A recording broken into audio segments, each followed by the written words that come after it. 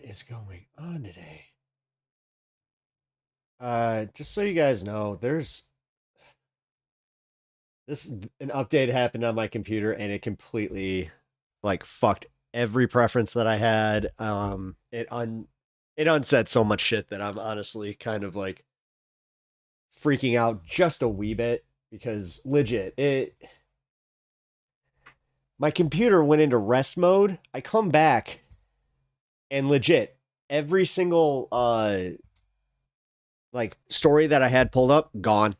Just every single tab that I had gone. My Streamlabs reset and then it unlinked my fucking Twitch account. That was awesome. Don't know what the hell happened there. So, yeah, guys, this has been freaking sweet. And then on top of it, I have to get everything set up again because literally every single thing that I had set up in my like on my screens is just not where it's supposed to be.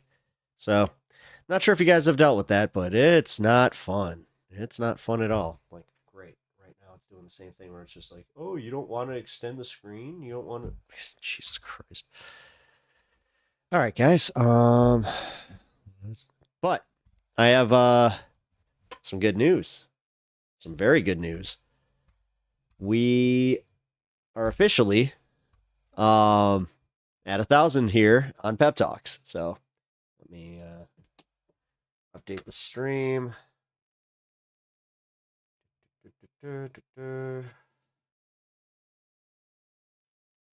Also, I hope everybody had a great weekend. I did pop in for a stream on Saturday. That was cool. I played a little bit of video games and just had a little discussion. That was cool. Also, I was able to listen to some music of two of our fine viewers, and I gotta say, man, I'm a fan of both. Smoke a Tide Pod, which that name's hilarious, but at the same time, like I have to be very careful with saying that. I think because AdSense, everything is just run through algorithms and AI checks now, so I just gotta like, okay, I'm gonna smoke that man. Is pretty much how I'm gonna be saying your name if you see this. But yeah, your music is great. And then we have Kirk, who, if you have not checked out his music, I'm gonna link it. He's very, very good. Okay.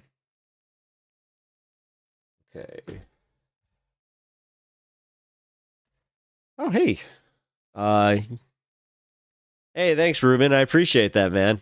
Yeah, it's crazy. Like, it finally happened, and it happened before Christmas. My goal was met, so thank you so much. Also, thank you for contributing.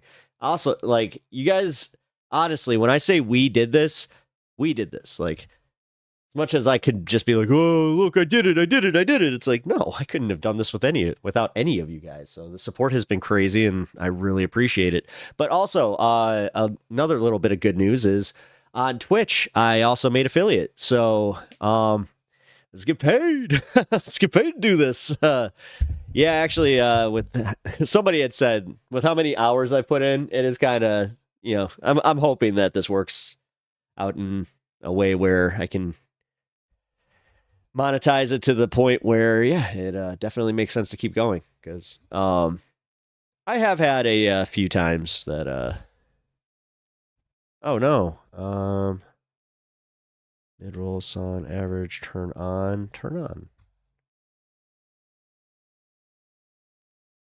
Okay. Just so you know, I also officially turned on monetization for the stream, so we gotta keep it a little more PG.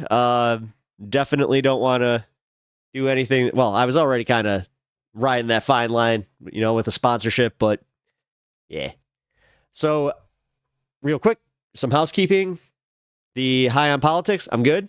I checked up on that. Everything is kosher as far as the way that I'm using it. I'm gonna have to. Well, I already. If you guys saw the, wow, I cannot talk today, which is great. If you guys saw the thumbnail, then you might notice that I tweaked it just a little bit. I'm going to probably go a little more ambiguous with it if I'm going to be completely honest with you guys, because I think I might just do a blanket high on politics, just like a puff of smoke. Um, and then maybe like show a trunk and a donkey's ass or something. I don't know. But I've been toying with what to do with that. If you guys have any ideas, please throw that like over to me, because I would love to have any help on that. But yeah, everything else is a-okay. We're rocking. So you guys can also gift subs if you guys want to take some of them Bezos bucks from your Amazon account. You guys could go over to Twitch and gift me a sub, or gift a sub to one of our fine viewers. So now that is out of the way, what's up? You know what, guys? I just wanted to start the week off the way that I usually do, which is fucking with my humidifier, apparently. Like, that's just become the most commonplace thing of the stream. It's just like, hey, haven't had my humidifier on for one day, and it's just like, no, I'm gonna break now. That's what that hissing is, if you can hear it. Yeah, there it goes. It's just like, it's trying to heat up and it won't. All right, join the chat, like the stream.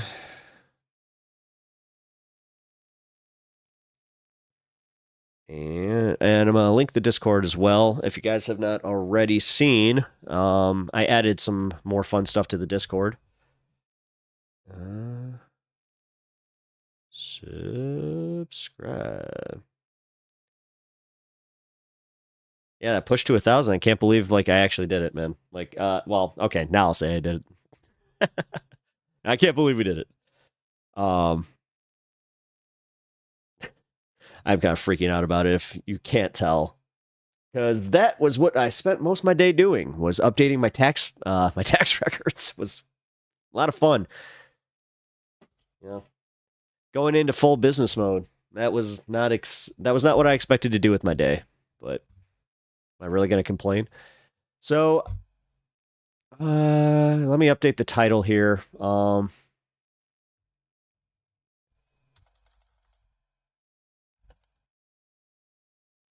Here we go.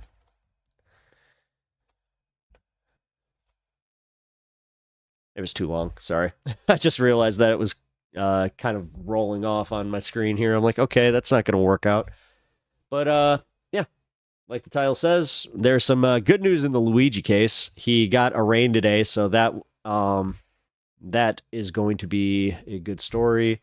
We also have a few things to cover from Ground News, our fine sponsor of this program. We also have a update on the American Consumer Index and where they are feeling as far as their confidence in this Christmas season. I do want to cover that specifically because that is a good barometer on where Americans, how we're going to enter the new year and how we're going to enter the new presidency. And it is kind of funny. I'm seeing a lot of copium being on the Republican side there, because, man, it's insane how quickly a lot of these people have started to kind of realize, hey, maybe, just maybe, these cabinet picks and Elon doing this whole oligarchy thing isn't a good thing and is technically un-American.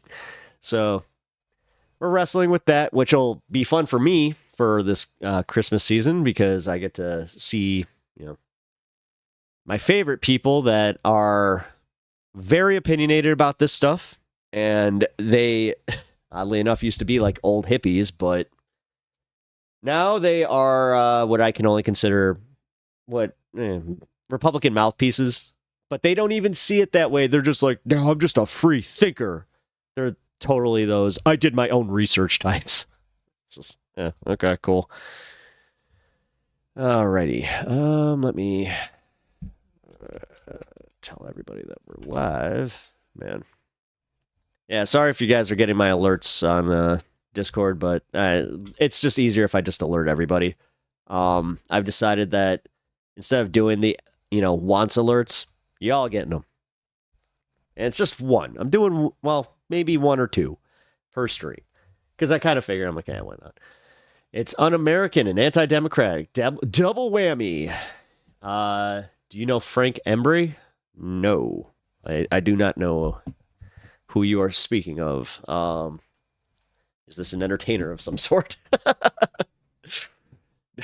God.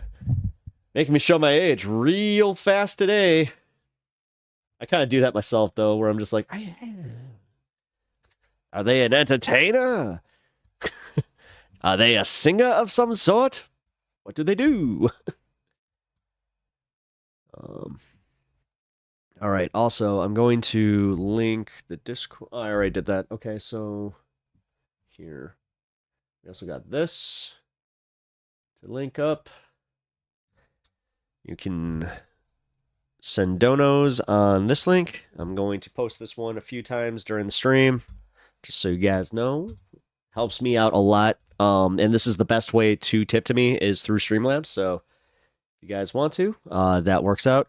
Also, I know that a few of you guys were gifted subs over the weekend here. So yeah, if you guys have a a membership or a little blue heart or blue star next to your name, then you have been gifted a membership by one of our community. So what up, Disco Loops? Good to see you. I feel bad for the other night where you kind of coming in at the back end of the show and had missed Marvel I almost said Marvel Legends. Marvel Rivals. Marvel Legends. Oh, that's the action figure line. I'm like, wait a minute. That is a thing though. But what up? Disco Loops, not sure if you caught the big news or saw it on my channel, but I hit 1K. We did it. You guys, you really helped me out there. So, yeah, we also made affiliate on Twitch. So, whoop, whoop. We official over here. He's a propagandist on Twitch, and he's on right now and just spews right-wing talking points. Really? You know what's going to hurt my feelings if he has a bigger audience than me? Even if he's been doing this for a lot longer, it's just going to be like, ugh. All good, busy weekends busy weekends always. Yeah.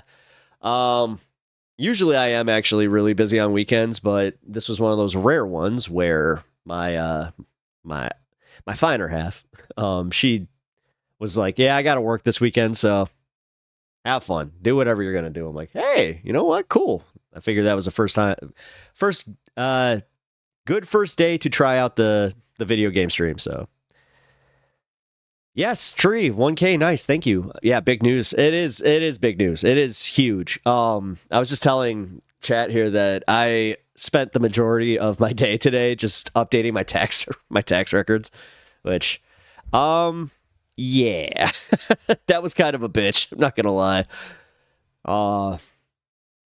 Because I also had a little situation where I found out, through doing all that, I kind of found out that my mortgage got sold to another company. So, yay! It's so wacky, man. When you get a mortgage, like the fact that they could just out of nowhere, you get a bill and you're like, well, I don't know who this is. And then, yeah, it's my girlfriend's working on Christmas Day, LOL. Oh, rough, dude. That sucks.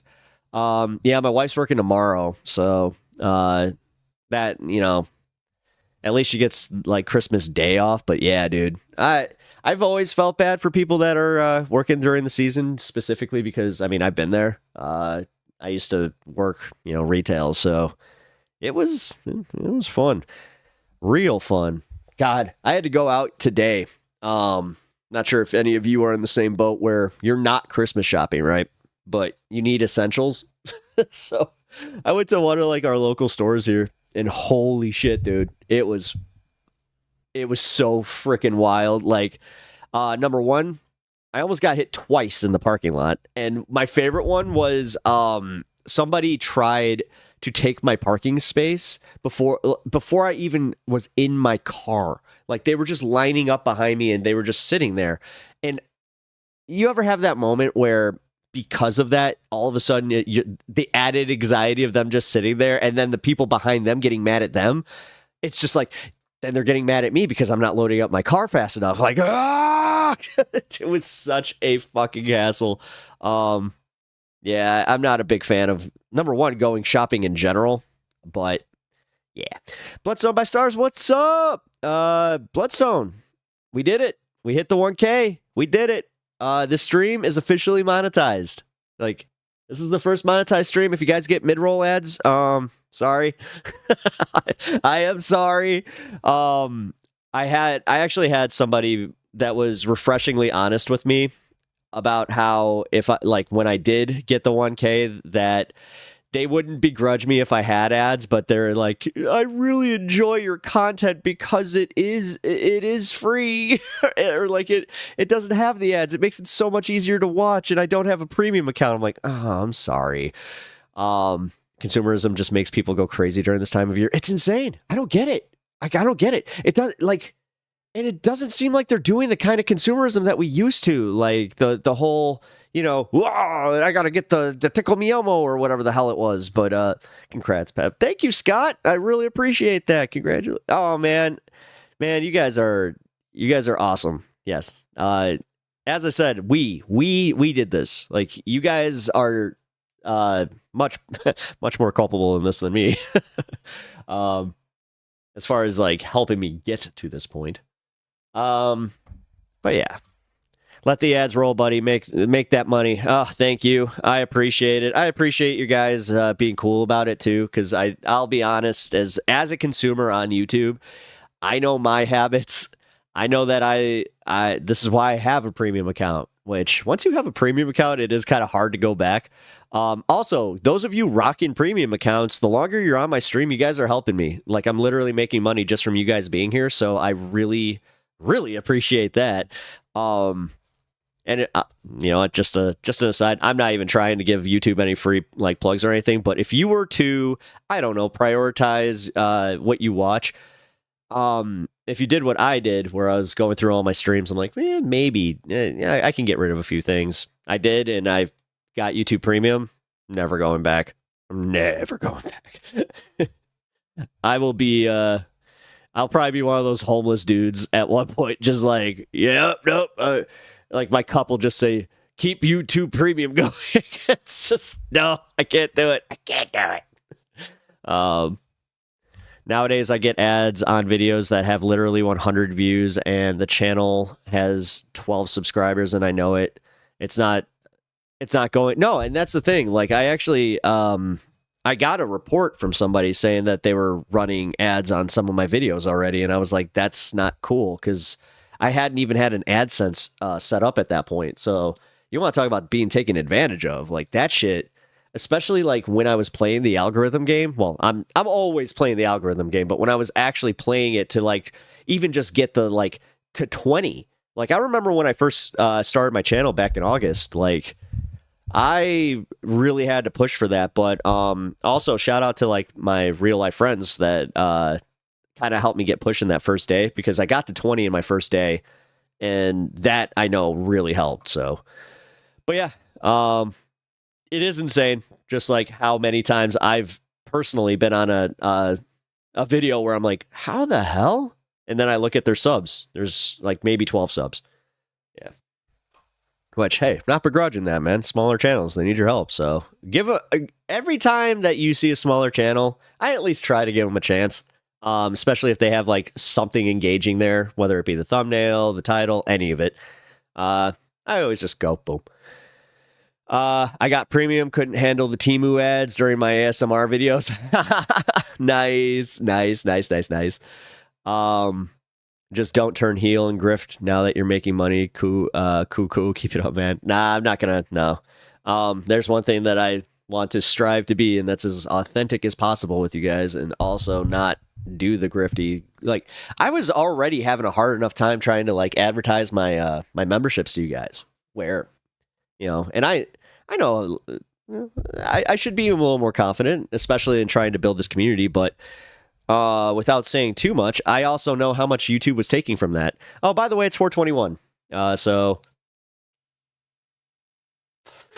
oops. Cheers. Too busy being excited, but at least I caught that. Also, check it out. Because I am monetized now, I wanted to show you guys the new screen that I'm going to be using for my little breaks. Where'd it go? Downloads. Here it is.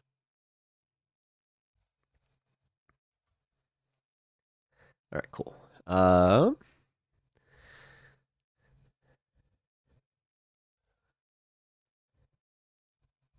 Check it out. Boom.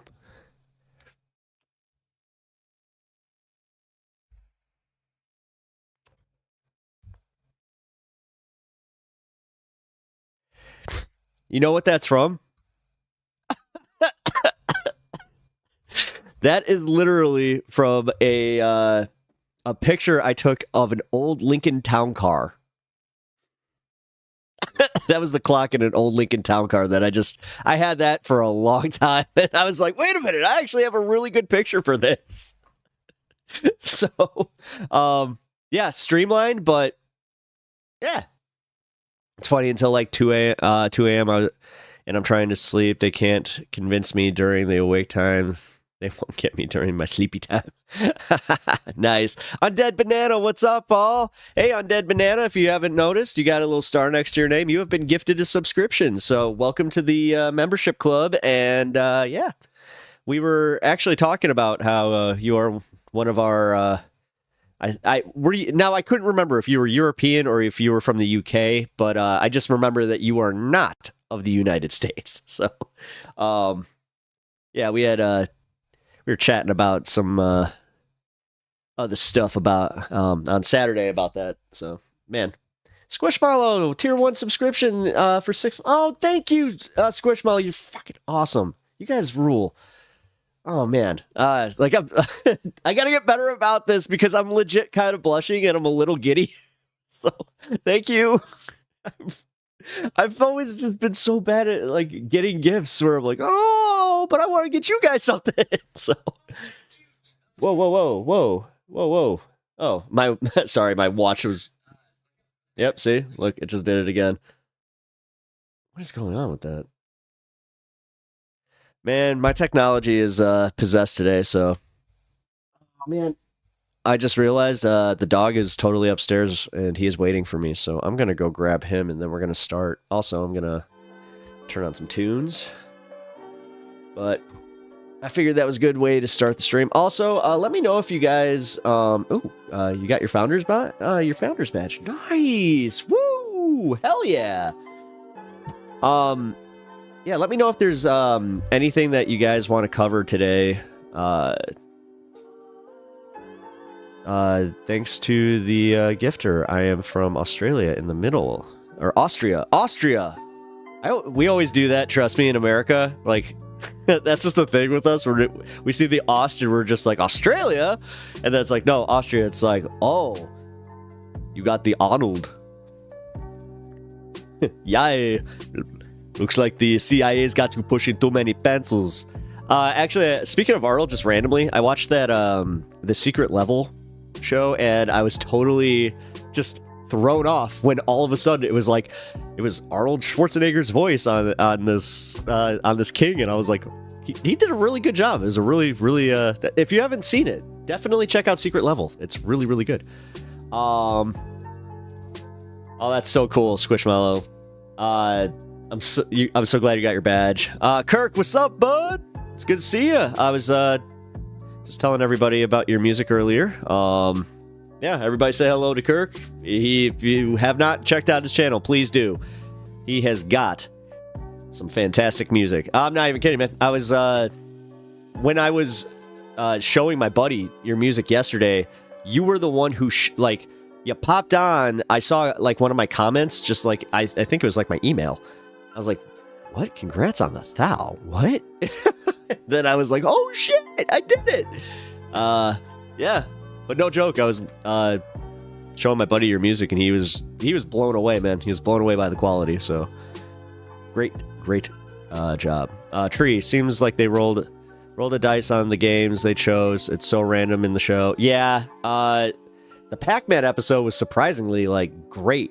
Like I liked it. It was so weird, but But then, let's see. What was the other one that... Sifu. I really liked Sifu. Sifu was great. And then the best one so far is the Unreal Tournament one. I was shocked at how good that one was. So, I woke up the next morning and immediately turned Kirk back on my... Yeah, Scott, right? No, for real. I had...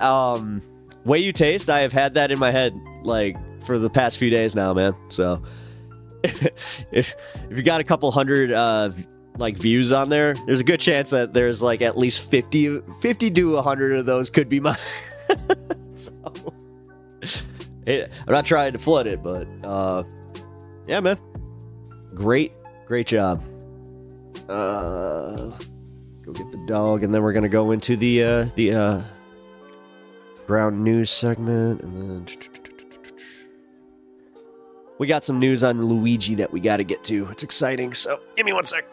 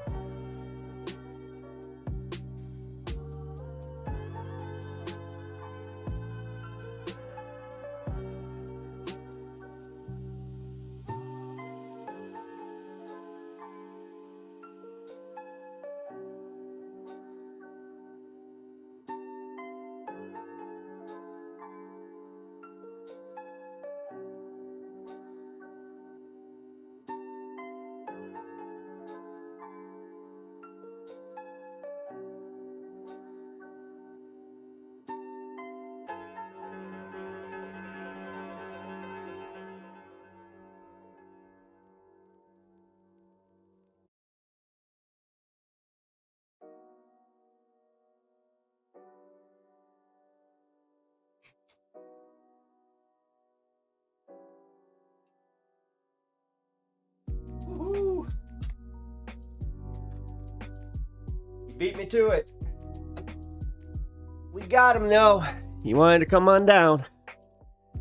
He was just sitting at the door just looking at me like, what? Like that.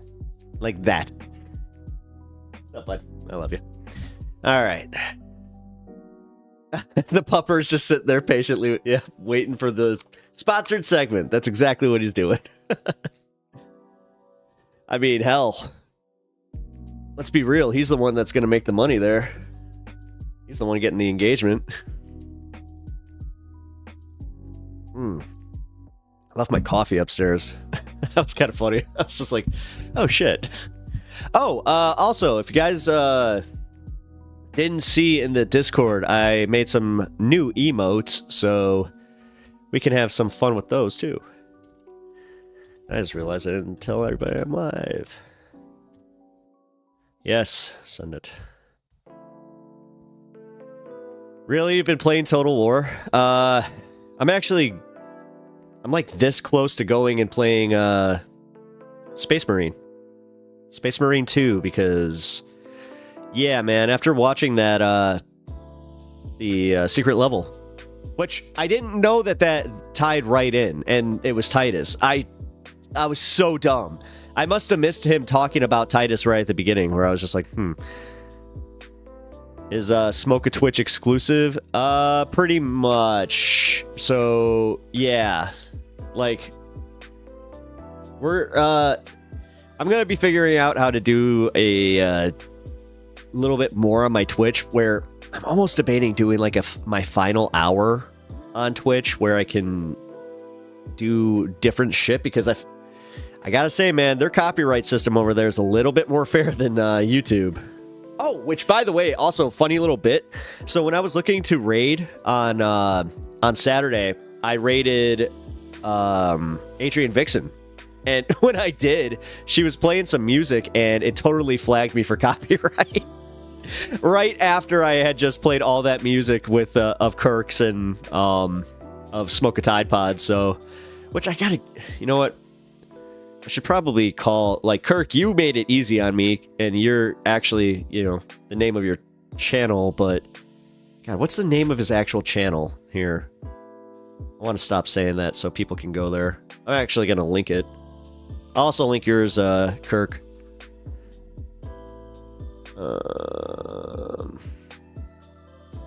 Somnium. It is Somnium.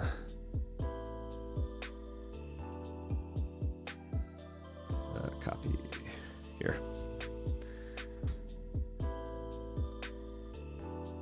This is Smoke a Tide Pods music, and then here's Kirk's. I want to say your newest single, I think. Hey, you just hit 200 views, by the way.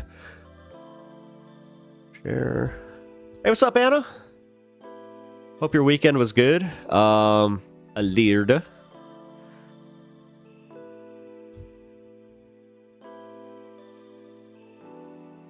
I'm just pasting up some of the music. Kirk here, he was the one that I just posted. Anna, if you haven't listened to their music, we were listening to it on Saturday. They're awesome. Like, these guys are so fucking talented. So please support them.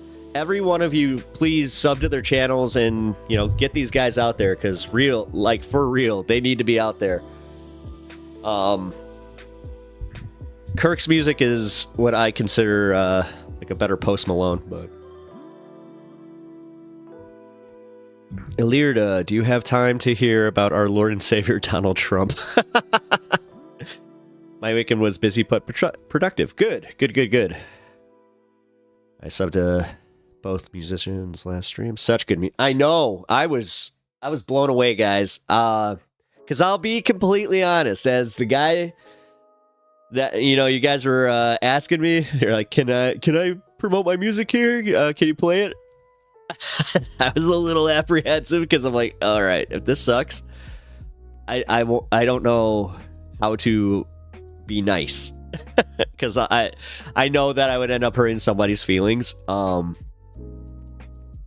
know what? Didn't even have to, man. Like, dude, for real, both of you guys, I was like, this is better than most stuff. Anna. He is very good at the ball busting, so just I hope you know that. I'll have to check it out off stream next time, so for sure. Hell yeah, Disco Loops, good job. Also, Squishmallow Dragon, puppy. Say puppy. The hell is this pre-roll? Oh, okay, so we got 36 minutes till a pre-roll ad. Okay, so I have ads on Twitch too now, apparently. I didn't realize that I did that. I'm no longer a believable troll. My purpose in life is gone now. Well, dude, I'll be honest. The fact that your name was just Kirk, it was very hard to tell. Like, for me, even when you first popped up, I wasn't sure if you were actually, like, a troll or if you legit liked my programming. Like, I was a little worried, too, where I'm just... it was lost in context, man, so... Nah, you're pretty good at it, though. Where's Duke?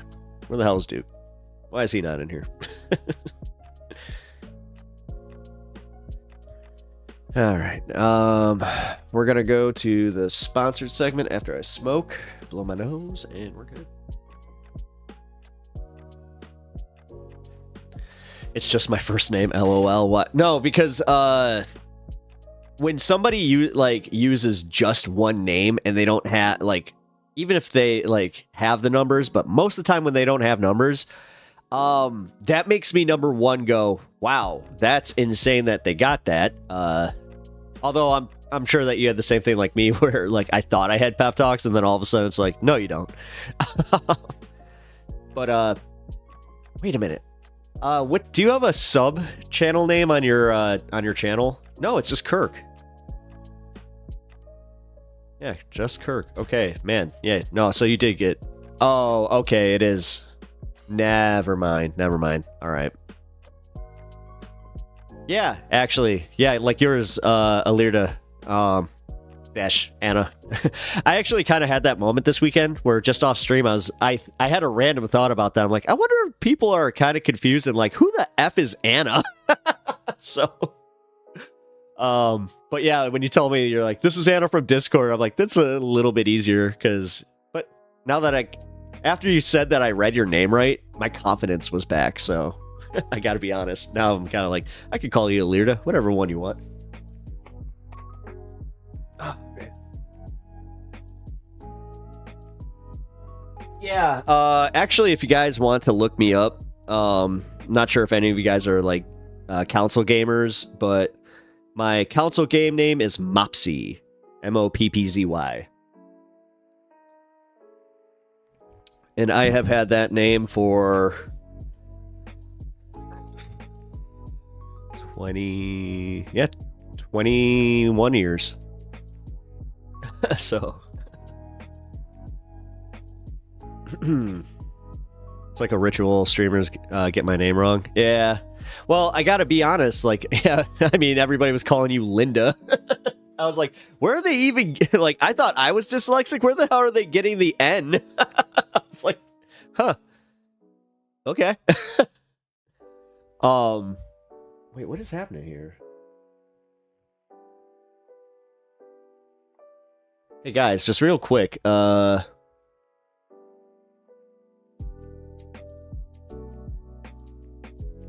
That's weird. All right, my Twitch is completely locked up. Sorry, I'm gonna reset it. Squishmallow, I'm not sure if this is actually gonna turn off. I think that you might be fine because I'm running it through Streamlabs, but on Twitch, I'm gonna reset it. Looks like it's all good. Okay. I don't think it did anything. Cool. What console? PS5. PlayStation. And I'll even make sure that I have my tag right, just so you guys can come and find me. Because believe it or not, somebody tried to tell me that I'm the living embodiment of the meme where it's the scene from Rogue One where they go find Jyn Erso's dad. And he's just like, a man of your talents? Here? He's like, it's a peaceful life. Well, the meme is literally multiplayer gamers, and it's just like, a man of your talents? Here? It's like, yes, it's a peaceful life. I do single player games. I usually play it like, again, Sonic Frontiers, Ghost of Tsushima. Wow, I can get that out. Those types of games. Witcher. Although, I will probably be playing Witcher 3 on here just for fun at some point because, full disclosure, I have had both the really, really bad endings. So, yeah, it's here. Here is my PS5 tag.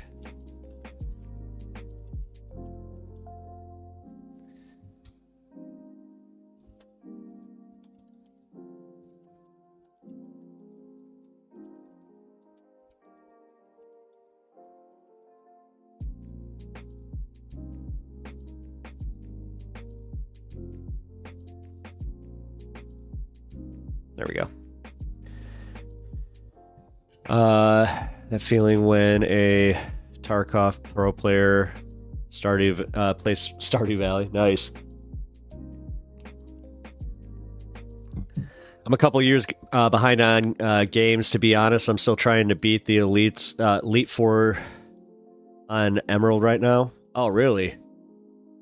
Really? Sundiata. Really? Thank you. That's kind of funny. Oh,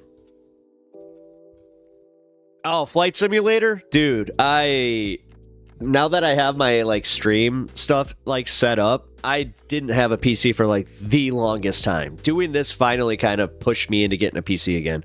I had been out of like the PC gaming world for a long time. But yeah, now that I see it, I'm like, I want to play Flight Simulator. It'd be fun. Actually, do you guys know if they have the any Gundam games that are kind of like Mech Warrior? Because they used to have one for Dreamcast, and I'm not sure if they ever emulated that, but I would love to play like either Mech Warrior or something like that, because anything that gives me the excuse to go get a stick. Duke of Bread nerds. Yeah, I know. What's up, Duke? Glad that you could pop in just to use your war call, nerds.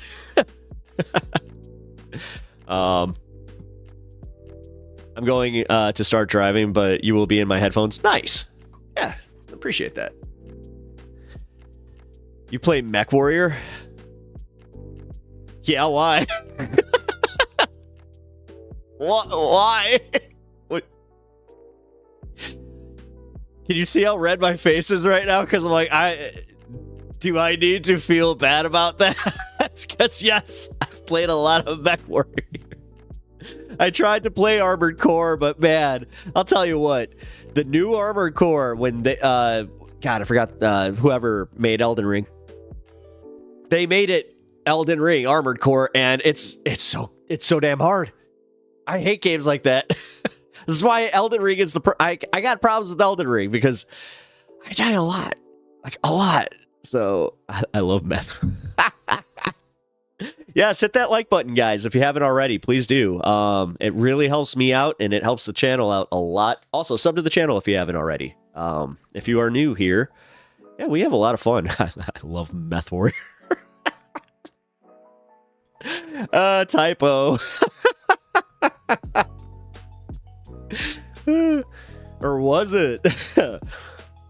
Have you played Elite Dangerous? That's the game I posted screenshots of in the Discord. I haven't played it, but I have a buddy that plays it. So he's, been trying to get me into it for God, I want to say about a year now.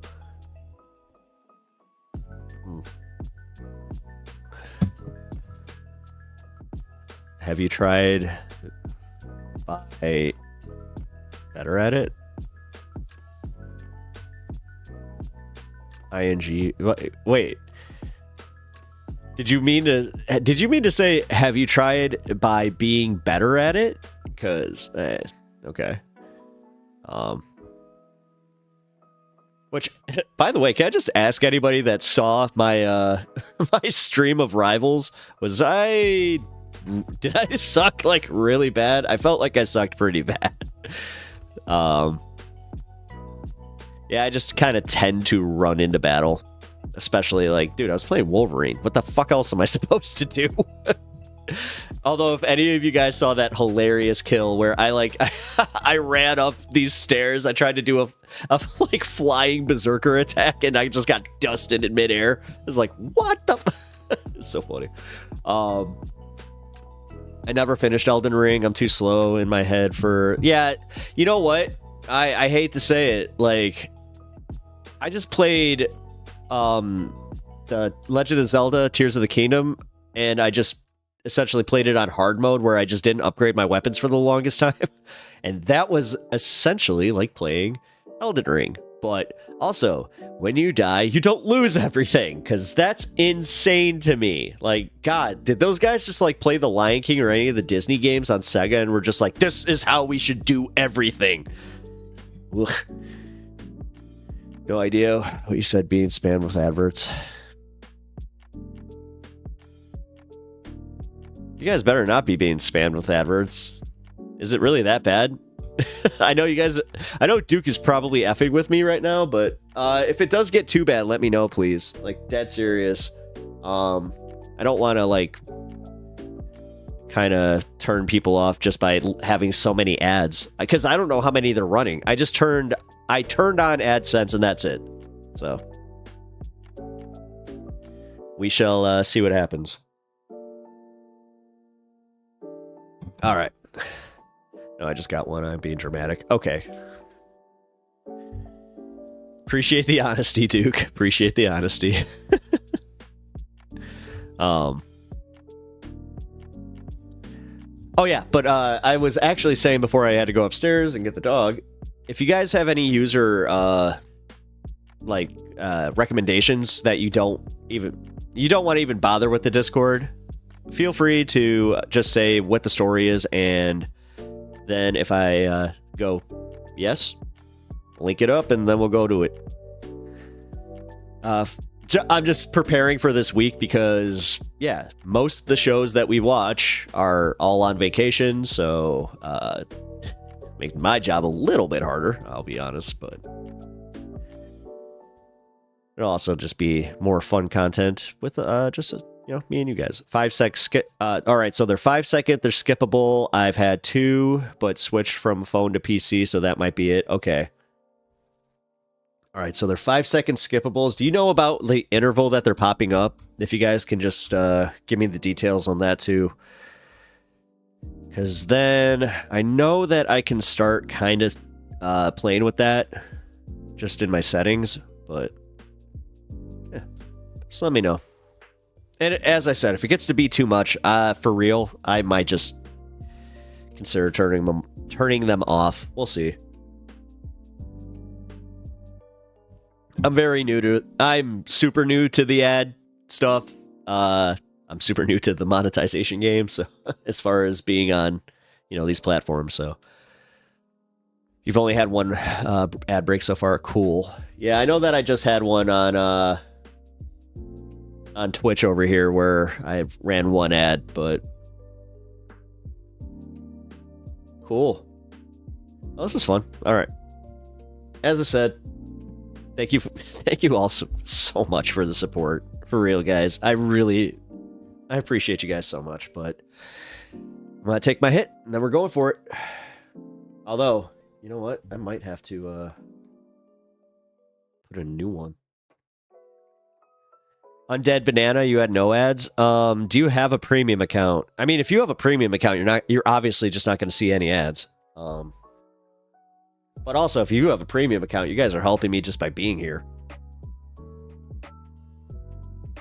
Under socialism, there will be less ads. Yeah, of course. Because under socialism, technically... Actually, you know what?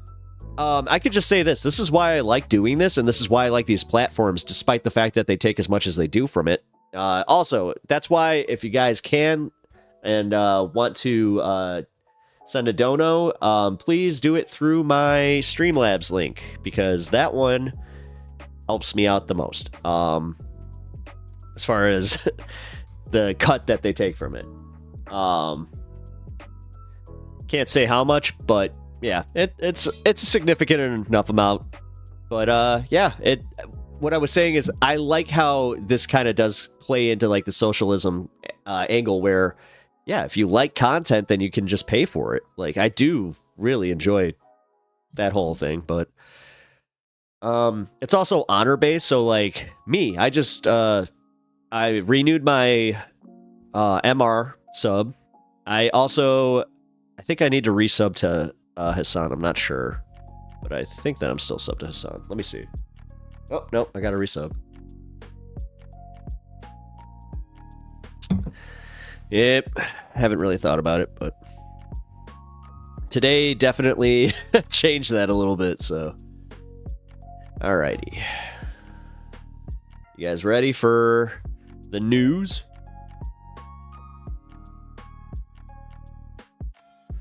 Because it's actually pretty good news, surprisingly.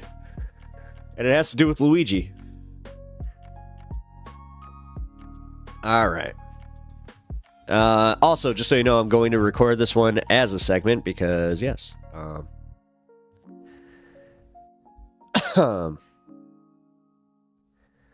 Alright, so this is the Ground News sponsored segment. And I just realized that maybe, just maybe, I should probably get the screen that I plan on sharing up there instead of my 420 screen, where it's like, hey, this is the Ground News segment, 420. It's like, no, it's not. Although it's just a clock, so I was just showing the time, Yeah, that New York lawyer. I actually here. I also have the footage from that. Which, yeah, I watched the whole thing live. It was like an hour long. It was pretty boring for what essentially amounted to a 7-second clip. So, yeah, I got the clip at least. All right. Luigi Mangione. Sorry, I should probably say it more respectful. Luigi Mangione pleads not guilty to state murder and other charges in United Healthcare CEO death. Now, can we just be like, let's see. Did they really expect him to just go like, no, Mr. Judge, you got me? Like, what? Yeah, that was kind of insane that even the way that the police were trying to be like, well, it was a terroristic act. Oh. Yeah, you gotta love it. Here. We're gonna go to a lean right one. Inforum. Nope. Never mind. It is paywalled, and they did not do the deal with Ground News, so go figure. Screw it. Time Magazine. The man accused of fatally shooting the CEO of United Healthcare pleaded not guilty on Monday to state murder and terror charges, while his attorney complained that comments coming from New York's mayor would make it tough to receive a fair trial. Luigi Mangione, 22nd. Yeah, see? Oh, man, here. We'll just go to it. Here is them in court. Not guilty. I'm very concerned about my client's right to a fair trial in this case. He's being prejudiced by some statements that are being made by government officials. Your Honor, I just want to make a record of this and put everyone on notice that this has to stop, and my client is entitled to a fair trial and the presumption of innocence. Yep. See? Notice how that, like, because everybody talked about, like, oh, Donald Trump was being, targeted. It's the trial, like, by the media. It's a, trial of public opinion. Well, guess what? Now that this is actually in court, guess what they can't play? They can't use that same thing where it's like, oh, they're going, they went after him. Now we get to play that game. And we're going to fight these charges, whether it's in the state or federal, to the fullest extent. Thank you, Your Honor. Not guilty. All right. I mean, for real, did they expect him just to go, yes, Your Honor? Yes, Your Honor. I did it. Like, what? All right. Well, I realized I just went into it because I was actually excited about this this news story, so definitely not the best way to start my segment, but hey. All right. Officer Tressa says Grinch? What? All right. Well, we're going to just do the quick commercial. It's that's how I'm gonna just break this down. I'm gonna do a live read. This is what we called them on radio. Do the live read, get it out of the way, and then I can just read the news the way that I want to. But I may have gotten an email, guys. So, kind of crazy that she's married to the defense lawyer for P. Diddy. They should have given him a plea deal. I mean, dude, think about it. If Eric Adams, again, the mayor who is himself indicted, he might want to shut up.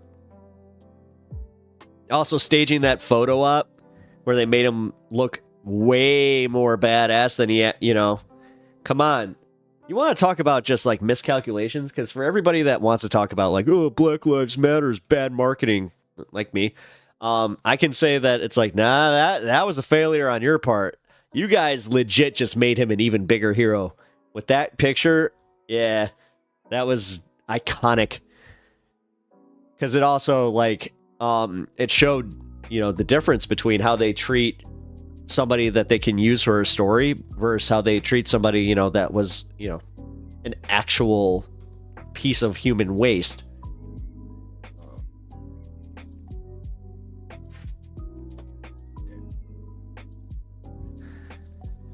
All right.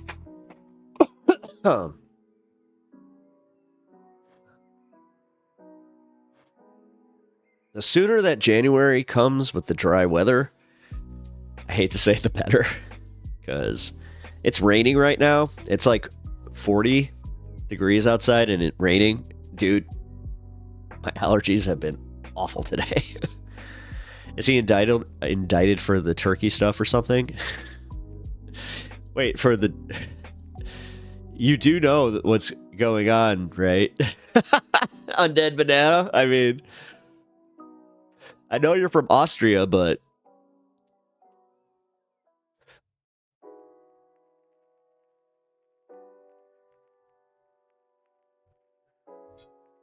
Which, Undead Banana, can you just tell me, is Arnold Schwarzenegger as big as we think he is in Austria? Because he made it sound like he is like king of that country. Do you guys think so, or is he just like an annoying? Is he an annoying banana who honestly uses his clout as being Austrian? And it's like, nah, he abandoned us so long ago. How can he even claim that?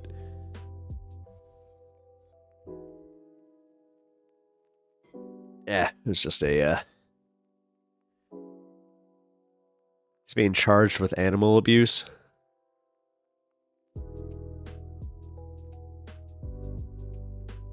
Wait, Eric Adams? Are we talking about Eric Adams? Because, no, Eric Adams is indicted for, a lot of other stuff, like, yeah, it's bribery and other, yeah, dude, like, he had, like, a little cabal of, government officials.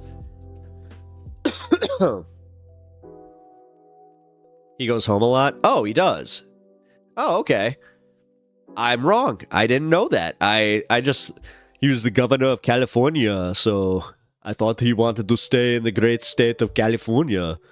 Yeah, did you know that you need to go to the California?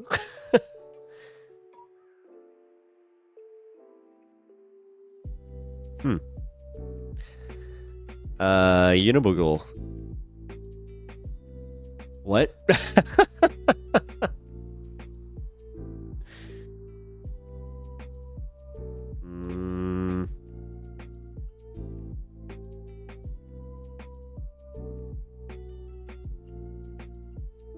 Is everything cool?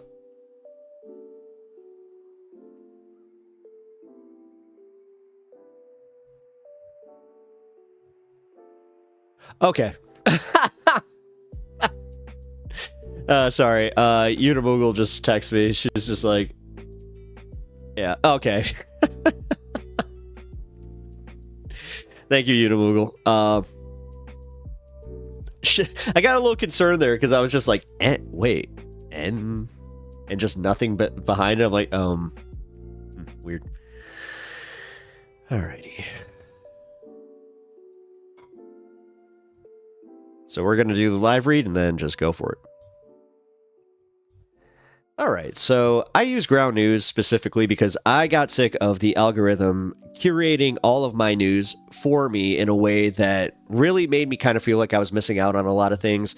And there were a lot of arguments happening in my life where it essentially boiled down to, well, where did you get this news from? So when I got Ground News, it made it a lot easier for me to just go, well, I got it from the same sources you did and then some, because the way that they break it down, they use the site as an aggregator to bring all of the people reporting on one story. So we'll use Luigi Maggioni pleads not guilty to state murder charges, United Healthcare CEO's death. But the way that they break it down, we have 49% center, 29% left wing, 23% right wing. And then when you go down here to ownership, you can see who owns the majority of what is being said as far as independent coverage, individual coverage, media conglomerates, government coverage. Then you can see through that who has the government sources with what news source. And like the AP obviously is going to just come off as like a central source. But the reason that I really enjoy Ground News is because they break it up in this way where you can just go to Blind Spot and just see for the day any of the news articles that you thought that you would just be missing. So I really enjoy the fact that like for the left, they think that we weren't getting this reported on enough or seeing enough of it. Like the DNC Powerhouse fundraiser announces exit from Democratic Party. Kremlin says no plans for talks with Trump. And then for the right, let's see what they want the right to know. Abortion opponents shift focus to pills with lawsuits, proposed laws, and possible... Actually, what is this? Possible federal action. Abortion opponents are increasingly focused on medication abortion.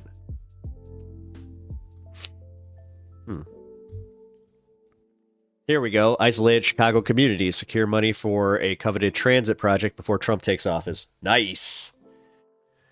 Isolated Chicago communities secured. It's essentially the article. Let's see.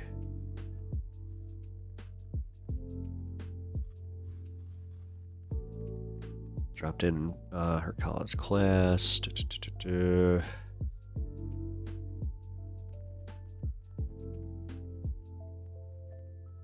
All right, so what I'm curious to see what mass transit they're going to be building.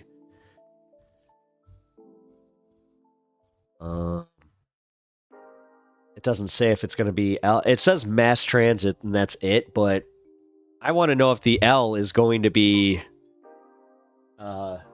pushed there, because that'd be awesome. Get some more stops.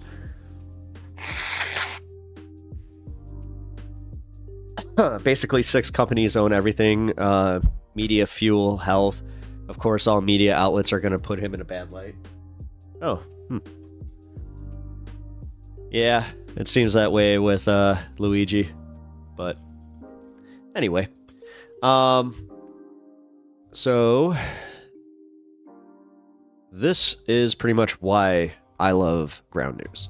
And I can just say that if you guys are interested in trying it out, I know that they are having a deal for Christmas. So you can get 50% off of your sub, on top of the fact that you can get another 15% when you use code PepTalksTV at checkout. So I will link it in the description below. I appreciate you guys sitting here for this and listening to my my commercial. So thank you. All right. That's the first one. I really do appreciate that. I did have to get that done. They kind of wanted to see the way that I break things down, which, dude, I have to work on doing scripts because I'm not good as a script reader, which, surprise, surprise, Duke, right?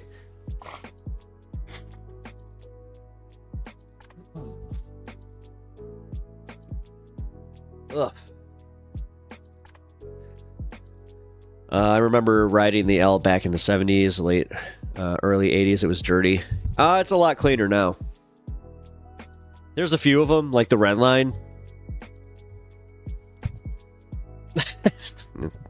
It's all right. Got hit with a YouTube ad in the middle of that ad. Really? Well, ain't that a bitch? Oh, God. The capitalist. The capitalism. Disco loops. I'm not sure if it actually will help, but maybe if we gift you a sub or gift you a membership, that you can get around that. Adception. Yes, it's the adception. The Pep Talks adception. God, I feel so bad. I really do. God. I'm not even kidding. I was toying with not even doing it, but after a discussion with the wife, that was not gonna happen. Because she was just like, no, you're spending enough time on this. You need to take the money. I'm like, okay. God. Morals. How come our morals are always like, we're the first ones to get fucked over by them, where it's just like, yeah, but then the next guy comes in and then, ugh. Nah, you don't. You don't got it. I'm just a lurker. No, actually, you're not. I mean, the fact that you have joined my chat as much as you do, like, you're considered an engager. But also, you never know. Undead Banana literally showed up here and they were like, oh, look at that. So Rome Dog, hey, you got to eat too, man. Yeah, your wife is better at this than you. She is. I'm not too ashamed to admit that, but she is. Like, when it comes to seeing like how to get money, get her, as the kids say nowadays, get the bag. Ew. Yeah, she's way better at it. Like, she wants she's just like, I want you to be successful at this, and that includes, getting paid. So. Oh, cheers, man. You know what? I could use that. Not even gonna, after that little commercial break, which I am going to probably record one more, but I might just do that after stream without you all. The reason I was even bringing that up to you guys is because it's almost easier for me to do it talking to you guys, because then I'm like, at least you keep me honest. One of these days, I'm going to release the video of me trying to record my first commercial for Ground News. Dude, the bloopers, I had 96 takes. Yeah. And guess what? Not one of them was usable, so. JR's Minute, also a lurker with the occasional salient thought. Hey, nice. Well, I appreciate that, JR. I mean, if you guys want the truth, that's how I am. I think I've popped up in, like, most people's chats maybe once or twice, except for Xander Hall. Xander Hall's chat, I did try to actually, like, ingratiate myself with a little bit, so. Same with MR. But everybody else, nah. I just lurk.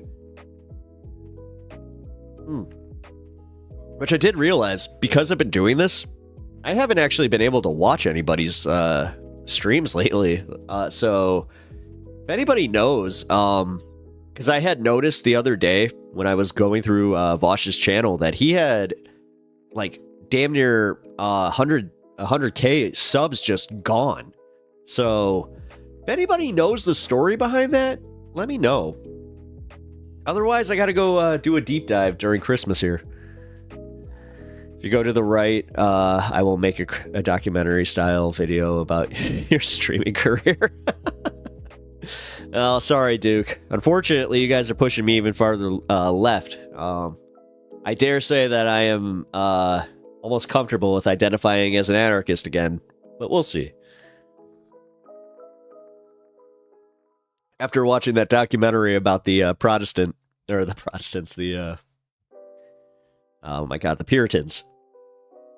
But also, I actually did find a really cool, like, essentially entry to anarchism video that was, I wish I would have had that one when we were talking about it, because, dude, it's honest to God the best intro to anarchy that I've ever seen. Because I sent it to my mom, and she got back to me, and she was just like, I had no idea that, like, it was so... Well, number one, she had thought that it was as modern as, like, the 1900s, which, it goes back to, like, the 1800s when they started coining the term. But when she even saw it applied to, like, old political systems, she was shocked. And she was just like, wait a minute. And she, funny enough, had the exact same moment I had where I'm like, how long we been doing this? Wait a minute. It's like, we're going to be fighting this battle forever. Damn it. And somehow, some way, we're just like, whatever. Like, dude, literally, how many generations have just gone cradle to grave just trying to get that little bit more, and then we still just, boom. What's up, Distracting? Good to see you. Distracting, did you see the news? We hit 1K. We there, buddy. We also monetized on Twitch, and yes, I'm sorry if you have a free YouTube account, you're probably going to get some ads during this stream. So, as far as I know, they're only 5-second skippables, so if you guys can bear with those, please do. I really appreciate it. And also, just so you know, if you see any ads for anything that you legit like or you want to see, click on it. please click on it. Yeah. So that's the way that you actually help a lot of the channels when they embed ads. It's insane how much that apparently helps us. So that's all I can really say, but thank you, Distracting. Also, how you been, man? I haven't seen you in a minute in here. How's your Christmas season going? I want to build the BRB, getting a burrito. Ooh. Lucky. I want a burrito. I want to build a hut in nature and touch grass. Original anarchist theory. I don't like camping. as much as I would love to say that I could have that be applicable, maybe not. No, I mean, honestly, if I was given the chance between the two systems, obviously I would just be like, no, let's go try the anarchy system and then we can. But yeah, I'm also going to be realistic. Like, I don't think we're going to get it. So I want to try and apply my beliefs to practical ideas that we can actually accomplish here. And the more and more I really do think about it, and it goes back to something that Michael Brooks used to say was just getting involved in your local politics will get you to a point where you'll realize that it's easier to get these things done in the context of local politics. So, I love sleeping in the aspen forest here in Colorado. Ooh. Yeah, you know what? My wife is big into aspen, so she used to be a competitive skier. She's very good at it. Vipassana is my favorite example of anarchists organizing working well. Oh, yeah. That's actually a good thought. If it fails, at least we tried. Well, that's the thing that I've been learning. Like, yes, you can make fun of me all you want, because yes, I am learning a little bit of history that everybody has seemed to just be like, I knew that already. I'm like, well, I did not.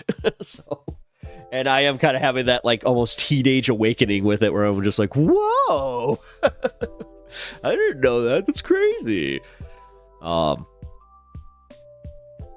But yeah, apparently they did try. The Puritans did try. Undead Banana, I'm not sure if you saw the Puritan documentary from this weekend, but here, you know what? I'll just link it in the description below, or in the chat here, so you can get it. Because honestly, it was beyond informative. Did we watch it Saturday? Yeah, we watched it Saturday, right? Yeah, here it is.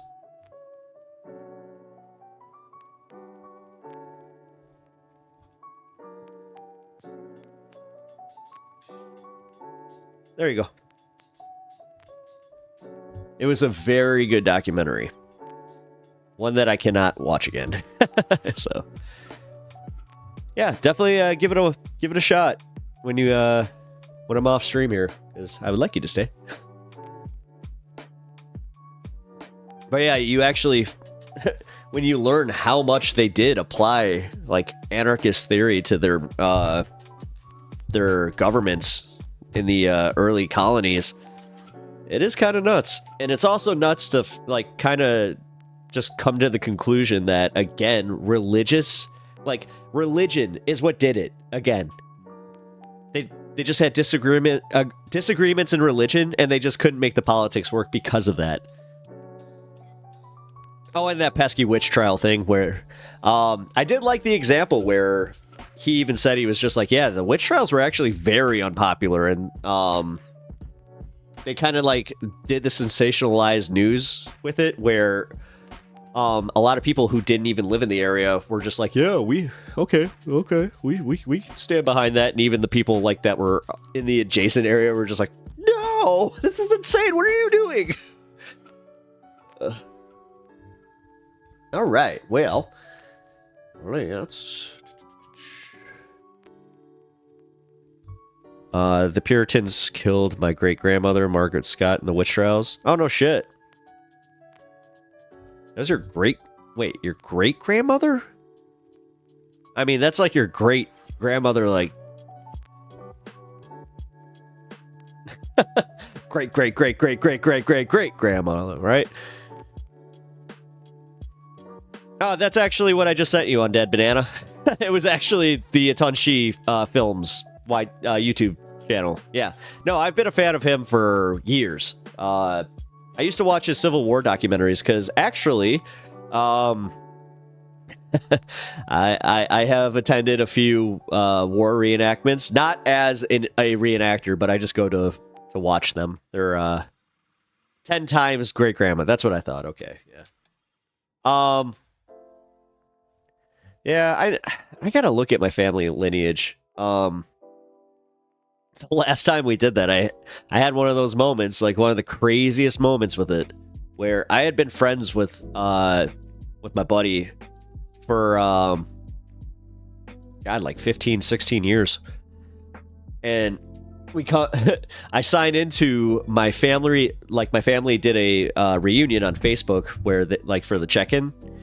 So we check into the same family reunion, and I'm like, why the hell are you checking into my family reunion? He's like, right back at you. I'm like, wait a minute, what? Sure as shit, his grandfather was my grandpa's second cousin. So yeah, that was crazy. And again, this wasn't just like an acquaintance either. This is like one of my best friends. So, which immediately he went from he was just like, oh, dude, you know I'm calling your cousin, right? And he was not kidding. I visited Salem a few tunes.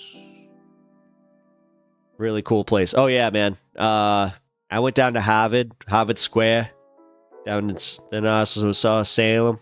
Yeah, dude, Mass was cool. Like doing the East Coast trip was fun. My 5 times grandfather fought for the Revolution. A guy named John Stark. Nice. You are a Stark. All right. I like that. Duke of Bread. Both my grandfathers fought the fascists in WW2. I bring that up to Nazis a lot. Yeah, mine did not fight the Nazis. He was in the Indo-Pacific. He was a engineer on a what do you call him? Oh my god, a U-boat. That's why I kind of have a thing for U-boats. My grandpa was also the coolest guy. Like, my grandfather was such a cool guy. Yeah, John Stark. I mean, literally, it's like,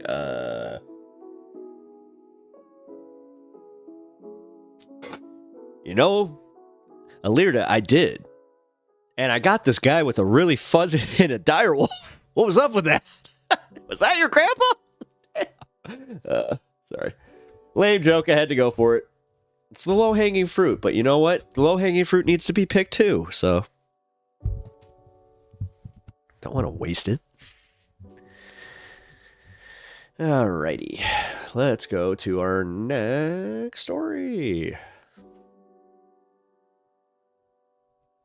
One grandfather fought in Pacific as a flamethrower, and the other Europe in the Navy Air Force. Nice. Yeah. I just know that like he was stationed in the Philippines, and then he was also stationed in Japan for a little bit. Well, you know what I mean. He wasn't actually stationed in Japan, but he was yeah. As an Austrian, I'd better shut up. Yeah, maybe. God, that's gotta be awkward, bro. You know, for us, yeah. You know, I think that we have a little bit of privilege on this one, guys, because Undead Banana here, think about it. Like, really think about his position where none of us have to deal with that. And if we do, it's in the context of, like, well, if our family were Nazis or, the white hood wearers, they, I can say KKK on here. Yeah. What am I talking about? yeah, you know, if then it's like we also like, you know, but God, that's got to be such a trip for, especially like being in like in this context where we're having this conversation about, well, my grandfather fought the fascists in World War II, and you know, we're sitting here with our Captain America stories of our grandfathers, and you're just like, my grandpa, I really don't want to talk about him. My grandpa might have been a piece of shit. My grandpa died in World War II. He fell from a watchtower. The fact that you're smiling about it, you're like, yeah, he fell from a watchtower. Oh shit! I mean, he just fell, like, not shot, just fell. It's kind of lame. I gotta say, man, if I was in the military, like if I was in like, you know, the middle of a theater like that, like a war, the war theater, but you know what I mean, where it's just like, how embarrassing, like it's like hearing about those guys that died from like tetanus from like stepping on a nail, and you're just like, wait, what now? And then on top of it, you're like, you're telling me in that time that they were doing that, you couldn't have just been like, well, let's come up with a better story. Because, come on. Oh, that's just a dumb joke. Okay. The U.S. was the original fascist Project Manifest Destiny and slavery. Oh, yeah, dude. I mean, if there's one thing I'm not in, it is not in I am not an American exceptionalist, okay? So I also had a family that, like, dude, we were, that's why I get kind of up in arms about immigrants, is because, like, about protecting immigrants, is because my family were immigrants. Like, they were Irish and German immigrants that, you know, got successful from owning a farm. But, yeah, man. Well, Dutch German. I'm technically, actually, Undead Banana, you might know about the whole like history behind it. It's back when they shared a border, and it was technically like the what was it, the Dutch Vikings or whatever. That's where we've traced my blood back to, is Scandinavia. There was a little doc on PBS called Nazi Town USA. Dude, the United States in the 30s was almost full on. Yeah, dude, I know. Trust me, I know. That's why, like, when they were bringing up that Trump rally from MSG, that's why, honestly, it was pretty bad, because they hadn't had optics like that, especially with, like, a nationalist party or a right-wing party since then in that building. You know, it's kind of like, all right, well, maybe we're being a little hyperbolic about this, but then it's like, well, we're going to do it in the exact same building. It's like, okay, you guys are asking for this. Like, what? Yeah, Lindbergh was a National Socialist. Yeah, I know. I know. I used to think I liked Charles Lindbergh until I learned a little bit more about him. There was a great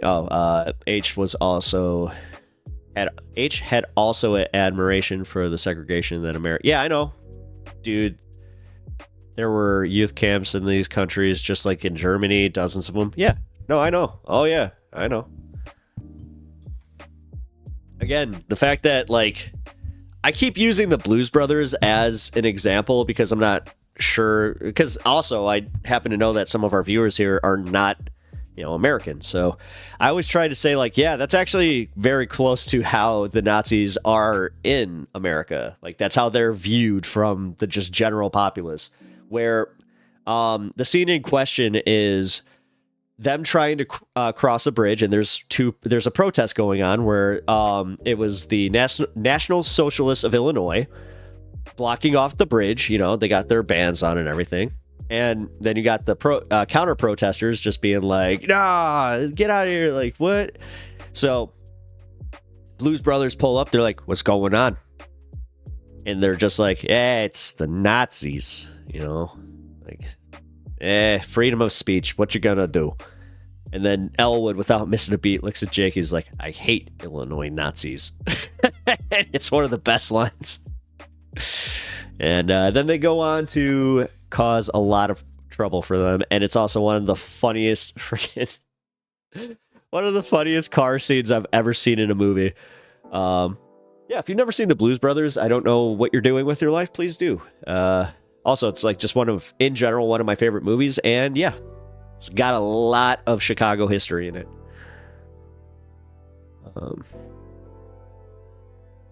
We are where we are now because they don't teach this crap in history and social studies. Yep. I can tell you right now that, like, I had a pretty, like, open, closed book, you know, education on it, but I was also, like, deeply into World War II because of my grandfather and also because of, you know, just model building. One of my favorite planes is the B-52 bomber. Specifically the Memphis Belle. If you have not seen that movie, you should check that out. Good one. The borders in Europe are spongy, if you know what I mean. If you live near a border, you are influenced by your neighbors. These mixes are usual in Europe. Okay, sorry, I couldn't even read that. Yeah, it does. It does a little bit, but also that's where I'm starting to get a little worried, obviously. I mean, not sure if you guys saw that Elon Musk actually just tweeted out about the leader of the right-wing party of Germany supporting her. So, yeah, let's just put it this way. Me personally, a little... As much as in America we're sitting here just like, but look what the parallels on top of all of that, then we're just like, yeah, we're gonna let a right-wing party take over Germany again. It's like, maybe that's not the best fucking idea. I mean, anybody else kind of like a little like, we're getting close to the 30s here, and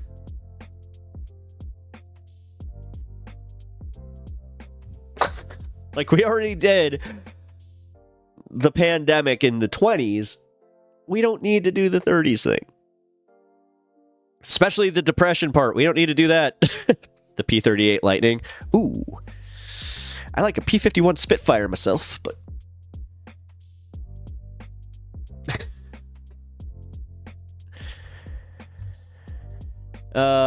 I'm not gonna... Let's not.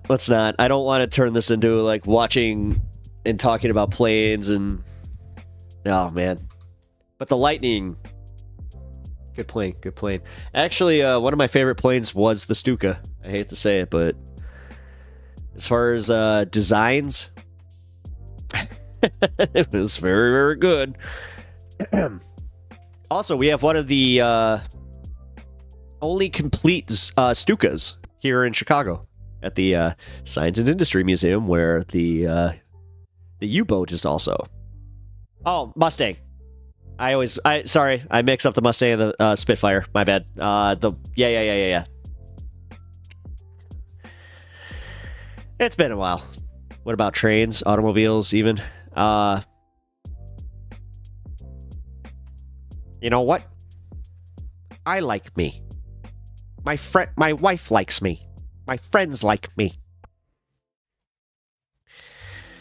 That's one of the saddest scenes of all time.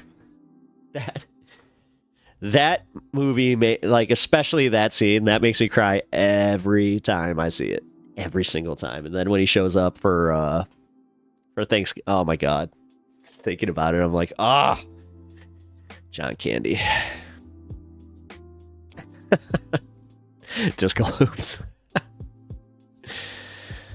He will do the same to Austria, and in our right-wing party, we have Well, when we're talking about authenticity, yeah. Another absolute classic. Oh yeah. Another John Hughes movie. If got some again, right at the end of there, you can pretty much see the area that I live in that movie. It's very like it's almost dead on.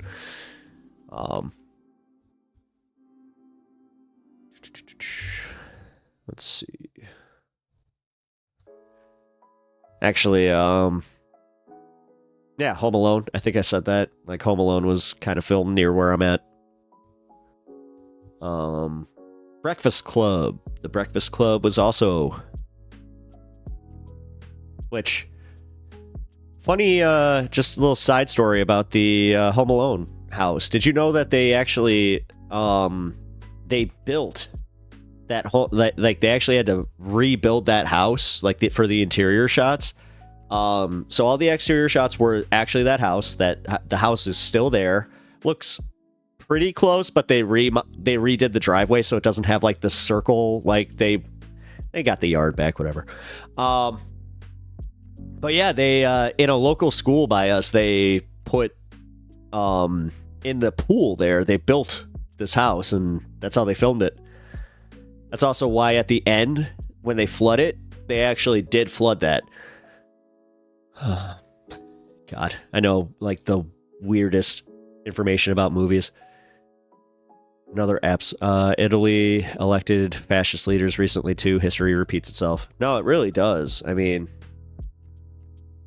Well, what scares me is it repeats itself because we get complacent as a society.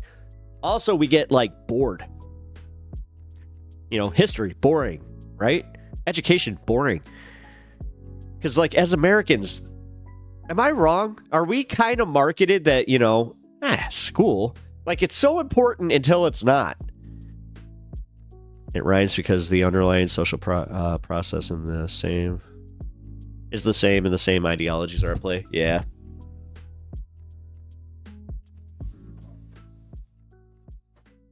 Excuse me.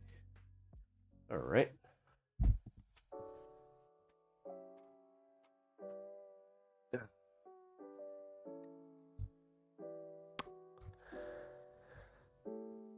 Here we go.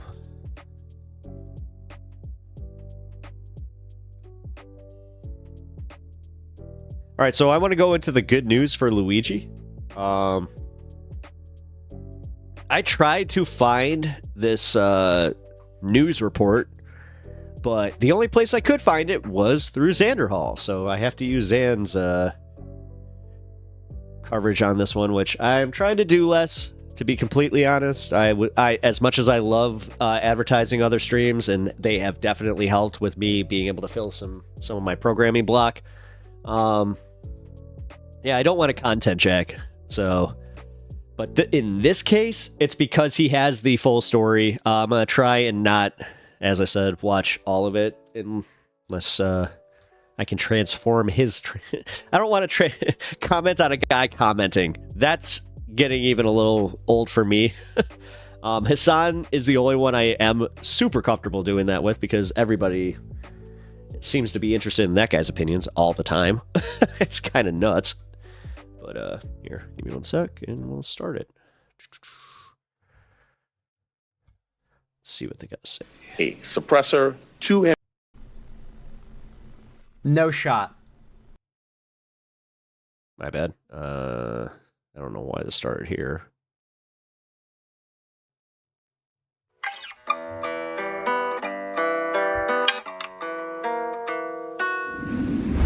Well, guys, if you're a Luigi Mangione That's right there, Rome Dog. That's right. fan, because that's the thing now, then I guess I have some good news for you guys. New York prosecutors may have trouble proving first-degree murder charge against Luigi Mangione, legal experts say. The prosecutor on this case... All right, so right there, That's pretty much the important part. Case is- And I already kind of knew that because like all of this was circumstantial, like leading up to this, because even if like, all right, the casings, if they truly do have fingerprints, he might be screwed with that already one, though. been switched out. I believe we're on the second prosecutor now. The first prosecutor that was going to oversee this case was openly saying that he wanted to give this guy the the maximum possible punishment. They were going to give him a life sentence. Just life in prison was what the previous prosecutor was planning on. Now there is another prosecutor that has replaced that one. They've swapped out. I don't know why, but that just happened. And this prosecutor has suggested 15 to 20 years with the ability to get off on parole for good behavior. And just to serve some of that time on parole for good behavior. That is the idea floated by the current prosecutor. My new tab opened in the wrong Luigi's way. situation went from life in prison to 15 to 25 years, and some of that time can be served outside of prison on probation. That is actually a very, very big turn of events for our boy. I mean, not our boy. We don't support this. We are against. We're against this. I do not endorse. I do not. On November 24th. But CNN attached this this video clip. We have to be better New about York that. DA All of us have to be better about Mangione's that. play-by-play seconds before and after the CEO's killing. So apparently they're going to have a hard time proving that this was premeditated first-degree murder. It was. I mean, objectively it was. He planned this. He set it up. He figured out, like, here's how I'm going to get there. Here's how I'm going to kill him. He carved the words into the casings. He had a plan to get out, clearly, and then he got caught. This is very clearly first-degree murder, definitionally speaking. I have no clue how they could have a hard time proving it. I'd be surprised, but let's see. Let's see. What's the deal with this case? Fourth, we allege that the defendant arrived in New York City to murder Brian Thompson. After the defendant arrived in New York City on a bus at Port I think I Authority, just found it. he checked into the hostel on the Upper West Side using the name Mark Rosario with a fake New Jersey ID. On the morning of December 4th, the defendant left the hostel, just after 5:30 a.m. and traveled to Midtown. For nearly an hour, we allege the defendant waited in the area near the Hilton Hotel, waiting for Mr. Thompson to appear. From 6:38 a.m. to 6:44 a.m., the defendant stood across from the entrance of the hotel on West 54th Street. When he saw Mr. Thompson, he crossed the street and approached him from behind. We allege he then took out a 9mm 3D printed ghost gun, equipped with a 3D printed suppressor, and shot him once in the... It was a 3D printed Glock. Huh. Who was it that suggested it would be 3D printed? They were right. I was actually right about it being a Glock, but I didn't think it would be 3D printed. I thought it would be like a prop. But that also explains why, when he was doing it, why he had to keep going like this. Because I was even wondering about that. I mean, dude, I fired a 9 before. Like, that should not... Like, I thought that was like an amateur thing where it's just like, what the fuck? What, like, you want to talk about jamming? It shouldn't be jamming that much. Now it kind of makes sense why it did. Proper Glock bought from the company. Like one made by the company. That's crazy. Damn, it is a ghost gun. Yeah, so this is actually a really good example of why, like, banning guns, especially in America, wouldn't work. Because you can just do this. Like, you can literally, with, like, a machine that is unregulated and you're allowed to own a 3D printer. People use them to, like, make Warhammer minis and stuff. I mean, you're more than allowed to have a 3D printer. Dude, they got... The newest ones are insane. My buddy... she actually just she decided to make her own statues for oh my god, Baldur's Gate, and they're better than some of the ones that you can buy. I'm not even kidding. Or like make their 3D models out of like resin. Oh, it jammed up because of the muffler he put on it. Oh, a gun okay. With a 3D printer. Like, you can do that. And people who want to do bad things, or in this case, most of you would probably say not bad things, but, you know, illegal things, they would not be stopped by it being, like, hard to find a gun. They would just do this. Difficult for poor people? I guess you're not wrong there, but this guy wasn't poor, clearly. He 3D printed that thing. Plus, even if it was hard to make them, like, people would just mass 3D print. I'm not saying they're forcing you to have a 3D printer. I'm just saying, I mean, honestly, these guns. That'd be the closest thing to having a replicator, though. And sell them, and it would become a whole new black market. Anyway, we're not getting stuck on the gun stun lock thing. In the back and once in the leg. The defendant then fled northeast on 54th Street and took an e-bike uptown before getting into a taxi that took him to West 178th Street and Amsterdam Avenue. On December 9th, the defendant was spotted at a McDonald's in Altoona, Pennsylvania. The local police were notified. He was arrested, and he was found with a 9. Someone said, I forget who it was, but someone said if he had gone to Waffle House instead, we wouldn't be having this conversation right now. I mean, it's a meme, but I think we can all agree there's not a single Waffle House employee in the country that would have snitched on him.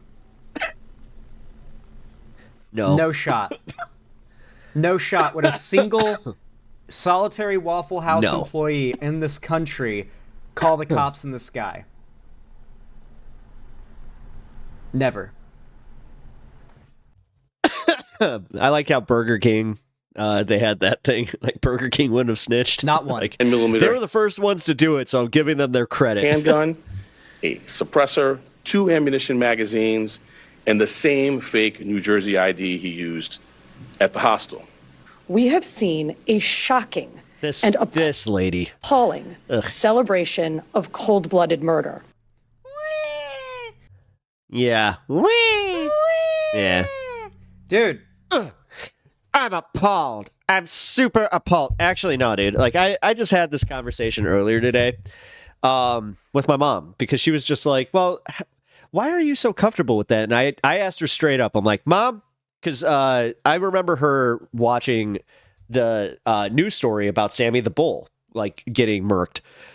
And when Sammy the Bull got murked, I remember this one so clearly because it was right outside his car, and it was the first time that you could kind of see, like, even a semblance of a body, where they had just like the sheet over him and you saw his hand, but you could see that he got, like, yeah. And I just remember that was the first time I kind of saw my mom just go, yeah, you know, it might have even been the first time I ever heard her say, play stupid games, win stupid prizes. So I just asked her, I'm like, Mom, why is it okay for you to have that attitude about a criminal boss, but when it's a CEO who's doing even more, like, technically they're doing murder with a pen. Like, then what? Are you gonna shift that? Are you gonna no? And then she was like, well, no, I actually, you got a good point there. You know what? I have kind of changed my mind on that. You're right. I was like, oh shit. So that was. Why don't we talk about why people are celebrating it? Like, are Americans just delusional about, like, left, right, center, across the board, bipartisan agreement? I've watched Junior. Search silent weapons required. Agreement among Americans. What's up, Arp? Holy Armas. shit. The insurance industry sucks. American healthcare is garbage. I do not like the state of being an American, and the worst, like if you get into a car accident, you might just be financially ruined for the rest of your life. If you're like middle or lower class, like, it can be that much that just puts you behind forever, right? Yeah, people just don't like these insurance companies. These are in on this, like, Murders, and we don't lionize the killing of anyone. And any attempt to rationalize this is vile, reckless, and offensive. Oh my god, I don't condone murder. Oh my god. To our deeply held principles of justice. It's just so interesting.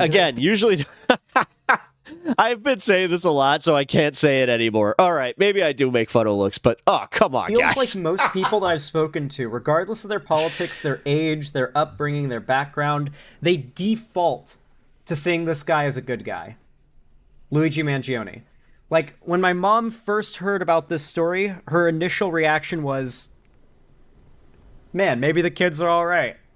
That was kind of, you know, like I hate to say, I've talked to a lot of people about this, even people that aren't super into politics, and they're like, they don't necessarily celebrate it. Okay. Like celebrating him and worshiping the guy isn't as common as you would like as. No, it's actually more so just people going, I understand exactly why he did it, and I do not feel bad for the CEO. Like, dude, again, when you got my mom now going, I get it. It's like, well, I think the message actually might be breaking through now. At least I feel it is. I really, I have some faith. All right, so Ashion's done. It's done. That one done. All right. We're going to go to the...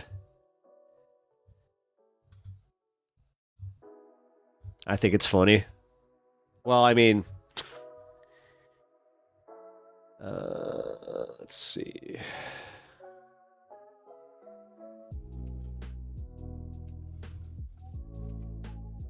Yeah, I got it. Cool.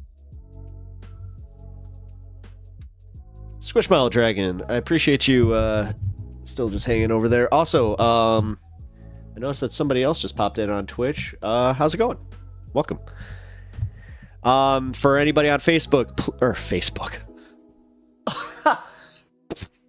No. Wow.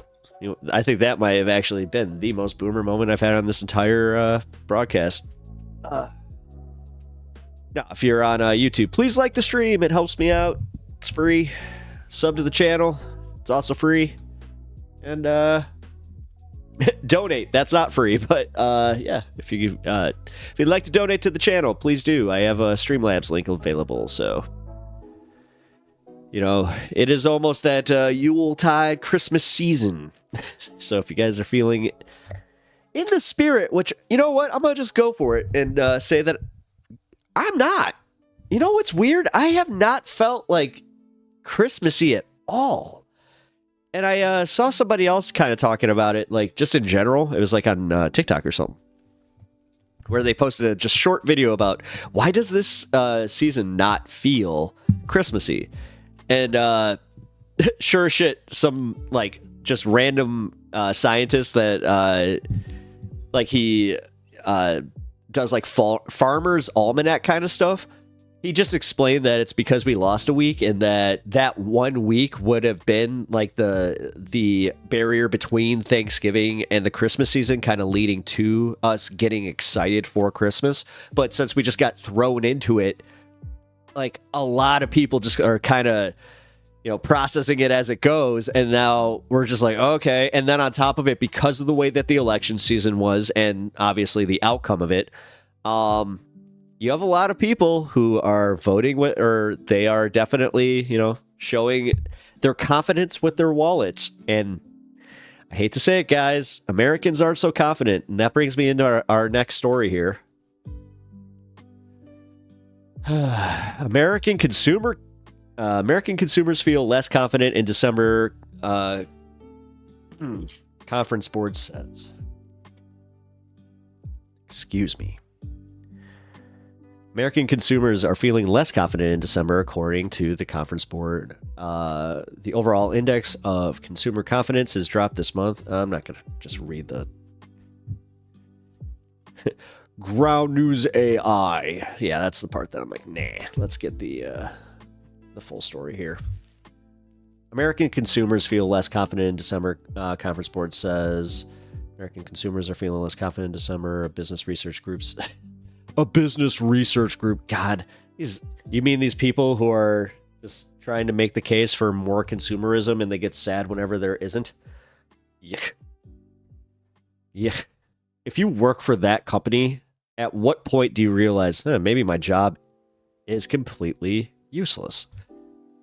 The Conference Board on Monday said that consumer confidence index fell back in December from 104.7 to 104.7 FM. Chicago to 112.8. Analysts forecast a rise to a reading of 113.8. Cool. Consumers had. What does that mean? Do any of you actually know what the hell that means? Because if you do, please sound off. I don't know what the hell any of that means. Ugh. The measure of American short-term expectations for income, business, and the job market tumbled more than a dozen points to 81.1. Love how this isn't being reported, on the right-wing circles at all. Unless they have ground news, then it is. The board reported Monday that consumers' view of current conditions trickled down just more than a point to what, again, with this reading bullshit. Can you just, God, this is the shit that I hate about news. And it's not just like, oh, you're just uneducated. You're just a late. It's like, no. Like, this is why people don't read this shit. This is why the average American sees a header, and that is what they get. Because they see shit like this, and then they have the same reaction as me, where it's like, okay, that means nothing. Literally nothing to me. I just happen to know closer to 200 we get. That's bad. So, consumers stepped up their spending at retail stores last month, contributing a 0.7 rise in retail sales. Yeah, because of Black Friday. Show that consumers increase their spending. Okay. Consumer spending account, blah, blah, blah. God. This is dour. Like, this makes me feel fucking just like, ew. You want to talk about giving the ick? Like, that give me the ick. Like, holy shit. All these assholes that are just like, oh, we're going to pay attention to all the outlying numbers. And yeah, see, we did our due diligence. We totally reported it to the American people. Yeah, sure you did. What are the right saying about it? Let's see. Leans right, the Rio Times. Revealing significant shifts in commercial and industrial confidence in November. Commercial confidence index fell. Yeah. Thank you, Rio Times. Stocks turned lower after disappointing consumer confidence reading overpasses for American.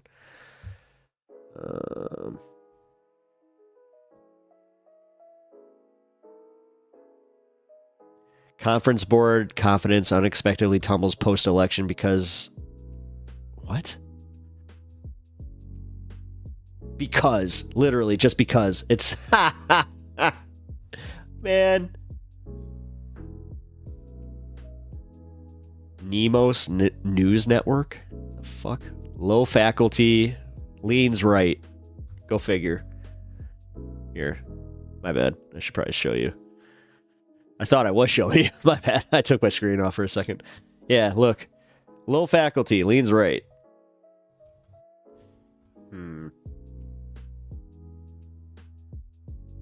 Yeah, let's check out Washington Times. At least I know that they won't bog down my computer.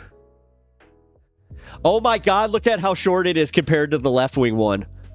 American consumers are feeling less confident in December, business research groups shows. But you know what? At least they're just telling you. I got to give them that. They're not making a whole thing of it. The conference board said Monday that its consumer confidence index fell back in December to 104.7 from one. Yeah, okay, we got that. And now analysts forecast a rise to a reading of 113.8%. Or just 100. See, it's not even percentages. Consumers had been feeling increasingly confident in recent months. The Consumer Confidence Index measures both Americans' assessment of current economic conditions and their outlook for the next 6 months. The measure of American short-term expectations for income, business, and job market tumbled more than a dozen points to 81.1. The conference board says a reading under 80 can signal a potential recession in the near future. Weird, under a Republican president. And they're going to immediately go and try to blame it on the Democrats and Biden and say, well, they're already trying to do that. You know what? Fuck it. What I'm going to just say, like, come on, guys, be ready for it. Because they're already saying, well, we're inheriting a really bad economy. It's like, actually, no, you inherited a strong economy on the merits of what you guys would consider a strong economy. But guess what? You kind of didn't invest in a lot of other things. You kind of dropped the ball on a few other things that would have just fooled us enough to go, hey, go ahead, get your fucking tax cuts. Because, like, here's the thing that I honestly want to start bringing to more people's attention is the fact that they can't even do this right. They can't even they can't even let their greed get to the level of, oh, you know what? Maybe we should give them a little bit, because if they're at least happy, then they won't come after us. No, now they're doubling down. Now they're scared, and now they're even like, yeah, you know what? Let's take more. Like, look at what Elon did. Look at what he did after all this. And somehow these bootlicking mother effers are still online going, oh, I love the taste of shoe polish. It's my favorite treat. Oh. Ugh. It's bootlicking mother effers. Overton window change. Yeah. Well, the Overton window has been shifting again because of Luigi. I'm just going to say it, man. Like, you have a lot of people that are finally coming around, and they're not even playing politics anymore. Like, every time, in my family at least, I have one person in my life. I can't really say who it is, but I got one person in my life specifically that they will constantly kind of start falling back into the media sphere, and then they'll be like, oh, did you hear about this trans bill? And I'll just be like, did you hear about Luigi and the how the billionaire class is trying to totally distract you and get you back into a culture war issue because they do not want you thinking about the economy right now? Weird, huh? And immediately she's like, okay.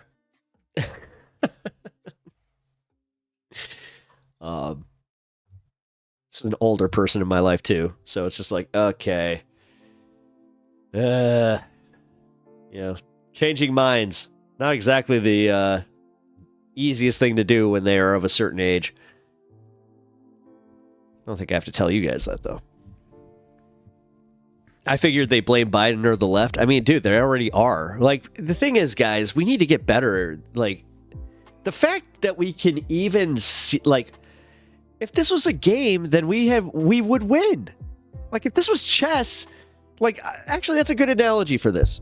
If I play an opponent in chess and they keep using the same, same moves, same strategy, I'm going to win, because I'm going to eventually just go like, okay, well, I'm going to pivot mine to counter this strategy and win the game. You ever think why that's not happening? Because honestly, like, really just think of it that simply. Like, how are we still running defense? How are we still even, like, how am I even having this to pontificate on where it's like, oh, they're going to blame Biden and the left? No fucking shit. No, you got to get better about calling them on their BS, like, honestly. And it can't just be like, well, here's a factoid, blah, blah, blah. It's like, dude, you're so full of shit. No matter what I throw at you, you're just going to be like, Trump awesome. Like, just disengage. Just disengage with these idiots.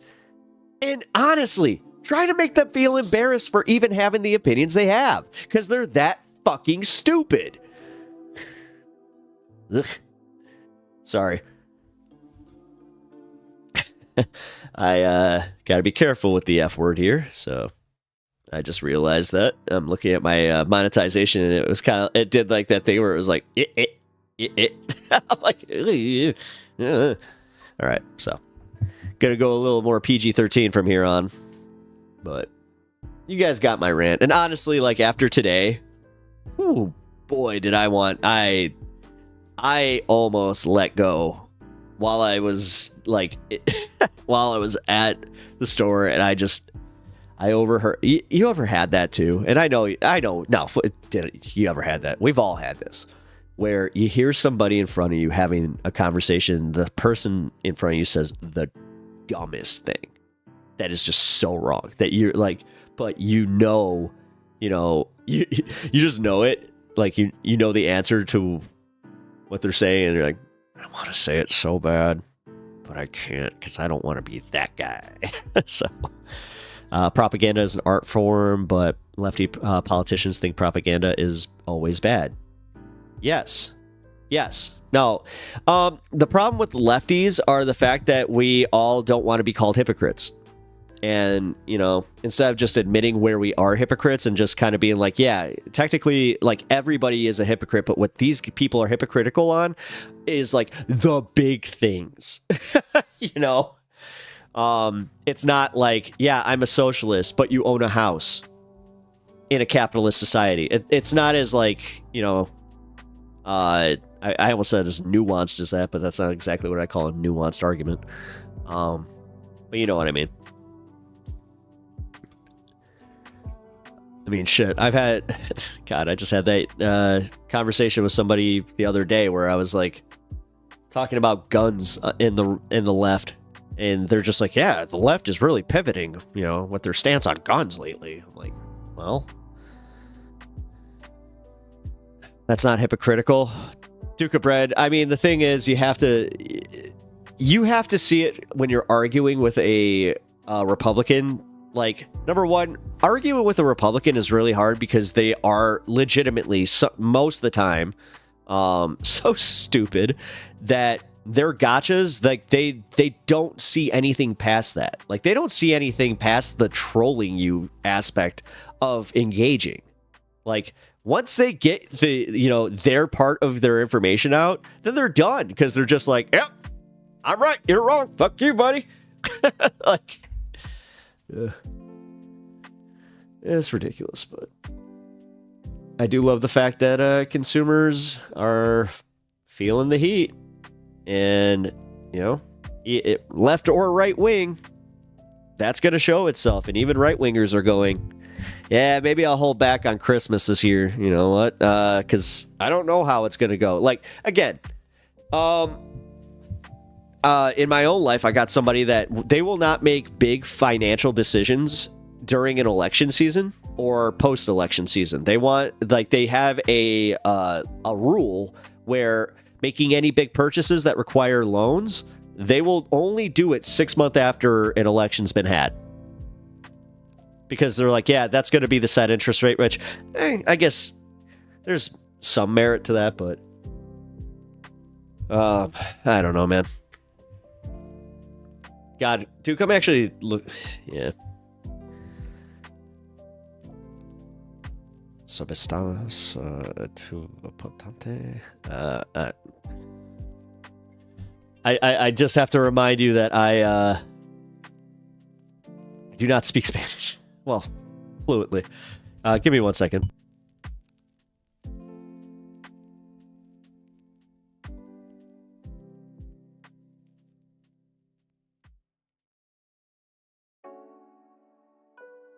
Sorry about that. Alrighty. Well, we're gonna have to make. You know what? You're just gonna make me do this, aren't you?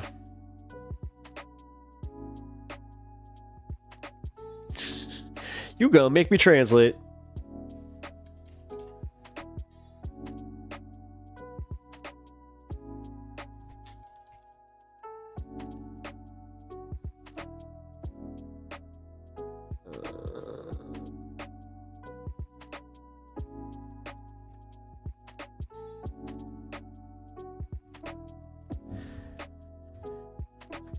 Something about my opponent.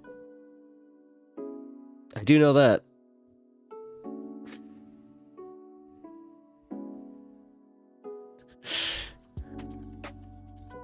Unless, Alirda, can you,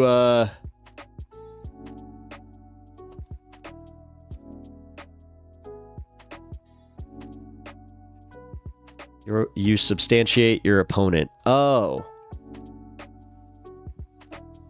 I should probably just get Google Translate and just get that, like, right here so I can just be like, here, translate this.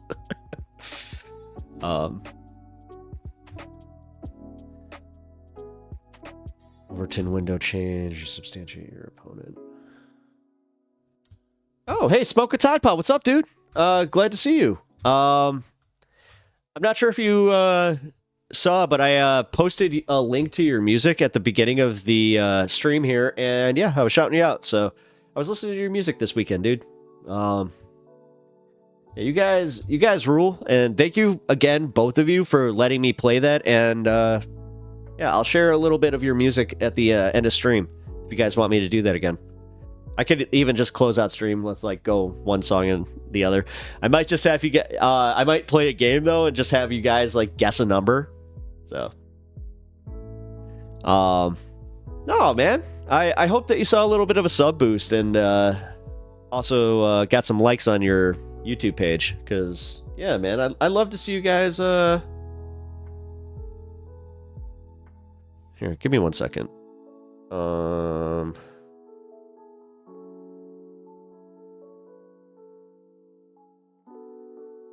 No bother. Just streaming.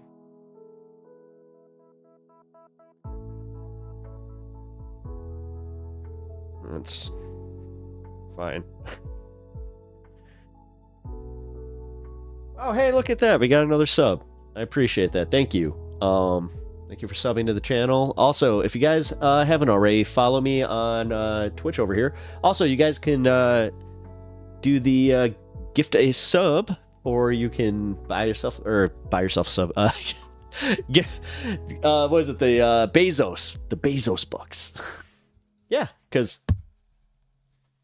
got affiliate, baby. Also, got my 1,000 on YouTube, so thank you all for your support, and I appreciate it. So just wanted to make that real quick because I noticed that a bunch of you guys had just popped in. So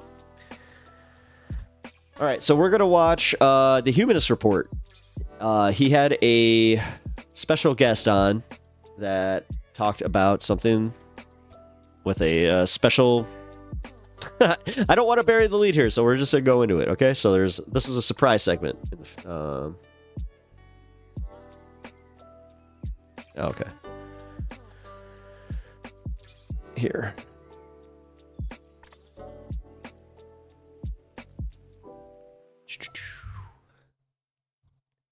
All right, let's see the special guest on the Humanist Report. One thing that I've really enjoyed about your show lately is you've been calling out fake independent media. And I love that because I haven't been able, like, I felt what you've been saying, but I haven't articulated it in the way that you have, and it really spoke to me because it feels like we're in this weird era where the hope that I had, and this is like, maybe I'm just being too much of a fucking doomer, but you know, I really felt like independent media was a panacea. Yep. Because corporate media was just dog shit. And it's still dog shit, obviously, but now there's almost his connection sucks. There's like a balance where I think that there's good and bad about independent media. But corporate media, there's also good and bad. Like, you can tune into corporate media and expect somebody to get neoliberal talking points and pro-war talking points, but not necessarily anti-vax talking points. Right. Then you tune into, you know, independent media, and you're getting this weird, obscure conspiracy theories and bullshit. And it's so hard because, like, we have big platforms, but at the same time, we don't have the reach as these other people on the right who get a lot of views by pushing raw milk or whatever bullshit trend is the thing that they're going for. So I wanted to ask you about Joe Rogan because I am actually really weirded out by this weird, like the raw milk trend. I finally saw it kind of pop up on TikTok, and I was like, wait a minute. I didn't know it was as big as it was. Yeah, dude, like, you got some influencer moms out there truly thinking that they found the cure for all of life's ailments by drinking raw milk. I have a friend in Tennessee who just started doing it. Like, she's super into religion, and she feels like we've been lied to, and this is gonna get her like the things that, you know, the vaccines. This is why I needed vaccines. She's kind of made a comment about that where she's just like, the reason we need vaccines is because we're getting nothing. We're not getting the nutrients we used to. See, this is why pasteurization's bad. I was like, I'm clapping his cheeks, and it's so satisfying because I think that as a former guest of Rogan, you have clout that nobody else has. Like, for me, I'm just some like angry asshole on the internet, but you were on his show, you know him, so they kind of have to listen to what you have to say. So I'm curious. Thank you, Lex you know, Thompson. You've been going after Joe Rogan. Talk to what was like the breaking point for you in terms of like, I'm gonna attack him publicly, and also let me know, do you think that there's been any response from Rogan? Like, has he reached out? Has any of his fans reached out? Real quick, Ilirda, no, they don't know what pasteurization is, and that's why it's part of the problem. Like, they don't understand science, just basic shit. And then the light, because you've tried so hard to make him see the light and get him to not be reactionary, but I think that ultimately he's just too stupid to be able to not be influenced by people around him. And I have friends like that where, you know, like I knew this one girl, her politics changed based on who she dated, and I feel like that's Rogan, but it's like with his guests. So like, do you think that you've seen any response, or is this kind of you planting seeds and the tree will grow years from now and you'll see maybe a lot of fallen fans in the future? Let me know your take, because I think what you're doing is really important. So in terms of whether or not there was a single moment that really opened my eyes, the answer is no. It was just an amalgamation of so many little moments here and there that added up. And then the point where it became just irreparable and pathetic, honestly, is what functionally was the single worst interview of Trump I've ever seen in my life. Yeah. Like Rogan did a worse job than whoever the biggest hack on CNN would do. Like, yeah. There was not. Honestly, Theo Vaughn did one of the best interviews. Nothing substantive. I hate to say, nothing difficult. He repeatedly let Trump lie to his face. Literally about stealing the election. He let him go off about that. Trump said, "I never said lock her up," about Hillary. He just sat there and took it. So that was when it was like, okay. And then he came out and endorsed him like right before the election. So it was just so clear, like you're cooked. Like you're just a joke at this point. You're just a mess. You don't think about these things seriously. And my issue with Joe is that he's all vibes. Like everything is vibes based. And so when you have on me and I make good arguments, you're not along in agreement and say that's a great point. But then you have on Ben Shapiro and he makes the exact opposite arguments on every topic and you're not along in agreement and you say that's right. And like, first of all, that logically makes no sense. Like you're just contradicting yourself. Right. And so there were a bunch of red flags really started to show around the time where he was playing footsie with DeSantis. So it was like, look, everything you say you care about, this guy is disagrees with you. But it was really like, I think COVID was the thing that really made him snap. COVID, he became like a full-on COVID conspiracy theorist, anti-vax kind of guy. And what's so ironic about that is like, Trump oversaw the lockdowns. Trump did Operation Warp Speed to get us the vaccine. So even according to your own standard, he does it like he would be the last person you should support for president, but he ended up supporting him. So I know somebody that just like, they can't accept that. They're even just like, he was forced to by the cabal. Yeah, there was no individual moment in terms of like what happens going forward. I haven't talked to him. He hasn't talked to me. There was a time in the past where we would talk occasionally by text message or whatever. But the last time I probably talked to him was maybe the last time I was on. Big Pharma is great and they don't lie to us, right? Show. And wow. And I remember there was a time when he thanked me and Crystal because he was getting a lot of shit online because they put together like a compilation of him saying the N-word. And our reaction to that was like, listen, it's not fair because he's quoting other people saying it. It's not like he's calling people the N-word. So it seemed like it was a smear tactic and we defended him. That's when people were making these videos of him. They put compilations of every left-wing thing he said together, one after the other. Oh, universal healthcare and free college, and I want to treat trans people equally, et cetera, et cetera. And so we defended him. But now when I look back on those moments, I am embarrassed because all of the critics were right. All the critics who were like, yeah, you started saying right-wing things. You're going to keep saying more and more right-wing things. Eventually, you're going to go full MAGA. His harshest critics from day one were the most accurate.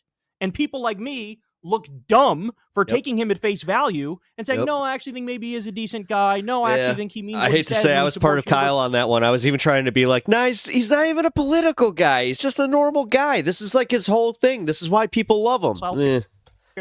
Really, you support universal health care. You just endorsed the guy who 3 million people lost their health insurance the last time he was in office. You don't care about this at all. It is all vibes. And he surrounded himself with all these right-leaning people from the UFC and other edgy right-wing comedians and Dana White, who's big-time MAGA. And it's like, you are in an echo chamber. and nobody disagrees or tells you the truth. When you're that powerful and rich, you usually are surrounded by yes men. And Rogan is surrounded by yes men who have a right-wing worldview. And so basically, like, my efforts failed. Like, I have no problem saying that my efforts failed. I really did try my best to get through to him, make good arguments, sort of explain it simply. Yes. And in the moment he would agree, but then later on he would contradict himself. Yes, and then Kyle is always too nice. Do you remember the Jimmy Dore drama? Yeah, he was way too charitable to Jimmy. Full MAGA. So that's also why you see me with the passion that I speak about him now, is because I'm an empiricist. You have to show me, hey, will this work? Will this not work? This didn't work. So then I look at that and go, okay, well, fuck it then.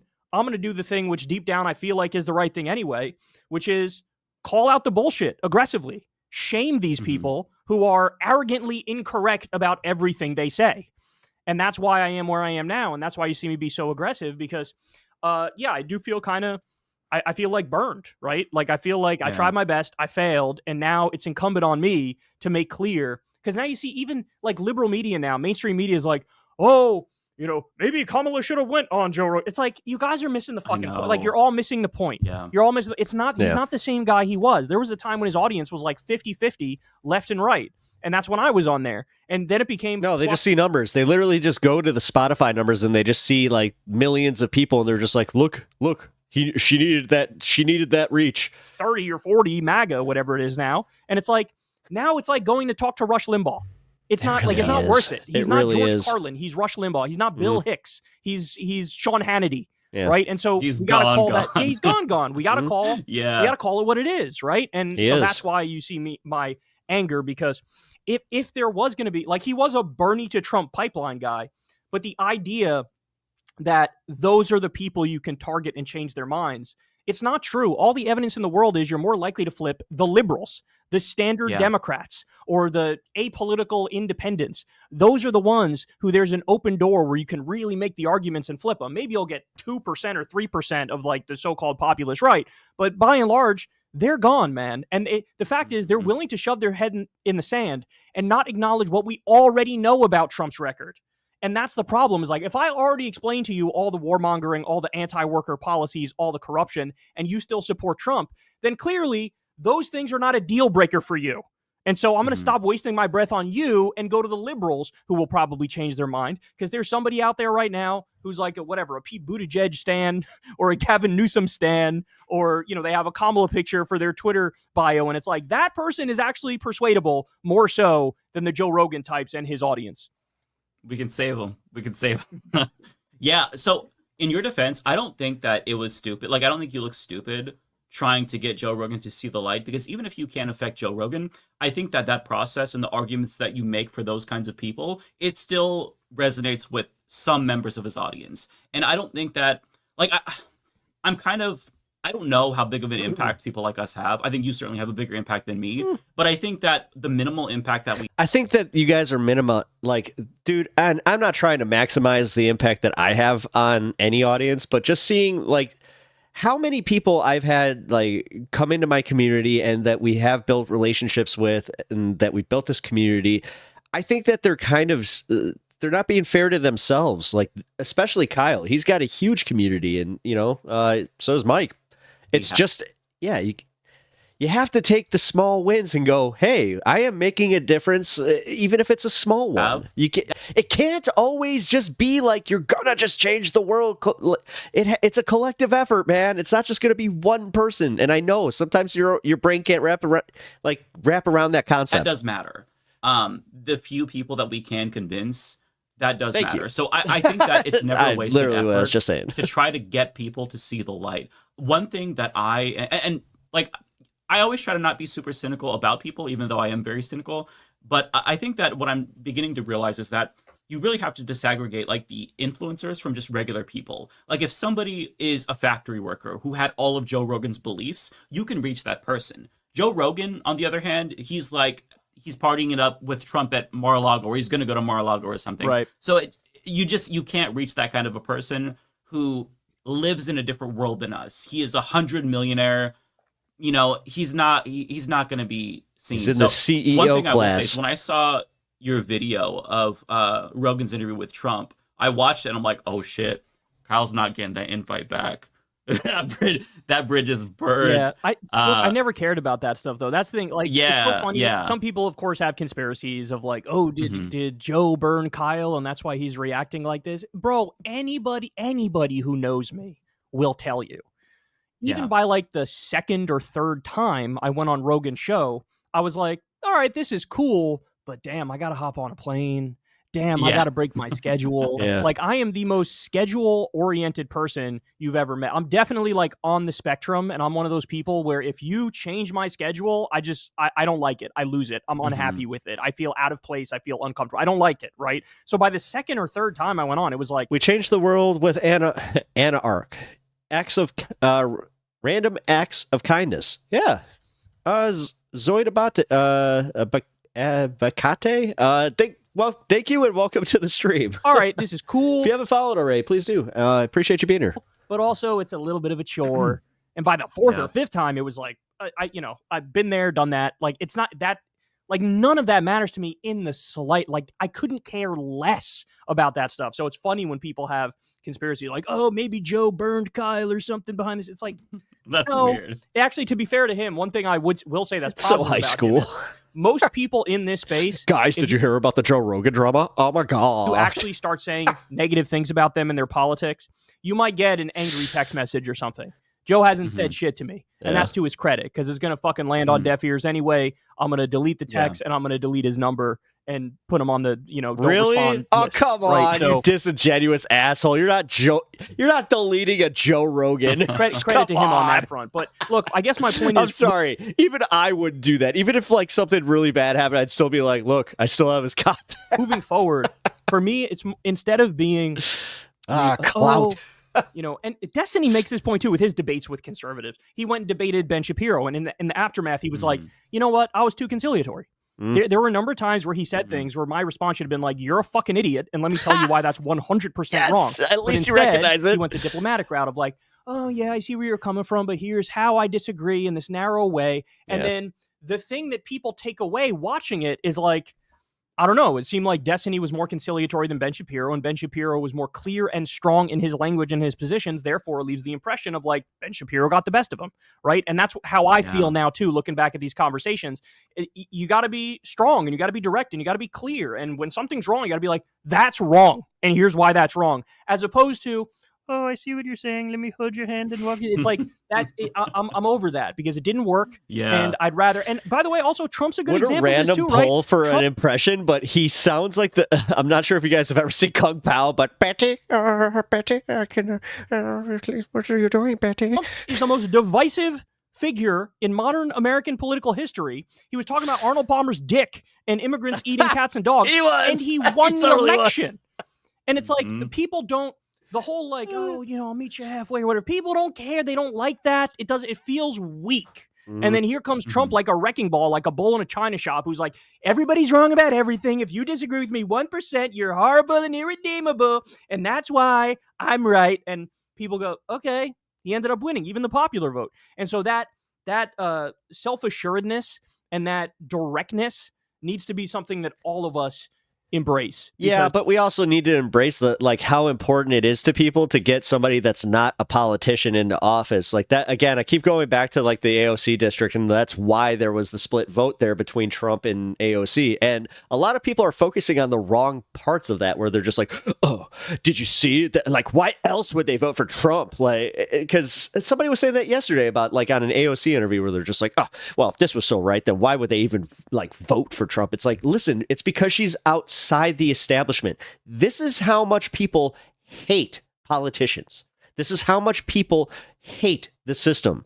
But this is also where people need to get off their asses, and we need to kind of go like, hey, if we hate this so much, then we need to like vote to actually change it and call everybody up instead of just doing the thing where it's just like, yeah, but where are we supposed to change it? To this point, we're always more conciliatory and hey, I hear you, but think of this, and it's like no more of that. I'm fed up, bro. I'm done. I'm 36 years old. I feel like I'm 106. It's time. Oh my god, I'm 2 years older than him. To stop any of the tap dancing. Oh, that hurts. I thought we were the same age. Bullshit and get to the point. Damn. Up yours. He's got some pretty good mixes. The like up yours, woke moralists. Clean up your room. It's one of my Ryan the Mod. I watch an unhealthy amount of secular talk. Kyle is a beast. Yes, he is though. He is I love how consistent he is. Also, like, he's one of those guys that I can disagree with on certain points, but for the most part, he's correct. So, like, I don't know. Like, he's had very, very, like, minor bad takes, in my opinion. Because I'm kind of having a hard time even just, like, thinking of an example. I know that, yeah. It's gonna be something that him and Crystal saw eye on. I guarantee it. That's what it most likely would be. But that was actually I'm kind of surprised how many times Kyle has been like talked to about the Joe Rogan bits, because Emma and Sam covered that as well.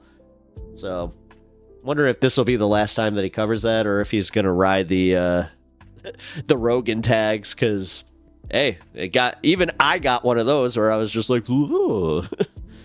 Although, did I use that? Kyle Kulinski goes off on Rogan. Yeah, I did. Okay, whatever. Hey, I wasn't lying. So, let's go into the next segment here. But before I do, I just wanted to thank you all for being here. I also appreciate everybody that has liked the stream. But if you haven't already, please do. It really helps me out. Makes you awesome. It does. Like, honestly, if you guys can make it like part of your YouTube like diet to just like a video, even if you watch like 4 or 5 seconds of it, if it didn't actually bother you or they didn't say anything like horrendous, then yeah, like it. It helps the creator a lot. So even if it's not me. Also, sub to the channel if you haven't already on YouTube. So, like I said, I appreciate all you guys. I don't watch him anymore. He stands too hard for feckless Dems. Really? Ace Fromm. Who was he? 'Cause he was going pretty hard on Biden's, like the Biden administration, even though he was like giving them credit, which we all should. You should be able to look at the objective good and go, yeah, objectively good. Even if it's one thing, you know, like the union stuff. Come on, man. Like the fact that a lot of people aren't giving Biden the credit on the unions, that's insane. Like he was one of the most pro-union presidents since FDR, so... Soviet Mind, I think Brian did good. I have plans for a debate for you on MDD. We will chat soon if you're down for it. Hell yeah. No problem if you don't want. Yeah. Thanks, Ryan. I really appreciate it. Yeah, maybe a little bit later in the show if you're available too, because I got a few segments that I wanted to get to here. Specifically, the Charlie Kirk Cenk Uyguer one. I wanted to cover that yesterday. I almost streamed yesterday because of it. So, but Soviet Mind, people spat in his face. Yeah, dude. Okay, so I don't like Biden. I don't like. I never did. And I hate the fact that I get lumped in as an apologist for him some way. Like, it really bothers me. But it's always because I'm saying things like this where I'm just like, guys, it was objectively good what he did with the unions. But Anna's saying it kind of right. Yeah. But he did hand the keys to Trump. Literally. He was just like, hey, here you go, bud. And at the same time, he's like, no, this is why I'm not going to sit here and stand for the guy. No, not in the slightest. I think that Biden is, it all made sense after that New York Times report coming out about like his senility and just how it wasn't, the fact it was as bad as we thought it was. And then you had everybody just kind of being like, no, you know what? He's not that bad. He's not that bad. Don't listen. Dude, we were gaslit. Like, that's the only way I can put it is we were freaking gaslit. And I don't appreciate it, but I also, again, objective good. My buddy that I do MDD with, James, met Cenk yesterday. He posted a pic on our community. Cenk is a monster too. So much passion. Oh, absolutely. Like, but that's also why this arc is so annoying. I think that's why us on like the left are so mad about this. Like, I know why. I can speak to me personally. I'm mad about this because I looked up to Cenk. I listened to him and Anna for so many years. Watching this pivot happen has been very demoralizing and just unfortunate. Like it sucks to lose respect for somebody that you respected so long. But again, this is why I don't participate in stan culture as much as a lot of people. Maybe it's because I'm saving myself from like disappointment, but I realistically have never seen anybody that has just been actually, I'm gonna bite my tongue right here. Keanu Reeves, he's the only one. I'm not kidding. Keanu can do no wrong. Everybody else. And by the way, for my people on Twitch, you guys are about to get a 60-second ad. I apologize, but just let it play and then we'll go through it. It's Benedict Arnold moment for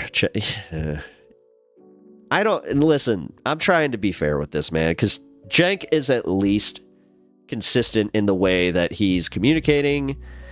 He's even consistent in his messaging a little bit. He's just kind of, actually, I don't know. This polymarket thing kind of changed that for me. It really did. Are you sure about that? About the Matrix, man? I mean, I'm just saying, it's Keanu. Like, number one, he's in like almost all of my favorite movies. Matrix being one. Although, you know what? I'll be honest. I haven't really. I haven't even watched the Matrix in a long time. Keanu is a big supporter of Graham Norton. Oh, no, come on. Don't ruin him. Don't ruin him. Wait, Graham Norton? Graham Norton, like the Graham Norton effect? Graham Norton? Like that guy? Wait, is he bad? What happened with him? I don't know about this. Wait a minute. I don't know the drama. I don't want to know the drama. Do not ruin Keanu Reeves for me. He's like the only pure human that I can look up to and just be like, I want to strive to be like that guy. Michael Brooks has passed on. So like, as far as living, Graham Hancock. Oh, wait, really?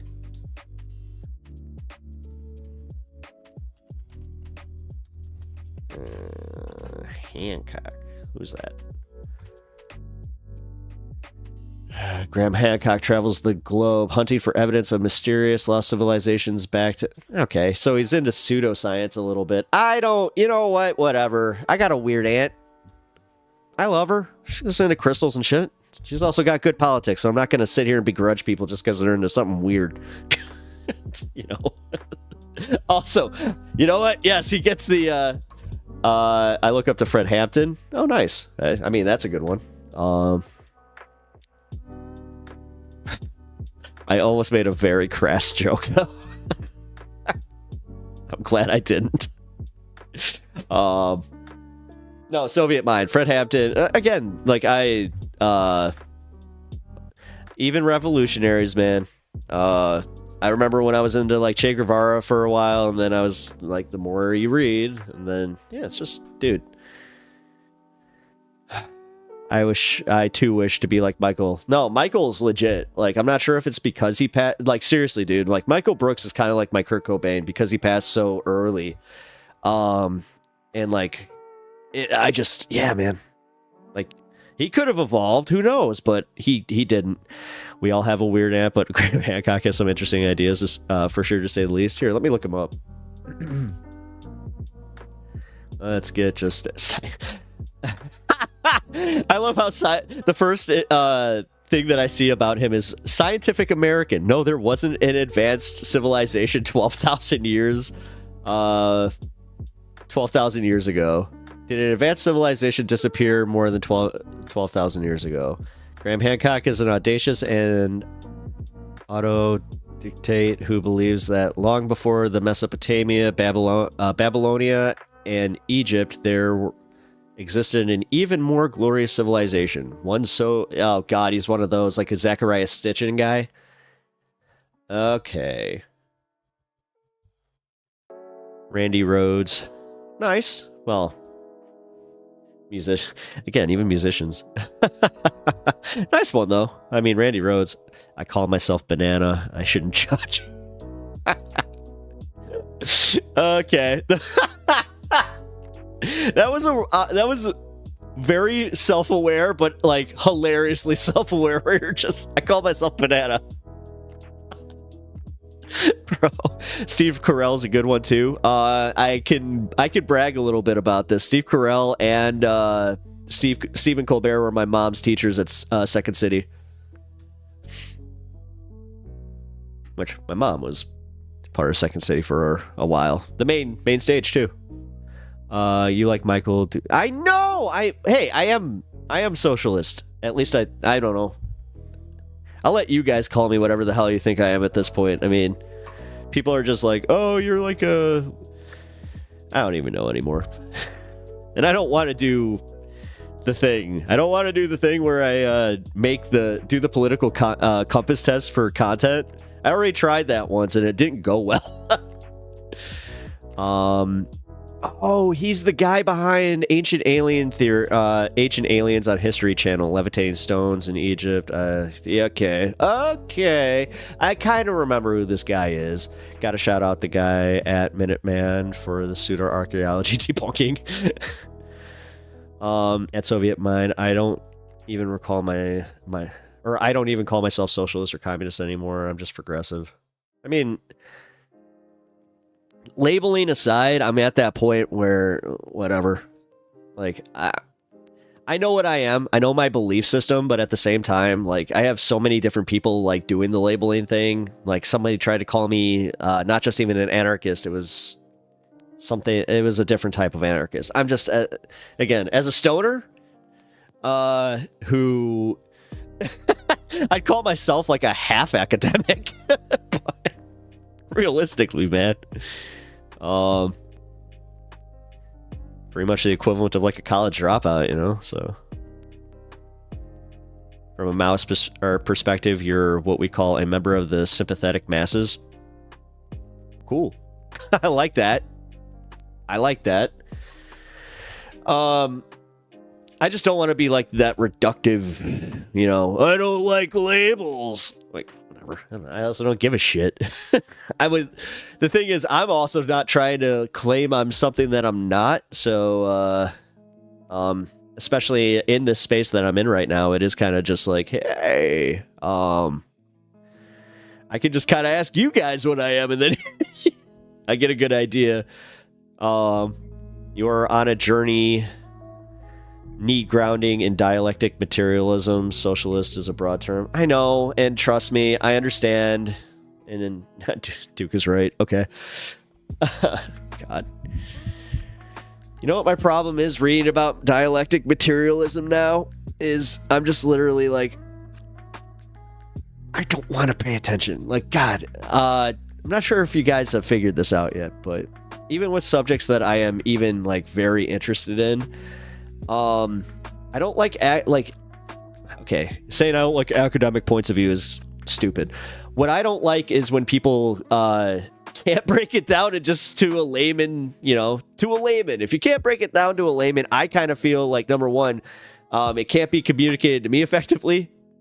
And then it can't be communicated to other people effectively, because I look at other people as being the ones that they need to hear this in you know, a way that is simple. You know, this is why Americans love simple shit. If you agree with Social Security and universal health care, you are in fact a socialist. Well, I know that. That's why oh my God, I'm trying. I'm trying here. We could be many things at the same time. It depends on the nature of the world at the time and the environment. The pendulum shift is imminent. Well, again, like Ryan, like for real, if we're going, my pendulum started at like the farthest right that you could possibly start at, but I also didn't know, like, it wasn't my opinions. It was like everybody around me's opinions kind of forming my politics, which too many people are still like, they're locked in that like frame of mind. You know how many people like I went to church with that legit just adopted the politics of their parents? Which is sick. I have this thing about me that I inherently don't trust you if you agree with everything your parent, like every political opinion your parents had.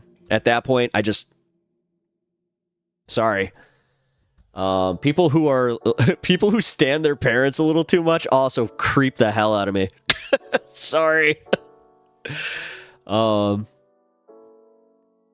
wouldn't be too hard on Cenk, despite my agreed criticism. He is someone that the left can still. Yeah, I'm not saying he's a Bill Maher. I'm just saying that personally, I'm disappointed that because it makes it that much harder for me to watch his content. And also, Ryan, I'm just gonna say it.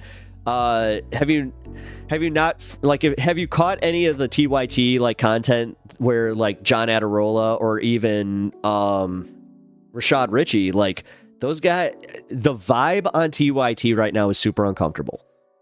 Like, I'm not sure if you have ever like listened to a radio show that you knew was going to end because their contracts were up, and like you just knew, like they were just like, yeah, they stopped talking about the contractual agreements or something like that. That's kind of where I feel about this, where it's just like, oh, I have a feeling that they didn't come to terms on certain contracts, and I think that guys like John are going to be gone soon. I think JR is even on his way out. I don't know about JR as much, but Rashad, I wouldn't be surprised to see if he doesn't re-up with TYT, because this poly market thing, I'm telling you right now, rubs a lot of people the wrong way. I mean, the fact that it's a crypto betting company on top of the fact that it's not even legal in the United States is kind of insane. I think if you get into history from leftist perspectives and sociology, helps understand. Yeah. Well, I accidentally made my parent atheist. Whoops. Sorry for the good arguments. Well, I mean, dude, I wish I could. I kind of have the stance on like debating Christianity the way that I do because of, you know, my mom specifically. My mom needs it. Like she needs the comfort, man. Like, and my mom's life is, and her brain already fucks her like up so bad. You know, she has my mom's bipolar, so like I feel like, no, just give her that. Just let her have it. It really doesn't hurt me. It sucks to see, especially when like my mom is one of the most like politically rational people I've ever known, you know. I agree with your criticism for sure. I just don't want to see more gatekeeping and nitpicking in echo chambers. No, Ryan. I hope that you're not getting that from this. No. If anything, I'll admit to the clickbait aspect of this. I'm using it because it's a little bit of drama that I don't listen. If it's something that, if it's a story that means I don't have to cover another Trump story, then okay. You know, especially for now during this Christmas, you know, this Christmas season. Something, and also you know, I'm trying to come at it in good faith from just my point of view as a viewer and a fan of TYT, where I'm just like, nah, this is, you know, it makes it harder for me to watch. Mondale Robinson quit live on air. Yeah, I actually I covered that. Ghost of Spilly. I stopped watching TYT when Anna Kasparian mutated into Anna Karenian about a year or so ago. Yeah. Yeah, I think that's about when I stopped watching. It was I can pinpoint the exact moment I stopped watching. It was after Benny quit and then made her video about it. Or there. Is it her or there? God. Even when I'm good with pronouns, I'm not, because I could have sworn I knew Benny's. But yeah, whatever. I still watch some of it. Like, I'm not subbed to the channel, but if they have a good story that pops up. Oh, I am subbed to TYT Sports though, because as a sub channel, that's one of the better ones. I still can't believe that Jimmy Dore took TYT Comedy. If you look that up to this day, he's still got it. I've always said religion is a coping mechanism, but that helps because it puts a layer of disassociation into your worldview. Yeah, I mean, again, man, it doesn't hurt anybody. I missed that stream where you covered it. Oh, yeah. Which one was that? I think it was labeled. Oh yeah, you know what? It actually had TYT in the label. So if you go back and just look at my titles on my live stream, you can find it. It was the Benjamin Dixon show. So like literally, if you just fast forward to the part where you see Ben Dixon, boom. I stopped back in 2016 after Jimmy Dore. I think that's when he left. Yeah. Nut picking fallacy. Sorry, new phone. Oh. Okay. Carl, opioid of the masses. Matt John. Seasons greetings. Hey, support the PSL, not TYT. We need humane policies. Hey, Base. Welcome to the show and sub to the channel if you have not already, and like the stream. I'm gonna take this moment just to say to everybody that's watching on YouTube, please like the stream. It really helps me out. Okay, it's free for you guys. Seriously, please just like it. And I'm not kidding. Like I don't even really believe in karma. Sorry, I had to. I said it twice. But you know what I mean. It's good vibes. Good vibes in the world is good vibes in the world. We shouldn't.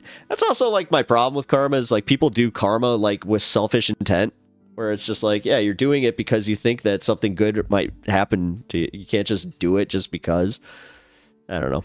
Liked and sub. Thank you, Matt John. I really appreciate that. Matt John, are you a member of PSL? Yeah, our Alirda, she is very active in the community, so like to a point that makes me embarrassed to even talk about this online sometimes, where I'm just like, wow, you know, she's out there doing the real activism and here I am, you know, on my computer. So Albuquerque, I volunteered but a non-official member. Oh, nice. I think of karma in a social aspect. If people talk poorly about you because you behave like a butthead, that can impact you. Yes. But, Ryan, the problem with that is, you know, bad faith actors are going to be bad faith actors. So, like, I try not to take other people's words about other people. I try to legit, like, formulate my own opinions. Even in high school, I was like that. That's why I've never been cliquey. That's why I've always been able to kind of like bounce from one social group to another and just kind of vibe, because like, number one, everybody, it turns out, did a little bit of the, you know what I mean? So it was very easy to vibe with like the basketball team and pretty much, and you know, the chess, and then even the chess club, because it's just like everybody, you know, was secretly doing that. Those truly selfish people seem to get what they want. We revere them as scum. Well, yeah. Well, and that's kind of also like where I don't believe in karma. I hate to say is as reductive as just too many billionaires are out there. Like that kind of flies in the face of karma, because like, you know, for a fact that if those people are, they have like a I almost said like a karmatic backpack. Well, I mean, then it's literally the size of a mountain. Seem being the optional term or optimal term. Yeah. Well, again, this is why I try not to put too much, pre-roll ads have been disabled for 62 minutes. Why?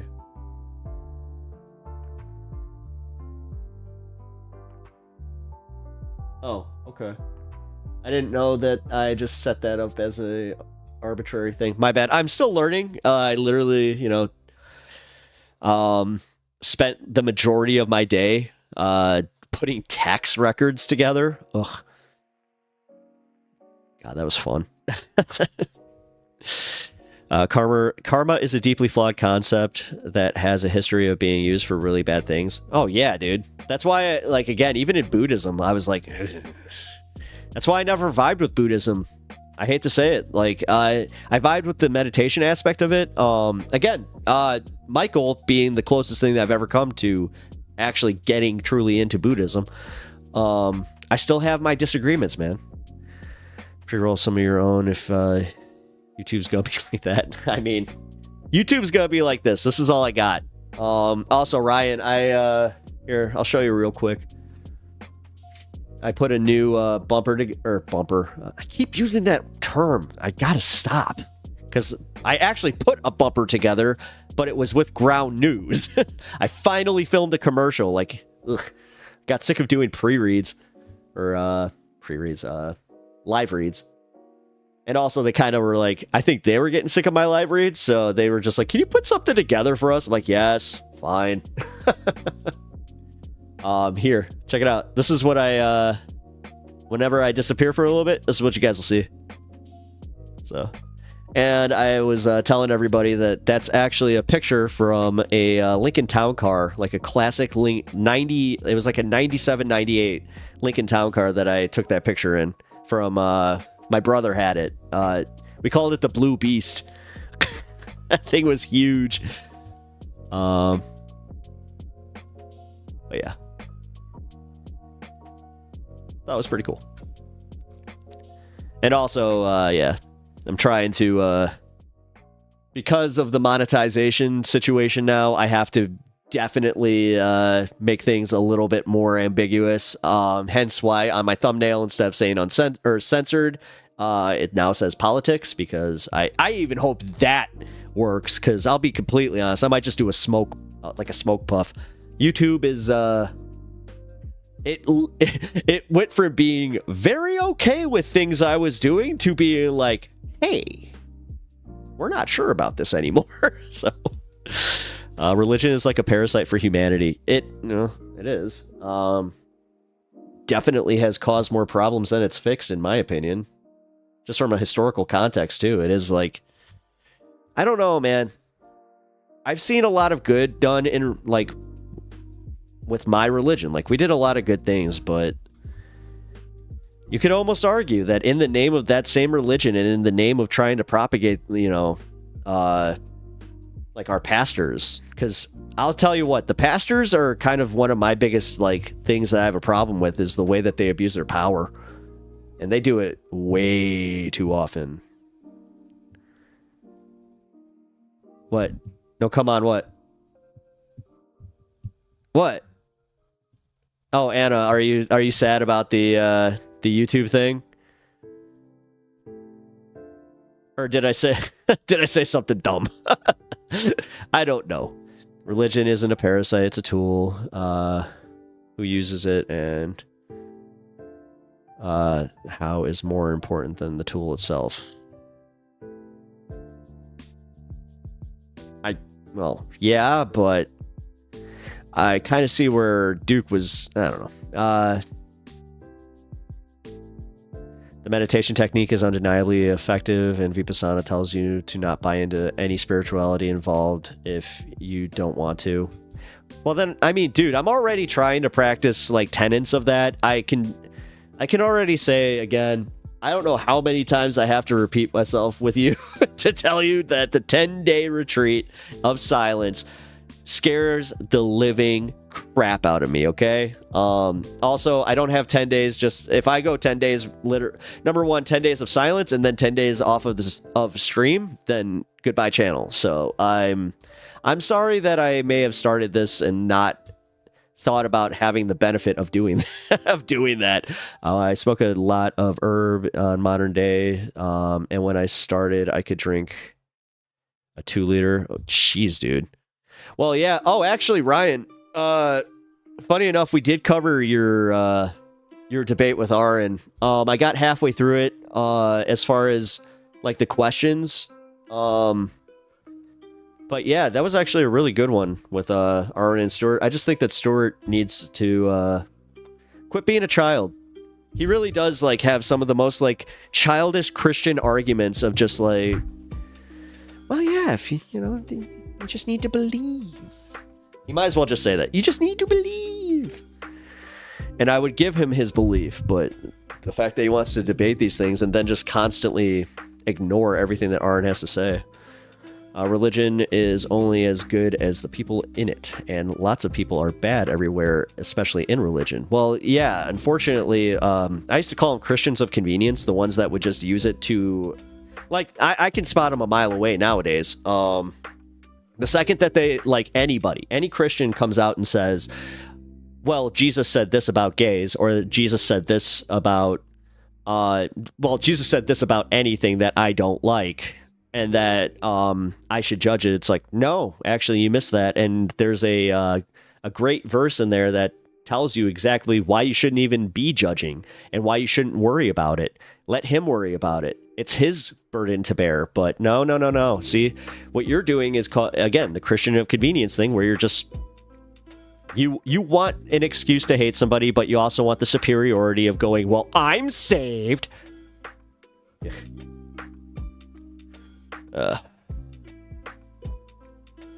YouTube never says shit. Ryan, if you don't mind me asking, are those monetized? Those streams specifically that you're doing that?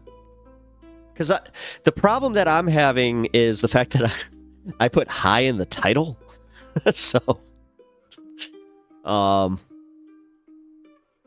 yeah, they were like, you can be ambiguous about it, but you have to, like, people meditate for months at a time. You can survive 10 days. Stop it. I'm not those people meditate for months at a time. They just don't talk to their loved ones or interact with their lives for lives that, come on, stop it. No, you stop it. That seems like bullshit. No. 9 days of silence. You can talk on the last day. You're supposed to try not to look at anyone. No. I mean, fine, maybe. Listen, I can do this on small scale. If I can do this for like a 24-hour and then move into it, maybe. I mean, like, let's put it this way. I didn't think I could do a 10-hour stream, and I just did one, so, you know. Mondale Robinson quit live on air. I miss that stream. I think Francesca's going to go. Oh, I just read your comment about Francesca. Yeah, I think that Francesca's going to.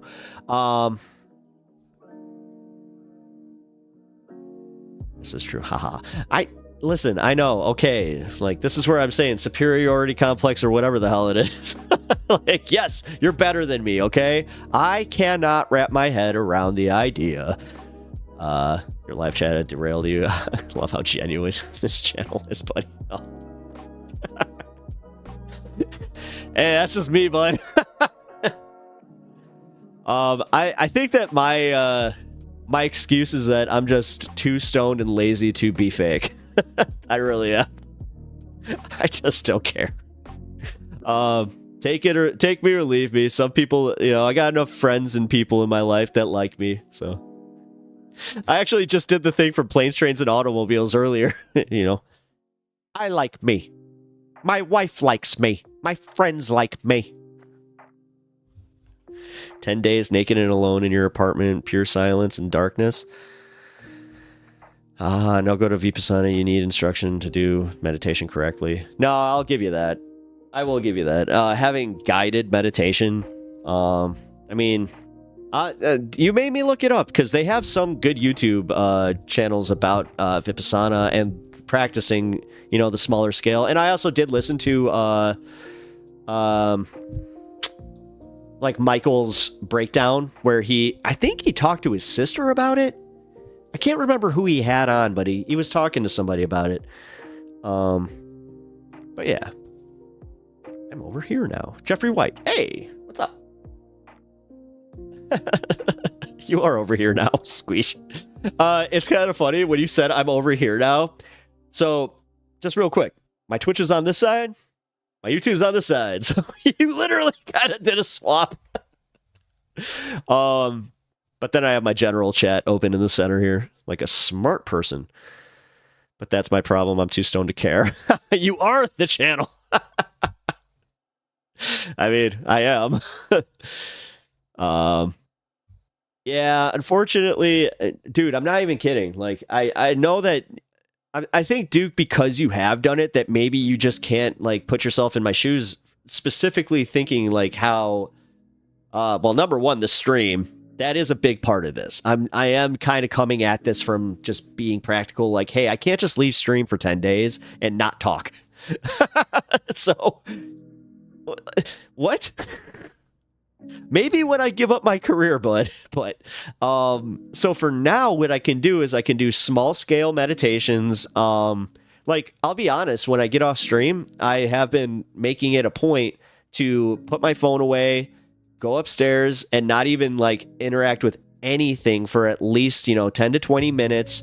Just do nothing, and I mean nothing, and just sit in silence and reflect, whether it be on this, but whatever. Like, I use it as my reflection, and that's what I need. My level 12 bard and your D&D rogue need to go adventuring. Oh, dude. Well, I mean, I'll carry you through that one because I just hit level, what was it, 17? No, 14. 14.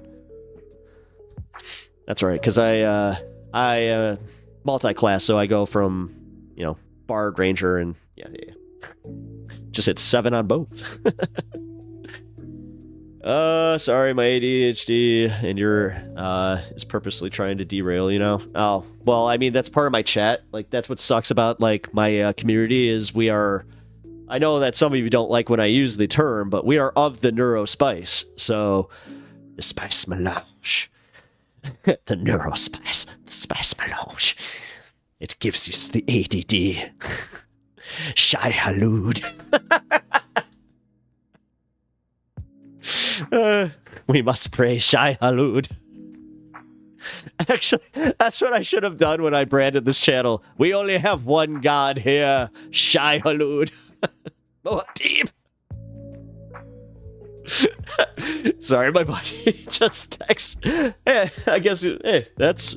I always love those types of chats where get a text.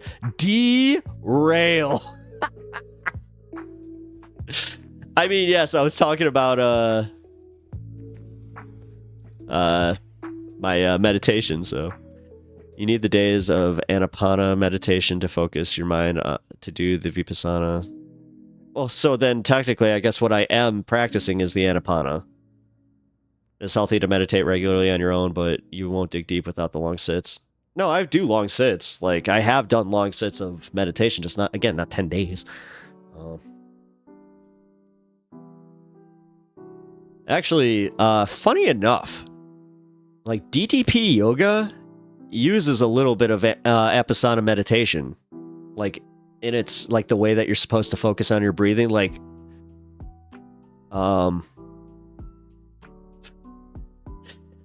yes, I'm bringing up DDP yoga, which is Diamond Dallas Page yoga. Diamond Dallas Page being a wrestler.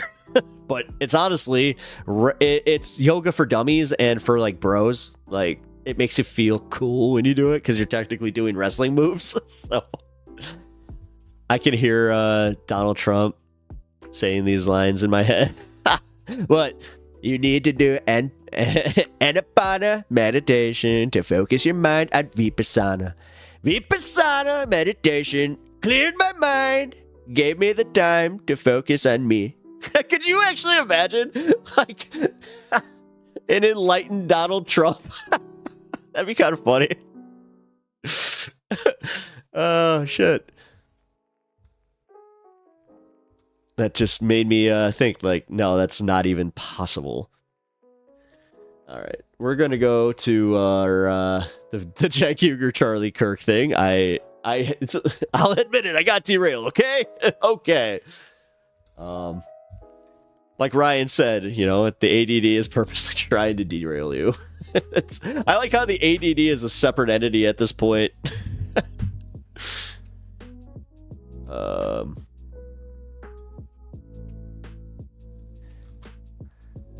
That's great. Maybe Trump would change. Listen. You guys don't understand.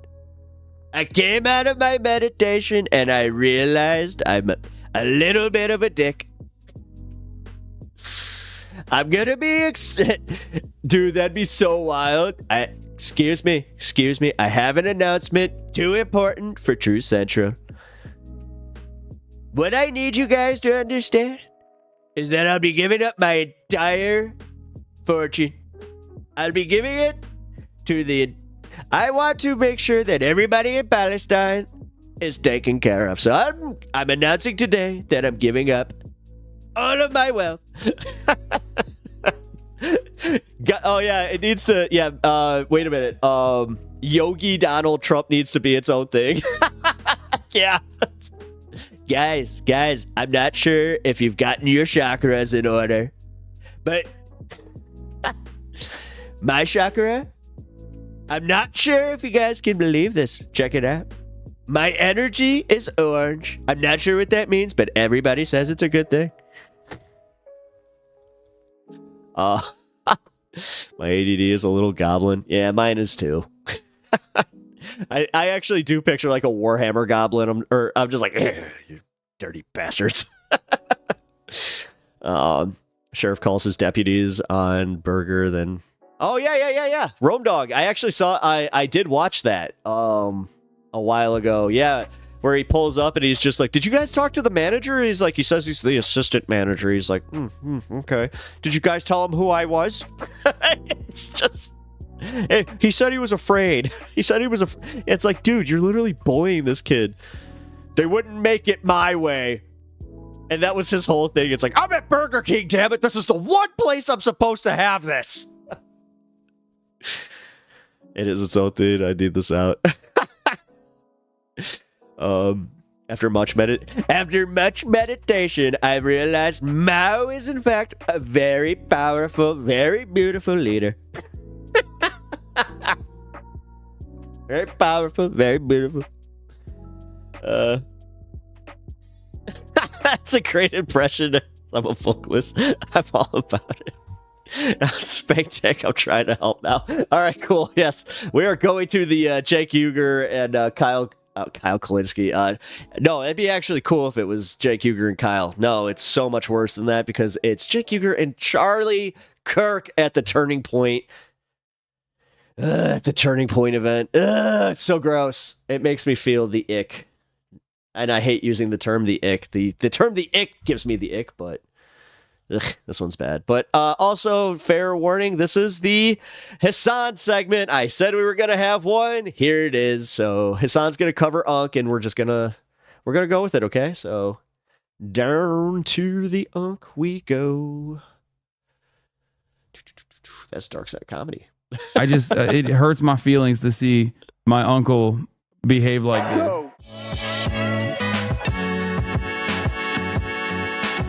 This is why I always tell people, like, you can't hug and kiss conservatives and like lean into their insanity.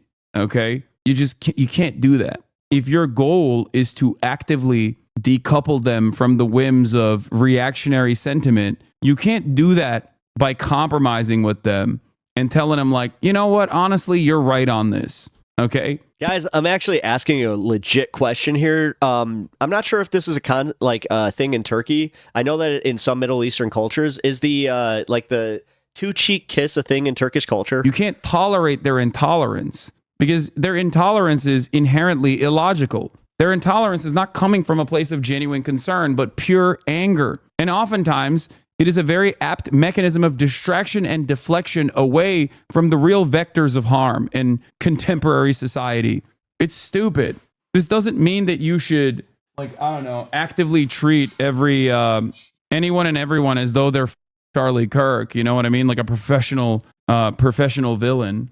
But it certainly means that like, stay true to your convictions and try to find areas where you do agree that do not pertain to shitting on trans people or shitting on black people, or you can stay civil, especially when you're having a conversation with, you know, normal conservatives who are victims of propaganda themselves, understanding that they arrived at these positions due to so much social conditioning.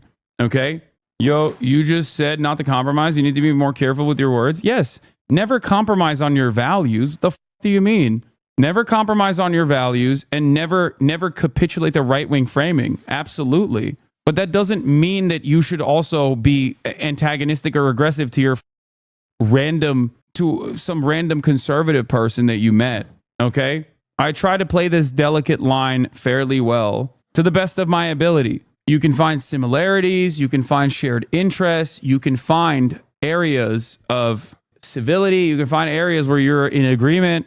That is how you're supposed to do that. That is actually a very successful way, in my opinion, of actively de-radicalizing people. But the similarities that you find should not be centered around how you also personally think, yeah, some of these trans people are weird and gross. Like creating a permission structure to shit on trans people is stupid, because all of a sudden now you're just continuously normalizing their attitude. Yeah. You're giving them additional security in their bigotry. I'm just going to say that's been my problem with Cenk and Anna. Like, that was overall what really started my disgust with it, was the fact that they were platforming it, and they were almost like, I had one of my buddies who's a Tim Pool listener say, oh, I heard what's going on over at TYT. Even they're starting to wake up. And that's immediately where I was like, oh, this is very problematic. Rather than try to decouple them away from this bigoted way of understanding the world. Now, of course, Charlie Kirk himself is not, a random conservative guy. He is actively working to create more random conservative guys and doing it fairly successfully. He is a part of a major machine, and his wealth and his prominence in this world relies on him successfully doing so, relies on him actively turning people more conservative. So you got to know what to convince the American people of and what to hold your ground on. And the number one thing to hold your ground on is constitutional rights. So I'm going to do some... Like the Second Amendment. What? You said not to compromise with conservatives is about finding middle ground? No, dude. You completely misunderstand my point, okay? You completely misunderstand my point. What do you mean finding a middle ground? Conservatives say mass deport every single immigrant living on U.S. soil. You say don't mass deport any immigrant living on U.S. soil. Whoa. Is the middle ground that we just deport, 10 million migrants then? Like, the idea that there is a golden mean in every situation is perhaps one of the most commonly misunderstood positions that people just slap on to every single instance where it doesn't fit, okay? It is so stupid. If the fundamental principles are completely flawed, you can't compromise on that. Okay? No, it's about trying to understand why they think that way. Usually they have misinformation. It's about educating them by finding where they're at. What do you mean? Okay, you can't say it's about finding middle ground. Ironic, because you just started this process by saying you need to be more careful with your words. And then you literally went into a position that is entirely different than this. Maybe you should be more careful with your words, chatter. The do you mean? You say it's about finding middle ground. No, it's about trying to understand why they think that way. Usually they have misinformation. It's about educating them by finding where they're at. Yeah, I don't disagree with this. And not only do I not disagree with this is something that I believe personally as well. I know where a lot of that false belief comes from. I just described it. If you were listening to my words, you would have understood it. I said it comes from social conditioning. But it's not about finding middle ground. It's about finding common ground. And it's about reorienting people's anger to the appropriate vectors of pain. It's about recognizing where that harm comes from and then saying, I see you, I feel you, and I know exactly where it's coming from. It's not like one of the easiest ways to kind of just judo your way out of this argument whenever someone is being like hyper transphobic is telling them like, it's not, your manager is not a trans person, okay? BlackRock buying out the remainder of the available housing inventory is not conducted at the behest of big trans. It's not a trans person. It's not an undocumented migrant that's like your landlord that is causing you pain in your life. It's not an undocumented migrant that's your manager, okay? Even if it is, that's not a good enough, I wouldn't say that's a good enough reason to all of a sudden just unilaterally be like, get rid of them all. And even if they were, they're not doing that because they're an undocumented migrant or trans. They're doing that because that's the position that they have arrived at in society. Society has normalized this kind of infliction of pain. Yeah. People be like, I'm so mad that eggs are $8. And it's like, yeah, it's because of the kids call it get in the bag now. Like, when I heard that term applied to somebody fucking somebody else over, I was like, that's not getting the bag. That's criminal. It's people, it's the corporate structure. It's the fact that American Congress is bought and sold by corporations. To to hold your ground on is constitutional rights. So I'm going to do some... Like the Second Amendment. I mean, here, hit him back. Hit him back with and just say the Second Amendment is a false interpretation. The modern understanding of the Second Amendment is completely at odds with the way that it was historically interpreted. Go ahead. Don't let him get away with that. Or just surprise him and just be like, again, the reason that the Kamala Glock situation it resonated so well is because it did legitimately surprise a bunch of normie Trumpers where they were like, oh, we don't have that in our back pocket now. You're telling us that we can't do the they coming for our guns thing now? Uh-oh.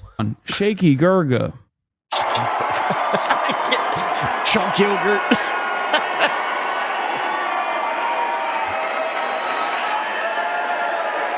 Why is he turning to a Alan Combs in the Hannity and Combs structure here? I just, it hurts my feelings to see my uncle behave like this. No, I know. So guys, look at that. Oh, yo, can you bust this open? Can you start? But we just... You were asking for that one. I'm sorry. No problem. No, but look, that was an important moment because we totally disagree on that issue, but we just shook hands anyway. And you know what we'll do afterwards? We'll have a beer. I have the two different satchels, but you'd have to loop it over a belt. Everyone is almost here. They've almost arrived. There it is. I'll be live tomorrow with some more fun. All right, and we'll see you next time. Peace. Cool. That wasn't as much as I was hoping for because, yeah, I mean, that was... I mean, dude, when I saw that he was at the conference... Actually, Ryan, funny enough, I think it was on MDD's social media that I saw it, that your guy was with him.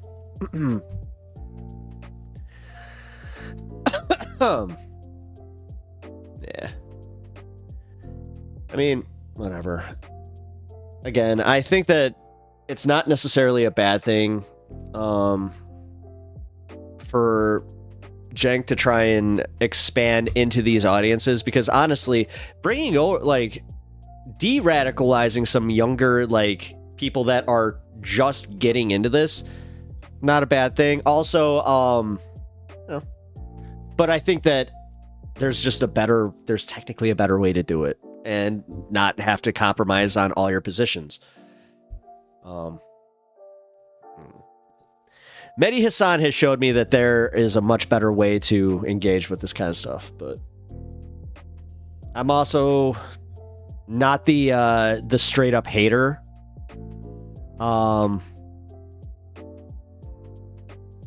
That a lot, yeah. That.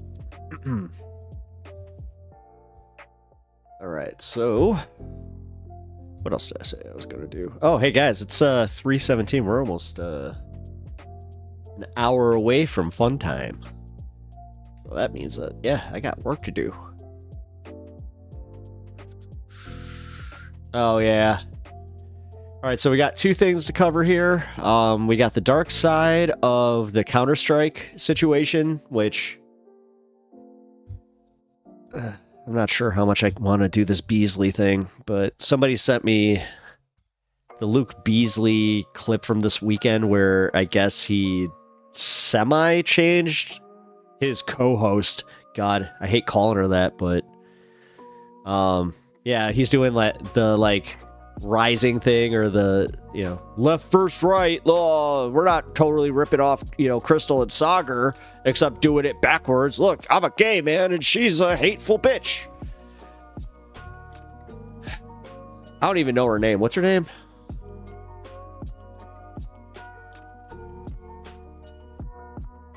Oh. He doesn't even list her name.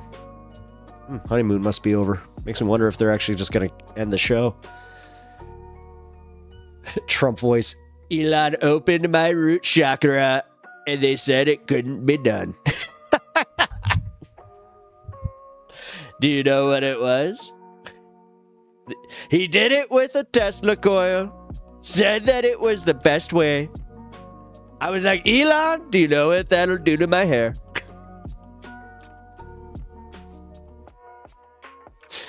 actually. Just an aside. You know those like the electric what do you call them? Like the little ball that had like the electricity in it that you put your hand on, and it make your hair stand up. Trump needs to do one of those. That'd be. I would pay good money to see that. It'd be even funnier to just see him go, whoa, whoa, oh Lord, oh God. Hey, we're 1 like away from 20. If you guys want to be the 20th like on my stream here, that'd be awesome. Also, sub to the channel if you have not already. And yes, these little breaks, I'm gonna keep doing them because I gotta do the marketing. I kind of wish I had like somebody that could just like push me aside and just be like, and for just a reminder for you guys. So I could feel a little less shameless about it, but yeah, it's all right.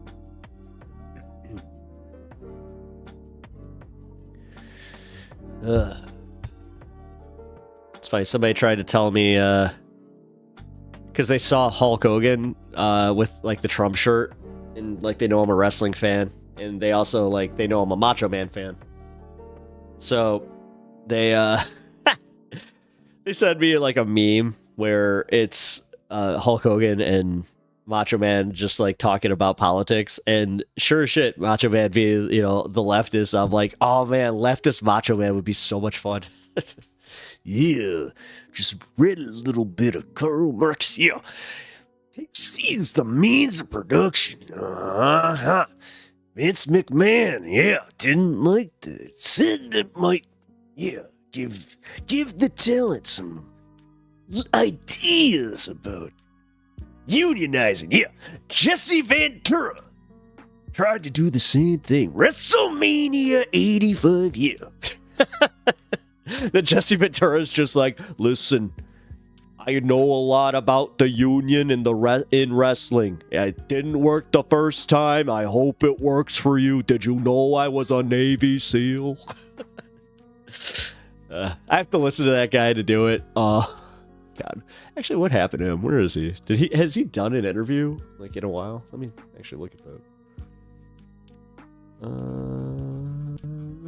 Did he?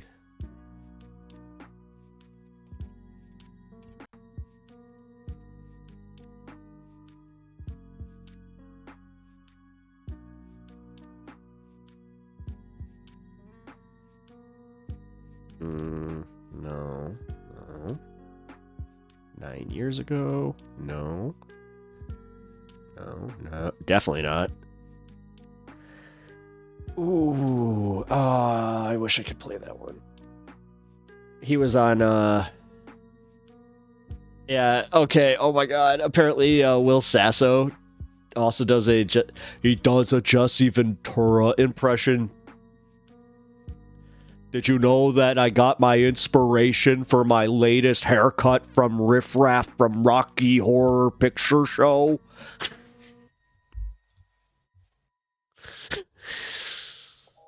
He's a good-looking guy. God, I just watched Saturday Night Main Event, so maybe I have enough.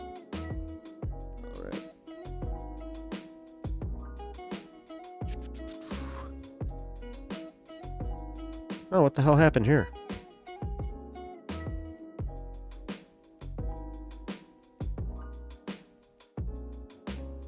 Alright, we're gonna go to the screw it. We're gonna cover Beasley.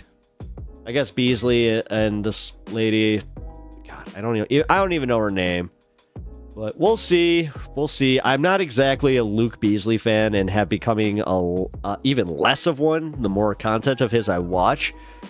So let's see how clickbaity this is and if we can make it even 10 minutes in. I was shaking. Oh, he's doing I was crying. He's doing a bit. All right.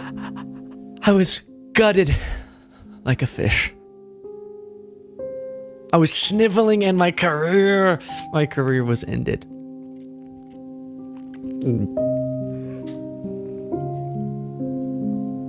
That's what you'll hear. If you tune in to right-wing political accounts, I apologize for the theatrics, but I think we'll learn a lot in this segment as I review what prompted that reaction from right-wing media. That's what I heard about myself. He was on Timcast. When I opened up Twitter to the right-wing accounts that I follow. And it was prompted by my appearance on Timcast IRL, which is one of Tim Pool's shows.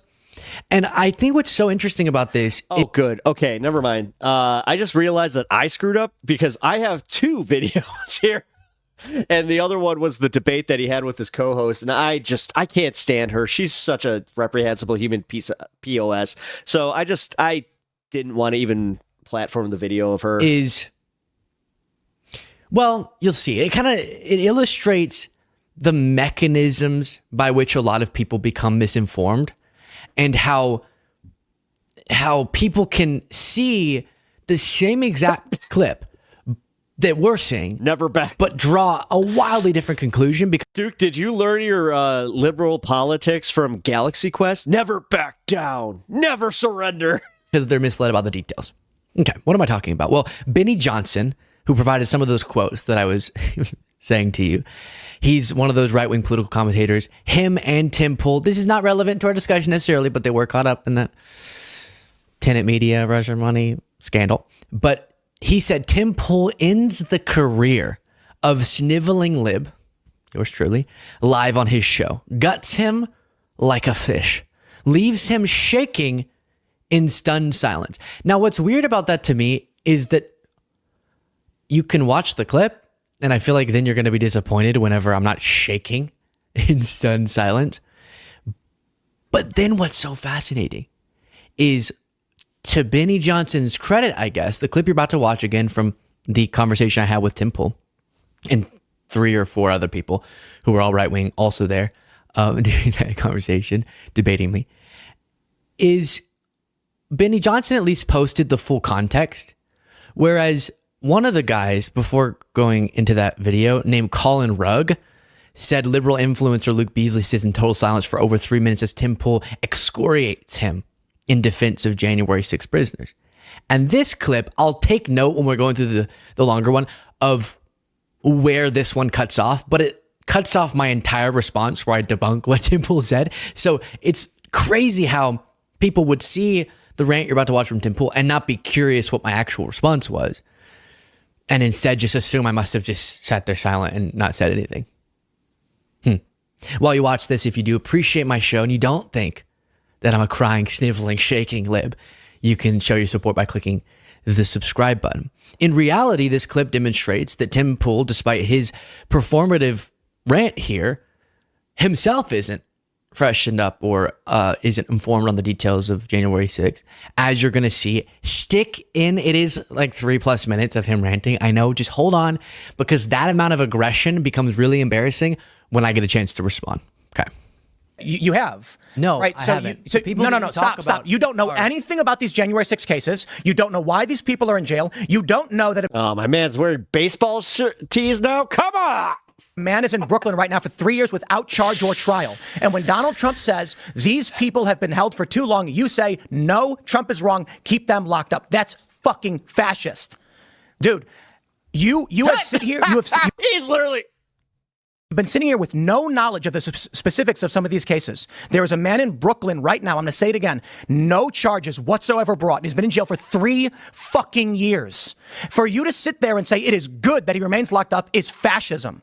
That is saying the hierarchical system of the courts and the government is just, and the process is all that matters. And I am saying perhaps... Maybe, Tim, if you were consistent in your views and your outrage, then this might actually warrant some, us going, hey, look, he's got a good argument here. But does he feel this way about other people? Like, did he feel the same way about the homeless guy getting killed by Jordan Neely? 3 years is enough, because I actually have moral logic and an understanding of these cases. Hence, my position on January 6th has always been the people who have attacked police must go to prison. But 3 years is a fucking long time for assault on an officer. We have seen people on the far left, notably when they were firebombing shit all across Minnesota. 33 people murdered. And how many criminal charges do we get for this? When they firebombed a police station and forced the police to evacuate on May 29th, 2020, when thousands of far leftists firebombed the White House grounds and set fire to St. John's Church and injured 100 police officers, how many fucking people went to prison for 3 years? How many of them who never showed up on that day are in prison for 20 years? Enrique Tarrio wasn't even in D.C. on January 6th. And you are saying that man who his only crime was, quote, don't leave. That's his only crime. You think he should be in prison for 20 years because you're a fascist. Okay, because I know y'all will get exhausted, let me jump in, take a breath. It's a lot of theatrics from him there. Obviously performative, but that's why I didn't want to respond in kind and start going, well, I'm doing a her. So I just wanted to let him get all of it out and then explain to him how he was wrong. But what's so fascinating is I rarely get that angry, especially on the show. If I'm going to get that angry and scream at someone to their face, I'm going to make sure I'm correct on the details. So that comment he just made about Enrique Tarrio is the one that I'm going to address. How do you just rant and not know at all what you're talking about? Very confusing to me. You don't care what the facts are. You don't care if this is unjust. You only care that the machine state has decreed you are not to be locked up. And this is the problem I have with the left. They don't know the facts. They don't care about the facts. They view morality as a blanket government stroke of the pen. And every person, regardless of their crime, should be in prison for decades. I reject it outright. The people who fought cops should go to prison. They did. It's been 3 years. But when you've got people who are on misdemeanor charges for having walked into a building at 4 p.m. after the riot, and I know some of these people, they walked into a building for 2 minutes and walked out, and they got 18 months for that. I don't see you defending the innocent people who walked onto a public grass at a public building after a riot had been completed. You don't know, you don't care. So I can't wait for this because I do have an idea of just how wrong he is. You've taken a tribal position and people are suffering because of it. Now you say that Donald Trump saying the injustice that we've seen warrants commutation or pardons. You say that means he's advocating for violence. This is the ultimate problem. Then you cite a press release from Maryland saying, but the right's more violent. There is a distinction between a white supremacist as a right-wing group and a run-of-the-mill Christian conservative who showed up on that day not to protest. Let's talk about Brandon Strzok. He never went in the building. He was on the other side of the building. There was a permitted protest. He walked up the stairs and he was yelling. They put this guy in prison. There is Owen Schroyer, who was at a permitted rally, who was yelling death to communists. They put him in prison and specifically cited his speech. My dude, you don't know what you're talking about. And it's fine. I get it. We try to be polite. We try to be nice. But there are so many young liberals who sit here and say, the corporate press told me that these people are bad and the machine state government has decreed it by pen. So I don't care what crime they... I hate to say, this is kind of fun to watch him yell at Beasley and Beasley just go... committed. I don't care what the jury said. I don't care who was on the jury. Enrique Tarrio, who was not there, should be in prison for 2 decades. Tell me this now. Why is Enrique Tarrio in prison? Yeah, so they uncovered with him his plot to overthrow the government. Enrique Tarrio, is it? Yeah, and his organization. What plot? Who's they? Give me some prosecutors. Give me some fucking data. Stop squinting at me and saying the prosecutors did a thing. Okay, so again, because it's even watching this back, I'm like, gosh, secondhand embarrassment for him because I know where it's going, which is he then Googles and fact checks what I'm about to say, and I'm right, obviously, but I'm not gonna scream it at him, which is that Enrique Tarrio, just an aside, I like that sweater, was caught red-handed for organizing with the Proud Boys a plot to overthrow the government. The details of that plot, I will go through in a little bit. But one of the things he did a lot throughout this conversation was sort of, okay, you say the January 6th defendants shouldn't be pardoned. Well, then name the exact defendants, every single one, their age, how long they're in prison, and if you can't, then you don't know anything about this. So that's what he was doing there. What exact communications, what exact words, what exact documents? And it's like, all right, before going on to this show, you don't get the topics. Maybe the other ones do, but I sure didn't. And so I go on. Oh, well, here's the gist of it. But if we want to dive into the exact encrypted messages that were uncovered by prosecutors and brought into court, we can do so. But let's pull up the charging documents so that we're accurate. But if a particular specific detail can't be recalled, then your entire argument must be wrong, even though no one off the top of their head could remember the thousands of bits of evidence that were presented against Enrique Tarrio that led to his criminal conviction of seditious conspiracy, right? But here was my best shot at recounting a topic that I haven't talked about since this conviction. You didn't know. You didn't read it. You didn't read the court papers. All you know is the fascist machine state told you he should be in prison, and you're saying yes to them. Tell me why. No, I understand that laws on the books have been there for a long time that I agree with, that if it's proven that you had a plan and you wanted to act on it, and then days after. What's the proof? The proof is say the proof. by prosecutors. Say it. Communications between. What communications? What did he say? What did he do? Real quick. This is really good. It's it's a blueberry RX bar with 3 tablespoons oats, 5 cashews, 2 egg whites, and 2 teaspoons of honey. This is delicious. Is this serious? Are you going to tell me why you think Enrique Tarrio should be in prison for 20 years, or are you going to say the government decreed it? I just explained to you. So the government said so. Is that it? It's usually law enforcement, which I guess is a part of the government. Government said so? Yep. So Law you can't enforcement say that uncovers evidence of communications, a memo that he crafted and sent to his organization. Saying what? That detailed each institution of government that they were going to try to overthrow. Then just days later, his organization is at the Capitol. I don't think we can. So then he starts Googling it.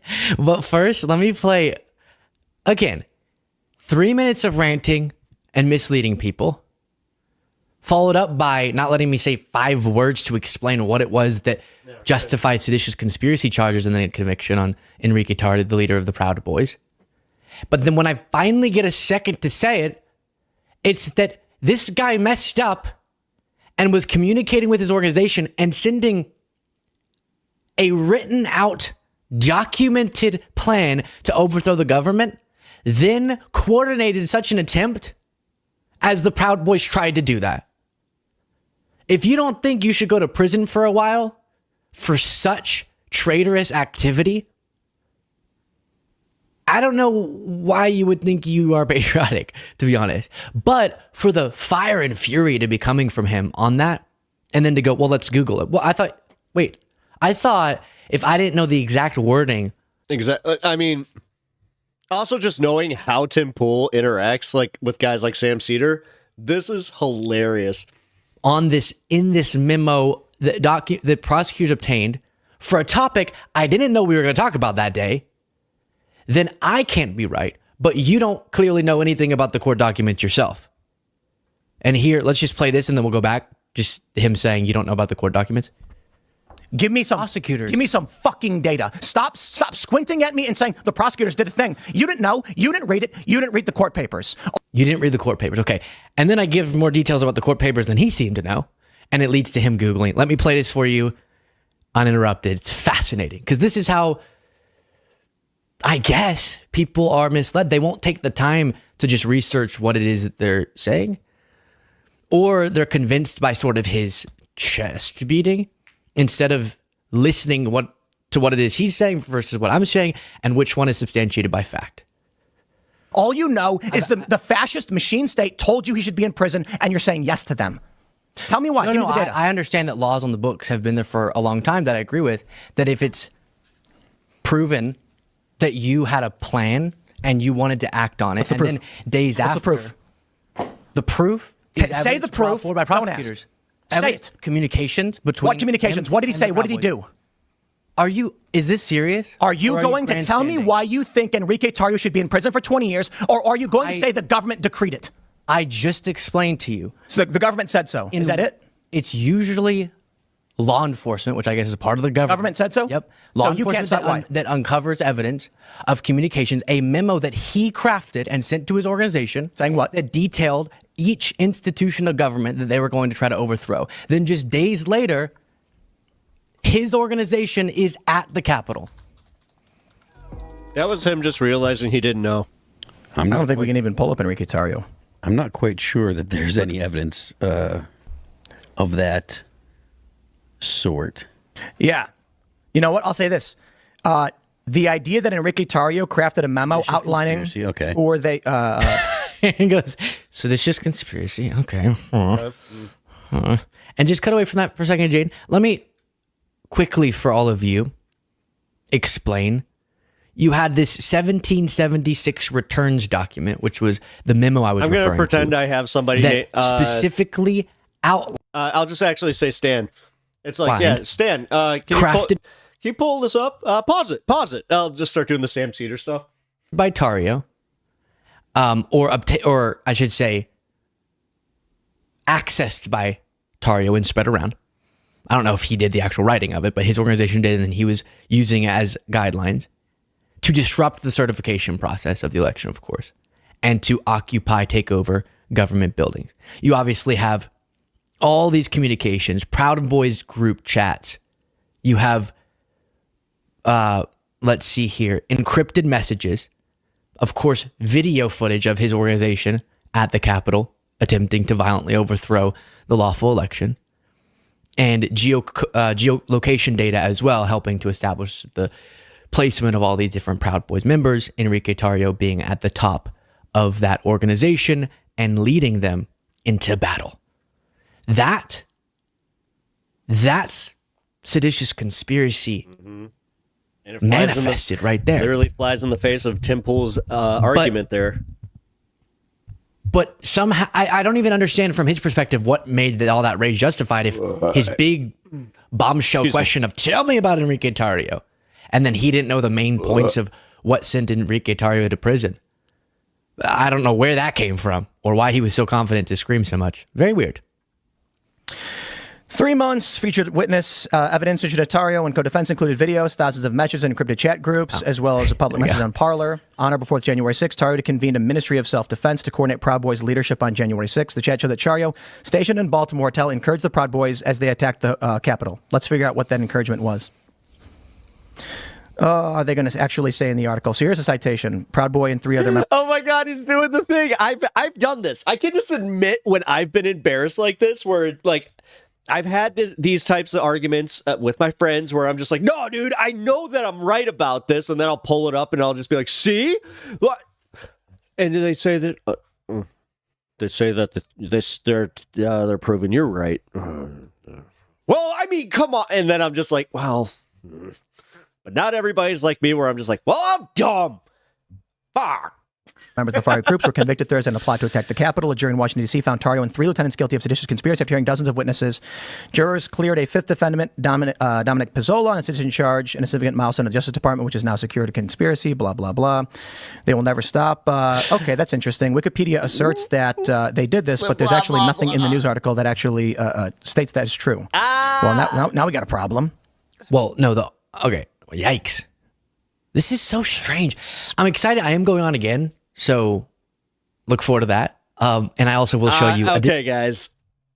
This is better than I thought. So on a different one of these shows soon. But now I know that I'll probably just have to be more aggressive because my whole thing, y'all know in conversations, I'm just super open to having a discussion. I want to be good faith. I'm not trying to get some epic clip takedown for the most part. Is that a TV or is that like legit a pool behind him? Like the man, if he has one of those where it's like his studio and then behind him he has a pool, like we want to play that game, dude.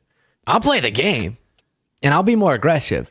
It just is a bummer that their bad faith prompts me into having to be more aggressive instead of just having a really open, calm dialogue about these issues. But a lot of people don't want that. No. That's not what gets clicks. And so they do whatever the heck that was. Let's try this again. Let's try a secondary source. Let's see. There it is. They introduced evidence that Tarrio discussed with associates a plan to have a large crowd in Washington storm government buildings in a scheme they called 1776 Returns, in which the Winter Palace was used as an apparent code for the U.S. Capitol. In a message, he said, make no mistake, we did this, do what must be done, and he directed the Proud Boys to do it again. So the question then becomes, in the bigger picture... So are you going to at all acknowledge that you just blew up over something that I was absolutely citing fairly? I don't think you cited it fairly. I think people should be prosecuted for engaging in plans to overthrow our government. That's kind of... That's a very... Call me crazy. Okay. That's a very loose definition of plans to overthrow the government. Y'all don't seem to be that informed. Wait, look, respectfully, I cover a lot of protests and riots. A lot of people try to protest and riot and occupy government buildings. Do you think that qualifies as trying to, overthrow your government? No.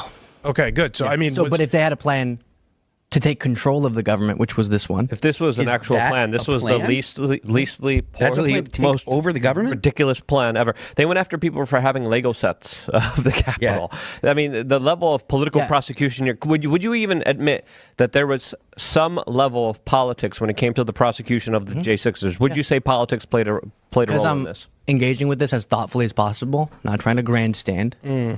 Of course, looking at you, Tim. That's what I was trying to do. Of course. Often, for very justifiable reasons, prosecutors will try to make an example of someone who, for example, tried to overthrow the government to prevent the peaceful transfer of power. I see why such a thing, personally, I reject categorized as sedition, to overthrow the government, would be uniquely bad to prosecutors and political in that this all involved politics, right? And thus, I'm sorry, I have to say this: sent. The Wikipedia article making those claims is not citing any actual proof that they said those things. I was like, what? No, of course, the Wikipedia article is not going to have the video they showed in court. They're not going to have, actually, they might have linked, but the 1776 Tim's crying harder than the kid in the suit jacket. 6 returns document. They're not going to have the encrypted messages. But if you go, as he said that I was supposed to, and read the court documents, you can get them more. It's going to be more boring than a succinct news story breakdown, but you can yourself. Am I wrong about this? And can I just say this is totally off subject, but are kids looking a lot younger than they used to? Because I did not look 17 like this when I think he's like 23, 24. I mean, dude. But then again, I've been told that I don't look my age, so. Maybe there's something in that food, guys. Maybe that poison's keeping us young. Who knows? Learn about all of the different details of this prosecution and why he was convicted in front of a jury of his peers. He clearly looks like a child. Something we rarely charge people with: seditious conspiracy, sedition. Why he was convicted and sentenced to 22 years, I think it was. Tell me the exact year and the exact month and the exact moment that he'll get parole. Otherwise, you don't know anything about it. Tim Pool might say. You're right. I can't recall exactly how many years it was, but 20 plus.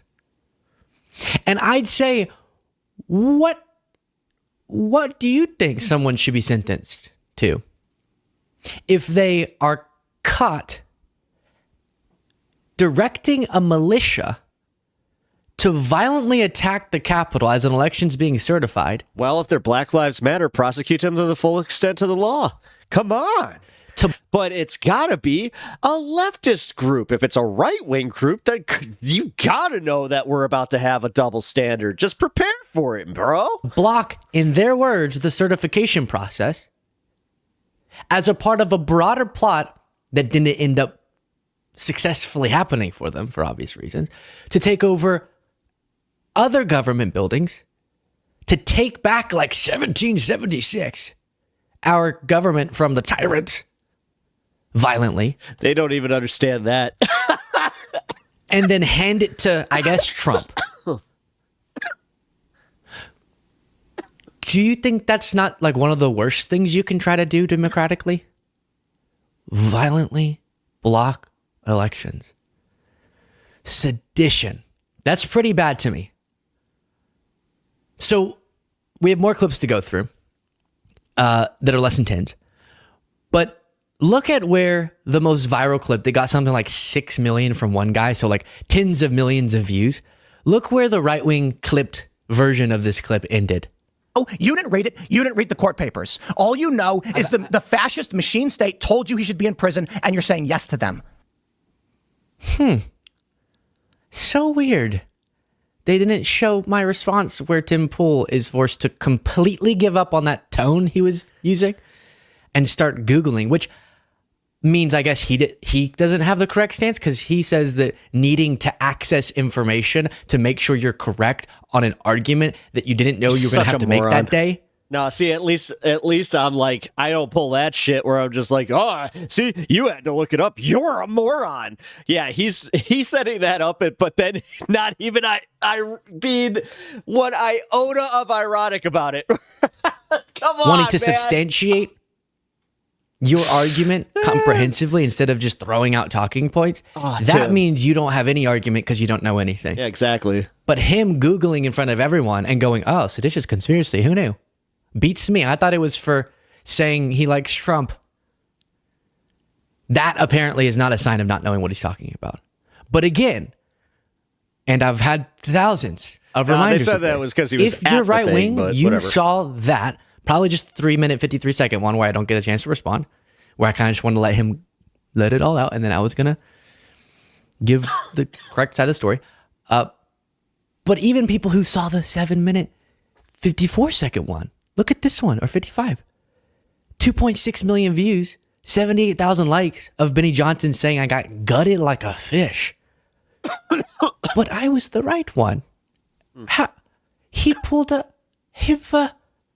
So next time I will not be keeping that calm of a tone. If that goes down again, so that was the criticism from the left of me, was being too, let me calmly explain to you what, because apparently that's too easy to clip out.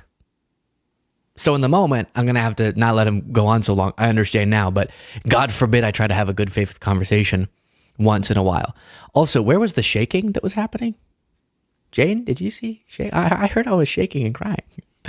But so my point is, this is a part of why I have a lot of patience with people I disagree with in terms of the followers, because the followers aren't choosing to mislead people mostly. And they're not the ones choosing where these clips get clipped. The more viral one was the less than 4-minute one where they didn't see me fact checking Tim, didn't see Tim realizing he was wrong but not admitting it. And so you almost have compassion for the followers who would only see that and go, wow, Tim must be right, because apparently this guy says that I just was in silence. I didn't have anything to say. Now, how you watch the 8-minute one and get that conclusion, I don't know. I don't even dare to do it, but if you were to scroll down into the comments, you'd see a lot of people thinking, indeed, my guts are out like a fish. Now, charging forward, another thing that that was really interesting about this conversation that I alluded to previously was that I go into it. One of the things that I think confused me, I'll show you in a different segment, me more debating on the Culture War Tim Pool show, and Tim wasn't there, and it was framed to me as a debate show. So I come in, all right, cool, I'll debate. And that's where you can aggressively, no, don't talk over me. I'm going to talk over you. Interruption, right? That's debate. Yeah. Great. But this one, the IRL one, was framed as Tim Pool. Actually, I mean, modern day debate's way better about that. At least they like moderate. Well, so these places, they like Piers Morgan, they literally are just, well, Piers only wants to hear himself and his opinions. And then the other moderators on other shows, they tend to just not even get involved. Dylan Burns is actually one of the few that I have to give some credit to. He's all right. But then again, I don't know why he does this. He moderates like panels of like 9 people. That's insane. As the news, I respond, just give my take. And so I wasn't coming in thinking I need to like talk over people and shout and shut people down, which led to that kind of unequal tone, or just the difference, the discrepancy in how we were speaking to one another, I guess, even though I usually, no matter how mad I get, probably wouldn't go that ballistic, especially when I'm wrong. But one of the debate tactics, I guess, that Tim Pool uses is going, as I referenced, if you don't know every tiny detail about something that you didn't know we were going to talk about, then you're not an expert on it. Then you must be wrong about it. Yeah. But no one in my position, the best political commentators ever out there, who I know even, who knows so much more than me, can't just keep every tiny detail, every single stat in their head. That's why we, before segment, we prep, we make sure that it's substantiated, we present that data to you. But one of the ways, I guess, Tim. Well, no, because that's like that's the way that these guys tried to bully too, where it's just like, well, did you know about this stat? Like they'll See, now some people are built like that, and for people to ignore that, some people do not think like that. I can't keep stats. I can't keep numbers. I'm not a numbers-oriented person, never have been, never will be. So, like, when I've always, like, talked to, like, hockey, when I was playing hockey, I would talk to, like, guys, and they'd be like, hey, what are your stats? I'm like, I don't know. Like, I would know my GAA just because, you know, that was the only one I really, like, I needed to know, goals against average. You know, my coach would sometimes also just be like, hey, you're hitting that too. It's like. Poole has practiced to expose people which is not good for a goalie, by the way. Like a 0.8 is where you want to be at. Asking all these fault questions or random irrelevant questions about details. And if you forget one, then you're wrong. You must be wrong, right? And here it was so funny because he did that, and I didn't know who he was talking about. And in the moment, I was thinking, dang, that is a really prominent news story. I'm bummed I didn't know who he was talking about. But as this clip is about to demonstrate for you, it turns out you did. He was using the wrong name.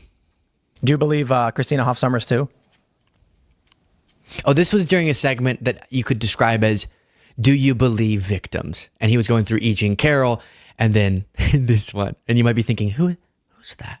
My thought too. Do you believe Christina Hoff Sommers too? I don't actually know that case. That was the Brett Kavanaugh one. Oh yeah. You do believe her? It has been yes. That she was afraid to fly? Yes. But she flew several times for vacation? Yeah, people are afraid to fly. You believe that she installed the second door in her home because she needed an escape? I have to tell you, but then she Airbnb'd it. Especially on that case, I would only want to debate it if I'd freshened up on the details of it. What makes someone a liberal or conservative is whether they actually know what they're talking about. Kavanaugh and Christine Blasey Ford, who claims he sexually assaulted her in high school, told their contradicting stories to a worldwide TV audience. Do you believe Christina Hoff Sommers too? Christine Blasey Ford. I don't actually know that case. That was the Brett Kavanaugh one. Christine Blasey Ford. I have to tell you, but then she Airbnb'd especially on that case, I would only want to debate it if I'd freshened up on the details of it. Christina Hoff. It's the confidence. It's the Christine Blasey Ford. Sommers. Christine Blasey Ford. What makes Summers? Christy Summers? Makes someone a liberal or conservative is I mean, he was so wrong. He didn't even get it right. They actually know what he got they're the first name right, I think. But that's friend of the a show, pretty big Josiah pivot. from Pondering Politics, made that. So that was the big takeaway for him was you're only conservative if you know what you're talking about. And liberal, you just don't know what you're talking about. Like how you don't know Christine Hoff Sommers and how she accused Kavanaugh of sexual assault. Oh, I mean, that's not the right name. It's crazy to be that smug and then be wrong. That's why I try not to be super smug. Because you fail at that. Occasionally you get names wrong. I've got names wrong. And also on the Kavanaugh. But that's where working with fucking Pac-Man, man. It's like you just adopted his persona, which not the best one to take. No case. Which I still hold Pac-Man. If you guys don't know this reference, looks just like the pastor from Deadwood. Look it up. It's been so long since I've thought about that unless you told me that's what we're going to talk about, I would not want to speak on something that I am not freshened up on the details of, as I said there. I think I've said it to you before, but I think he's trying to get the clip. He's funny enough. He's clip. What did he call it with Sam? Clip farming or? I mean, it was clip chimping was what he meant. But kind of intelligence, not to give myself kudos, but just to anyone, is knowing what you don't know, being aware of the gaps in your either memory or knowledge, and only speaking on things that you prop clipping. He called it prop clipping. You know that you're informed on. Only making assertions, I should say. Speaking on them to learn is great, but I'm not going to go out there and say, yeah, I know for sure that I could say this and this about a case that I have not read up on the details of recently enough to do a debate on, which is why a lot of times debates will tell you what the topics are going to be. But it's crazy for him to get the name wrong while saying that I must not know anything because I don't remember. Or he brought up the Ahmaud Arbery case and did a similar thing where I'm just being honest. I have not informed myself on that recently enough where I could go through and tell you how I feel about each one of the bits of evidence that was brought for those convictions for the murder of Ahmaud Arbery. And I'm only going to talk about something if I know that I know the details about it.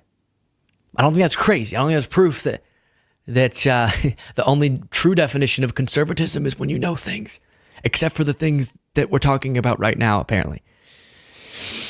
Then we go further. Understanding of the chief authoritarian crime you could do is trying to prevent the key part of our democratic process, which is the peaceful transfer of power. So, chief authoritarian crime you could do is kill someone without due process, but we won't get into that one tonight. That was Obama. That's right. Yeah. The point here is when we're trying to logically understand what is going on, because clearly it's not so easy to say. It's also Trump.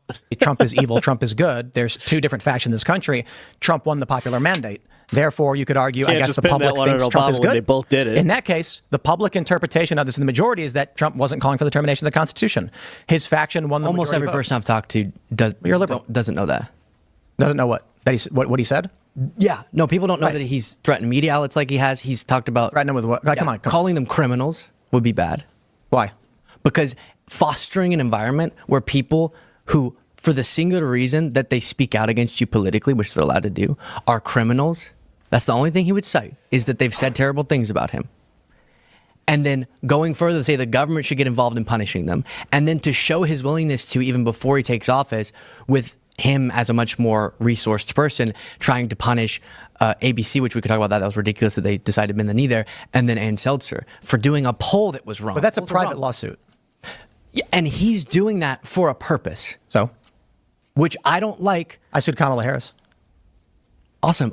I'm saying I don't like whenever presidents wield their official governmental power or but it's private. It's not government power. Or their power of their massive megaphone, understanding he's about to have governmental power to threaten people who speak out against him. There was no guarantee that he was going to have governmental power. No, he's doing this suit now. Yeah. He's doing the ABC, or the ABC was before. When it was going on, but it was going on prior to him winning, though. No, Ann Seltzer, he just brought this suit. He did. I think it's a stupid lawsuit. But it's a private lawsuit, so I don't care.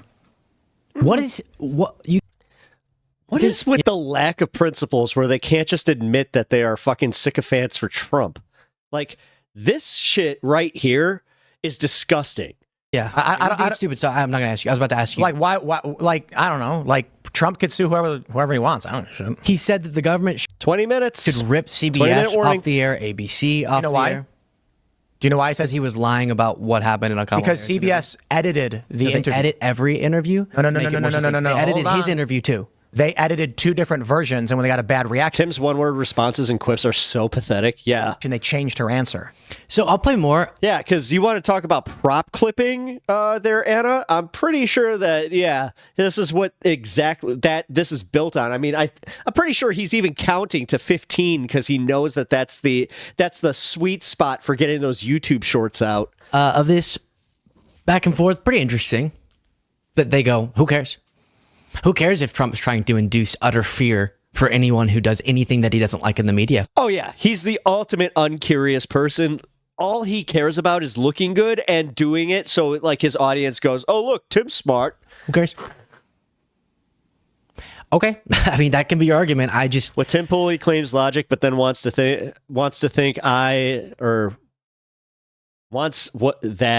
sorry, you're a little typo here. Wants what I think as an end to any argument. I care about... Oh, that's what I think. Yeah. Oh, gosh, what's the word? I see. Okay. Freedom of the press. That's a phrase, not a word. And... Pretty sure this guy doesn't smoke, so I feel pretty good when people do that. Then here... Yeah, I'm going on again. I already scheduled. I'm going to follow through with the commitment. I scheduled before I did this one. But this is one of the most bad faith environments I've been in. This is not how you talk to people, right? No. That's just not how you communicate. Notice how he wouldn't even think about talking to Sam that way. He actually kind of like bent. You want to talk about bending the knee? Tim was like hat in hand, beanie in hand when Sam came in. Thoughtfully and intelligently and meaningfully in a way that is directed towards trying to gain some value from the discussion. And when I watch it back, I'm honestly shocked at how chill I was. Because this is so infuriating. I have 4 people sitting around me being as rude as possible, and they're all wrong about the big viral moment. And all of their audience isn't willing to go look up the things they're talking about to see who was right on that whole the January 6th Serene Guitario thing. And then they're just clapping. And all because he does this a lot. Why? Tell me. I don't care. Tone is not the only indicator of meaning. You can also listen to the words that people are saying. Good job, Past Luke, for staying so calm, because this is so aggravating to watch. That's very different. No, they played one. That actually one was an extended version, and the other was for morning, like the CBS mornings. She gave a different answer. No. I watched the full unedited thing. She gives a kind of, and then either way, the argument is not that Trump. Well, don't say something false. Then either way, no. It's not true. I'm saying that is true. That they issued two different versions. No, she gave a longer answer, and the first like half of it was a little bit more. There was a lack of succinct. So there's two different versions. Are there two different versions? No, it's one answer that then they only took one part of. Like are there two videos that are different from each other of the answer? They ran like so it's a version. Like, oh my gosh. No, it's one interview, and every interview ever, like this one, will get played in different chunks. It makes you feel like you're going crazy. Am I speaking the wrong language? Why is he not hearing what I'm saying? Yeah, they played a version of it, as with everything you have to do for television, which is the full interview may have been 45 minutes, I don't know. But for this time slot, we only have 20. So we have to edit some stuff out. So when she gave a long answer and the first half of it was less succinct, it makes sense that you go, on the second half of it, she makes those points. It lacks context, but doesn't lack the contextual meaning, right? The stuff they're editing out didn't take out the meaning of her answer. So to shorten this down for wherever they were playing it, even on either on TV that night or CBS mornings, I know they played a version of it. And for you to say, see, I'm right because there were two versions of it. Yeah, okay, well then you're also doing election interference because you cut shorter clips for your Twitter and you cut some stuff out for that and you do longer version on your YouTube. It's no, so. But that's the thing. That's exactly it. What he's calling out right there is exactly what Tim does all the time, but he would be the first one to call you out for doing it to him.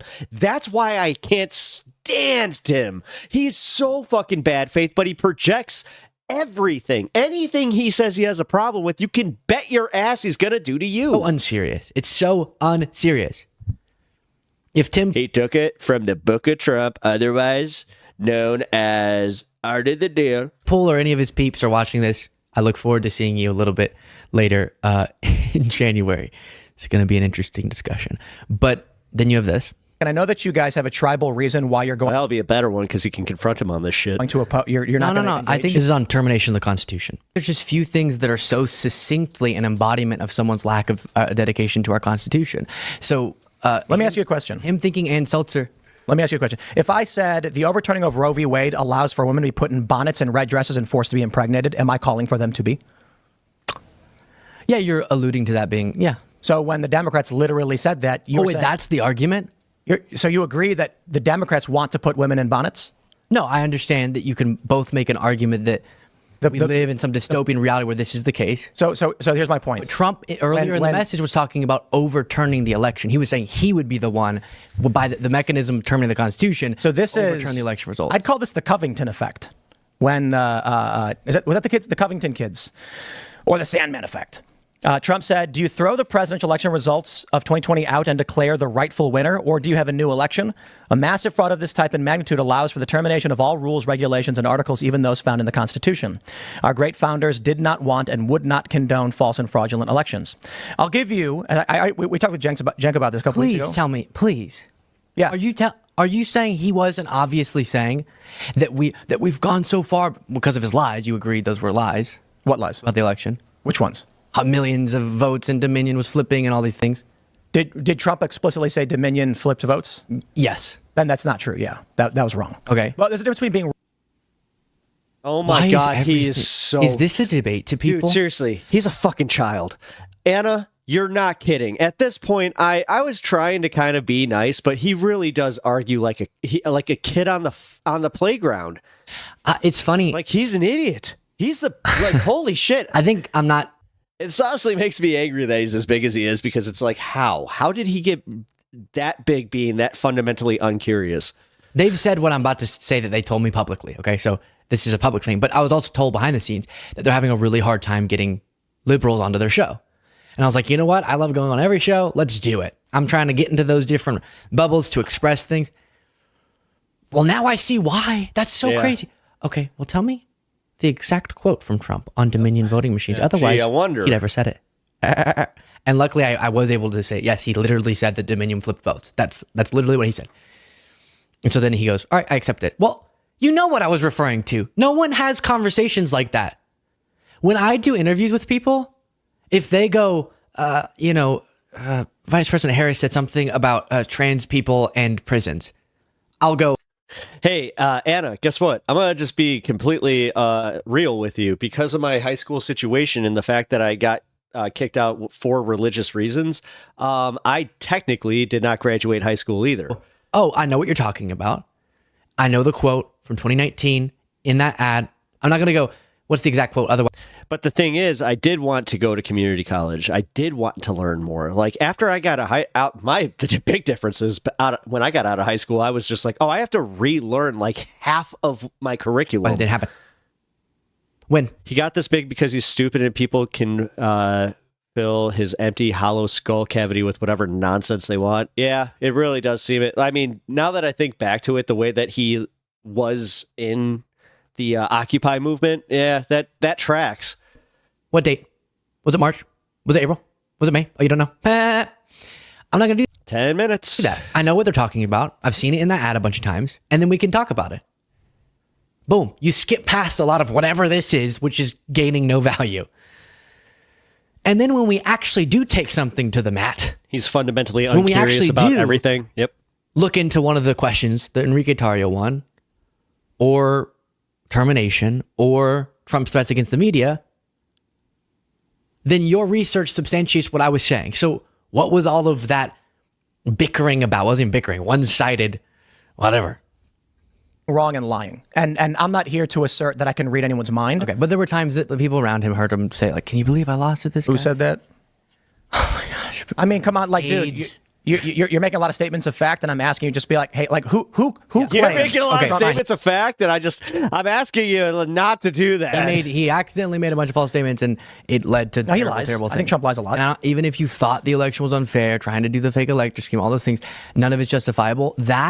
This is so authoritarian. Scott Adams calls this. It's so this. authoritarian. Right. Scott Adams calls this, what is it, one screen, two movies effect?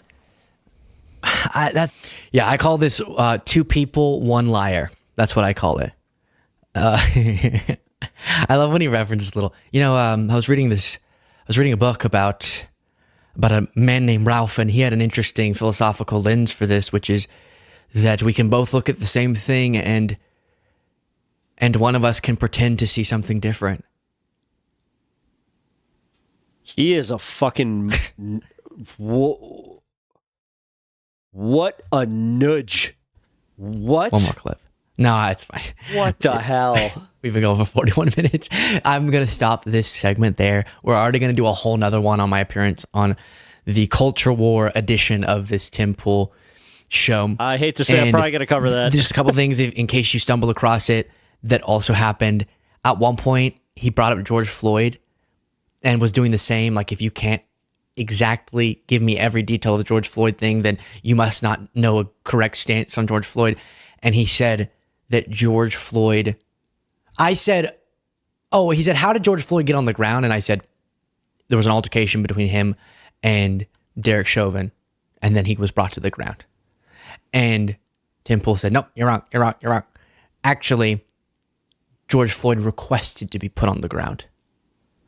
And if you go review the footage, again, it makes you feel crazy. I went watch. Obviously, there was an altercation that led to George Floyd being put on the ground rather forcefully. At one point, George Floyd said something like, I'll go on the ground, but just don't put me in the car. That is not a refutation of, at some point, he was then on the ground being held there by Derek Chauvin. And then asphyxiation was the technical cause of death. And they'll abstract that as well. So that part, important. Ahmaud Arbery, again, I'm being honest. I just completely have not read up on that in a really long time. When it did happen, I was more informed on it. And then as a bunch of other events have happened, I have detached from many of those details. And so I didn't really say much on that. Like any human who doesn't use it the way that they do, like talking points, because like that's the only reason that they have these names in their lexicon is because it's a talking point that they've been waiting to use. Like that freaking that guy that you know definitely has a well, I can't say. Never mind. And he made assertions that were strange as well. So those probably were the other two.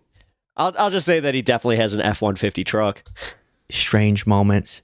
And let me know after I do this next one with Josiah of Pondering Politics. Is this whole thing worth it? Oh, this will be fun. Okay, actually, yeah. Because I could go in, as you're going to see when we review the Culture War edition, and I can be a little bit more debating, and I can also talk over you and stuff. And that's what I do when I go on Piers Morgan sometimes. You got to be a little bit more, I'm going to talk really fast, and do the debate stuff. But it's a bummer when you realize, oh, shoot. Ew. This is not about gaining any value. This is just about the clips. Tell me all that in the comments. And prop clipping. You're prop clipping. Support the show. Get the members only bonus show by clicking that join button below. You're emotional, Sam. You're emotional. Don't get emotional, Sam. You're prop clipping, Sam. Ugh. I don't understand the lack of curiosity. Like, I ain't particularly smart, but learning new things and exploring different subjects is the spice of life, to quote Buddha. LOL. Kai McDougal. Yeah. Also, thank you for checking out my channel, and like and sub if you haven't already. I appreciate it. But no, you're dead on there, man. Like, the fact that he is so, like, you kind of nailed it with that lack of his fundamental lack of curiosity. And his just weird, like, what is that weird thing where it's like, there's needing to be right, but usually those types of people, they actually have, like, seasoned arguments. They usually do have, poli-sci degrees. They usually have, like, a lot of education behind them. Tim likes to just be like, no, you're wrong. You're totally wrong. I mean, if you're going to stand up for this position, then you might as well do it when you're not so wrong. And then he literally Google. Oh, it turns out that I'm wrong. Well, I mean, you just don't speak with authority next time then. Like, he's such an ass. I'm sorry. Like, that shit got me 4 minutes. Now, if you guys are new to the program, my show is called High on Politics. At the 420 mark of the show, I go into the 420 fun half. So, use your imagination.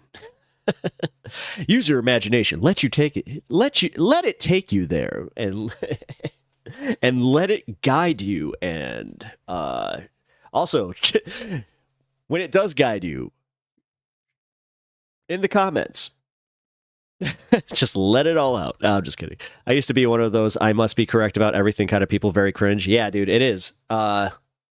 Actually, Anna, dare I say,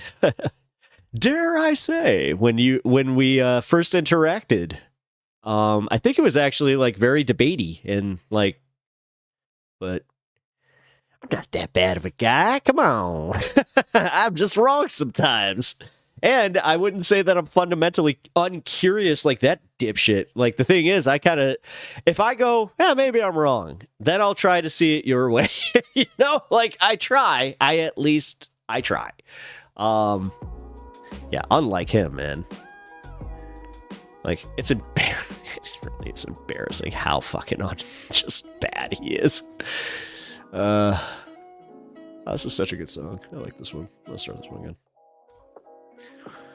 All right, so we got 3 minutes. Load up. I'm already loaded up. Not gonna lie, you checked me. Oh, thank you. Gotta stay grounded. Exactly. Yeah. Keep them feet on the ground, man. No, I appreciate that. That makes me feel good because honestly, I've always like. I have a lot of those type of people in my life. I also, Anna, I was that way for like a while. And then honestly, I just met somebody chiller than me who was like why do you need this? Like, do you need this?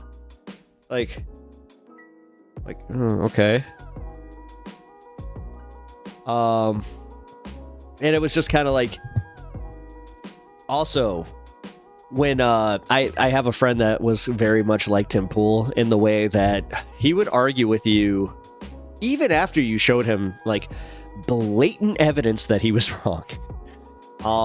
And I just kind of figured out that it was I think that he was just like mentally broken, where he could not just like, when you told me I was being elitist, I had to take a step back. Oh shit, that was it. I mean, hey, I appreciate that, because like that, honestly, I had a small situation like that with Adrian Vixen too, where we had one minor, and it was so minor, just one very minor disagreement, and it kind of turned, well, I took it wrong because I lost the context in what she was saying. It sounded like she was just like, good luck, peace out, like, but I was doing the same thing, because her exact words to me were, you're uneducated on this, have a good time. I'm just like, so you're just gonna tell me essentially F off, you're uneducated on this? Like, I don't like that. Especially if you're in a position to educate, then it's like, what are you doing? Like, I don't understand that logic. So no, I appreciate you seeing it that way, and also being cool about it. Alrighty, we're good. So I'm going to put the screen up. I'm gonna tap the screen. You know what's up.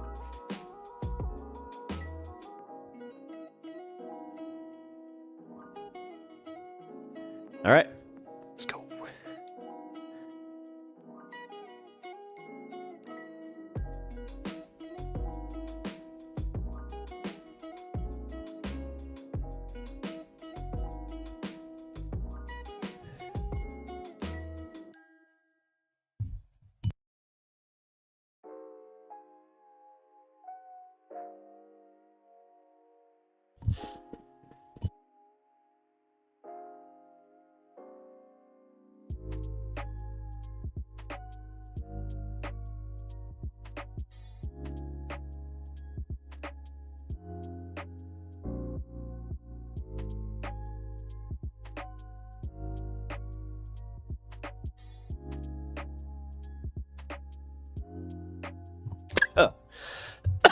Oh.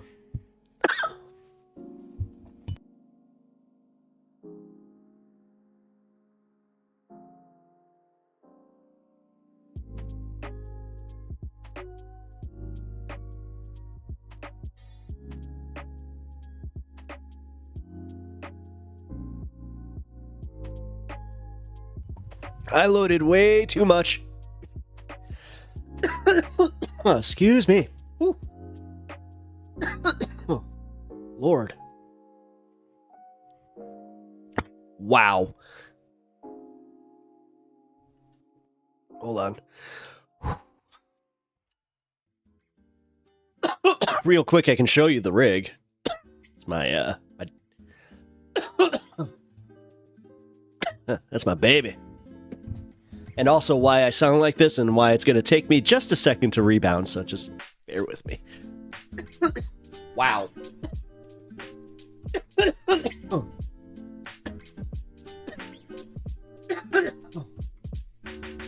Okay, I'm back. Oh, God.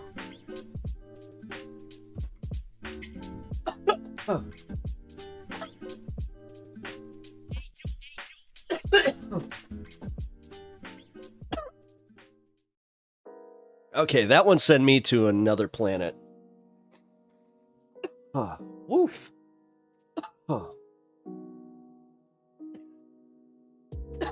I'm seeing a disturbing lack of cheers in the chat.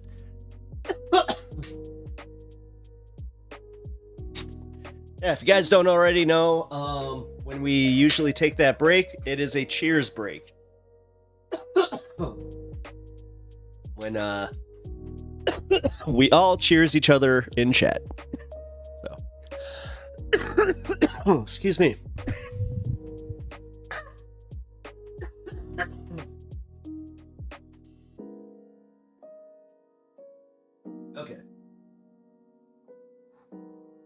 I need a drink.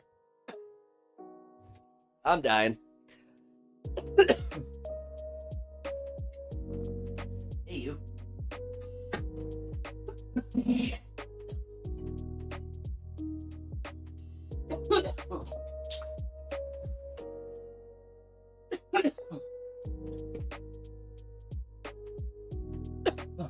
All right. There we go.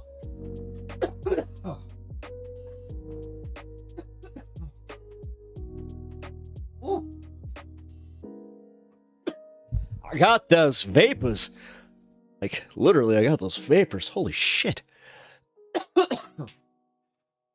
That.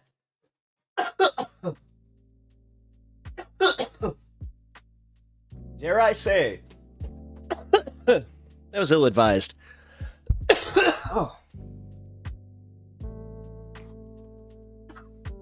Like, that was insane.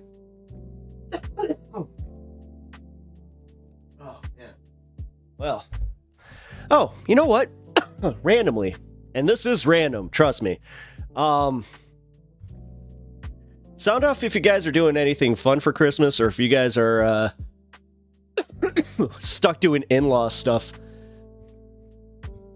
or just not fun stuff, I should say. Because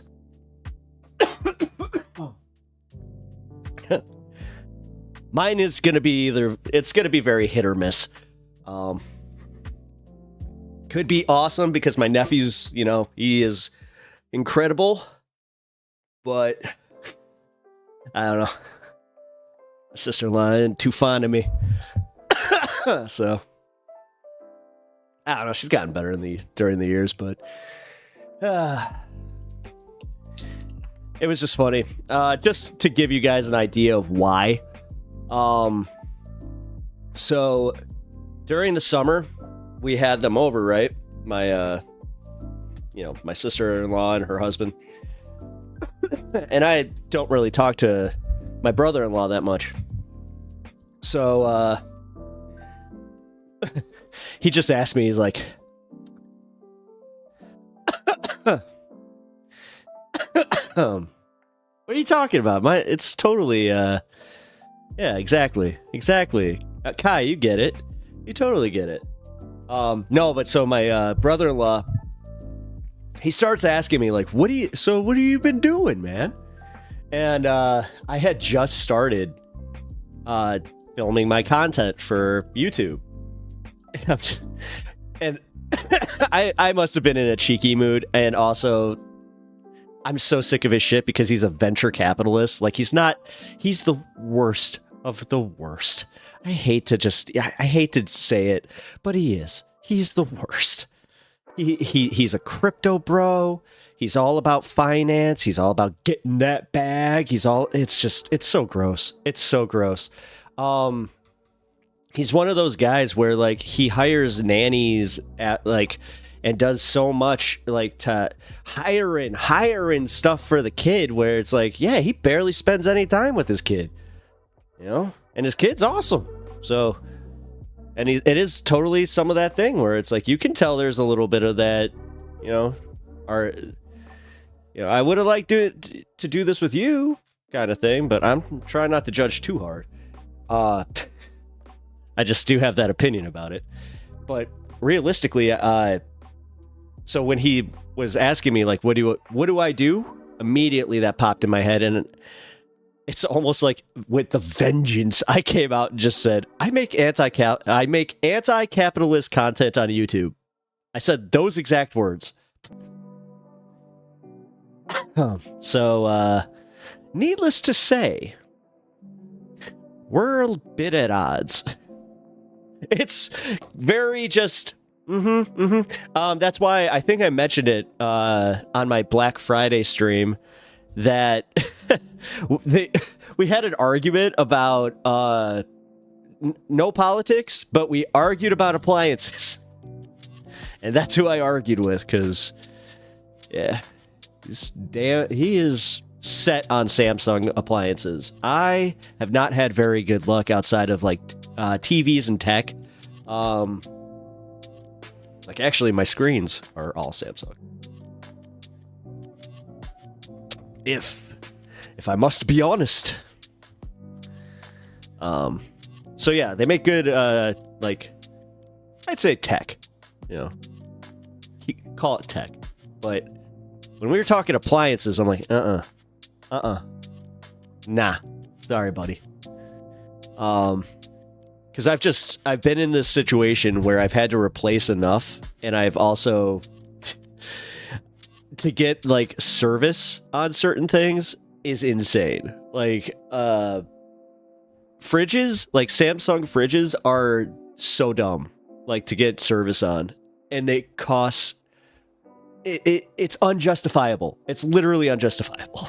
So, because you might as well just buy a new appliance for the price that they charge you, even to just come like look at this shit. Ugh.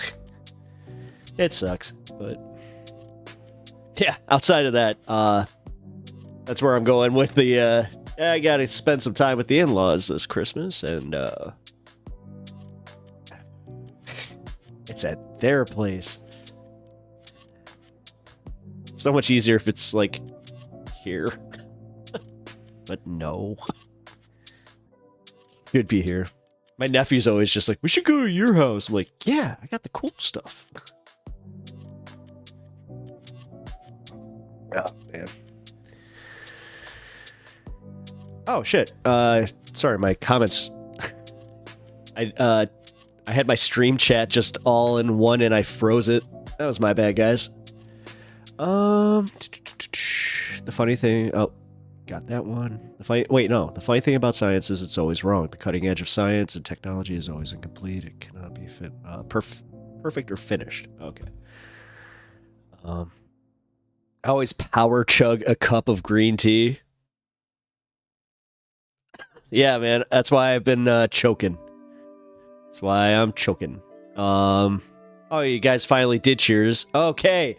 Dude, all right. No wonder that wasn't happening. I was like, what the hell? Usually you guys are on that. Yes. Cheers, these long-haired hippies smoking their non-THC tobacco. Yes. You get it. You get it. Oh no, I think I did get your comment. At least Christmas Day, yeah. We're gonna smoke the advent calendar and chill. Oh yeah. It's not in here. Damn. Yeah, I took it up. Had to finally break the thing open. Yeah, I have an advent calendar that 12 days of Christmas, but it's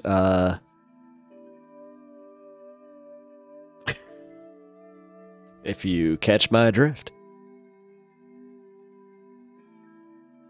I appreciate you guys bearing with me on like kind of learning the new curve, like the new learning curve, where I'm like, okay, YouTube daddy just he's standing a little bit closer.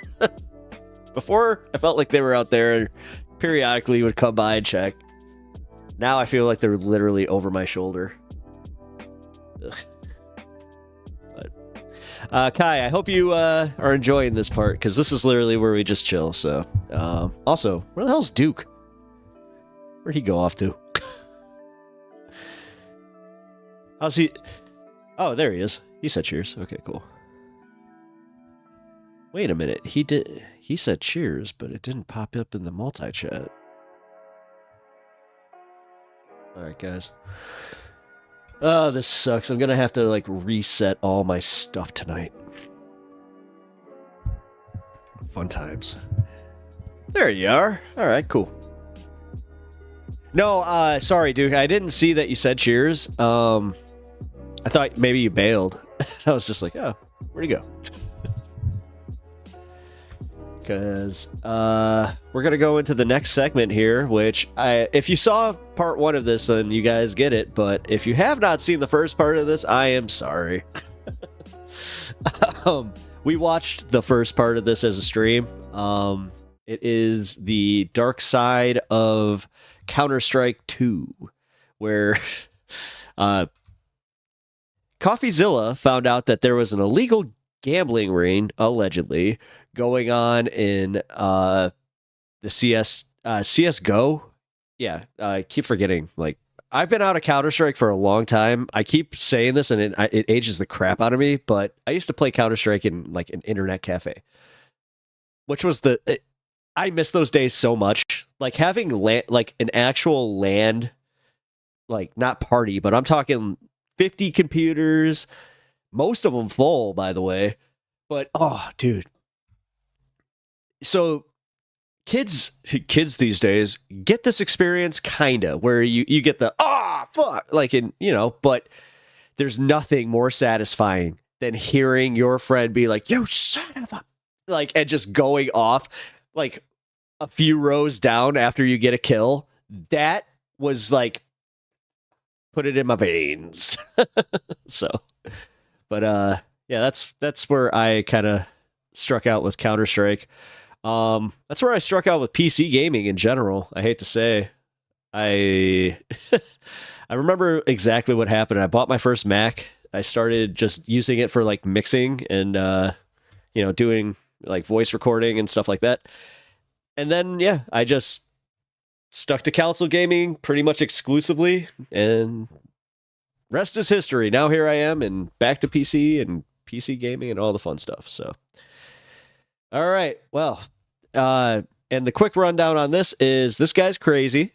He is one of the best CSGO gamblers, because apparently this is a gambling game. Like, you gamble while you're playing an FPS. So I did not know about this aspect of anything, and it's insane how much money is in this. So let's take a look. Justice to these motherfuckers. I get told that they had posted flyers everywhere in my city, and I mean everywhere. High schools, malls. They need to go in, even if there's a security guard, even if they're gonna be taken away. If somebody goes home walking, they will be fired. They sent 18 people outside my door having a quote-unquote protest. We are having war with other sites as well. Most of the CSGO gambling sites are scams. I want to know who's really behind this thing, who's really the victims, and who's really the villain.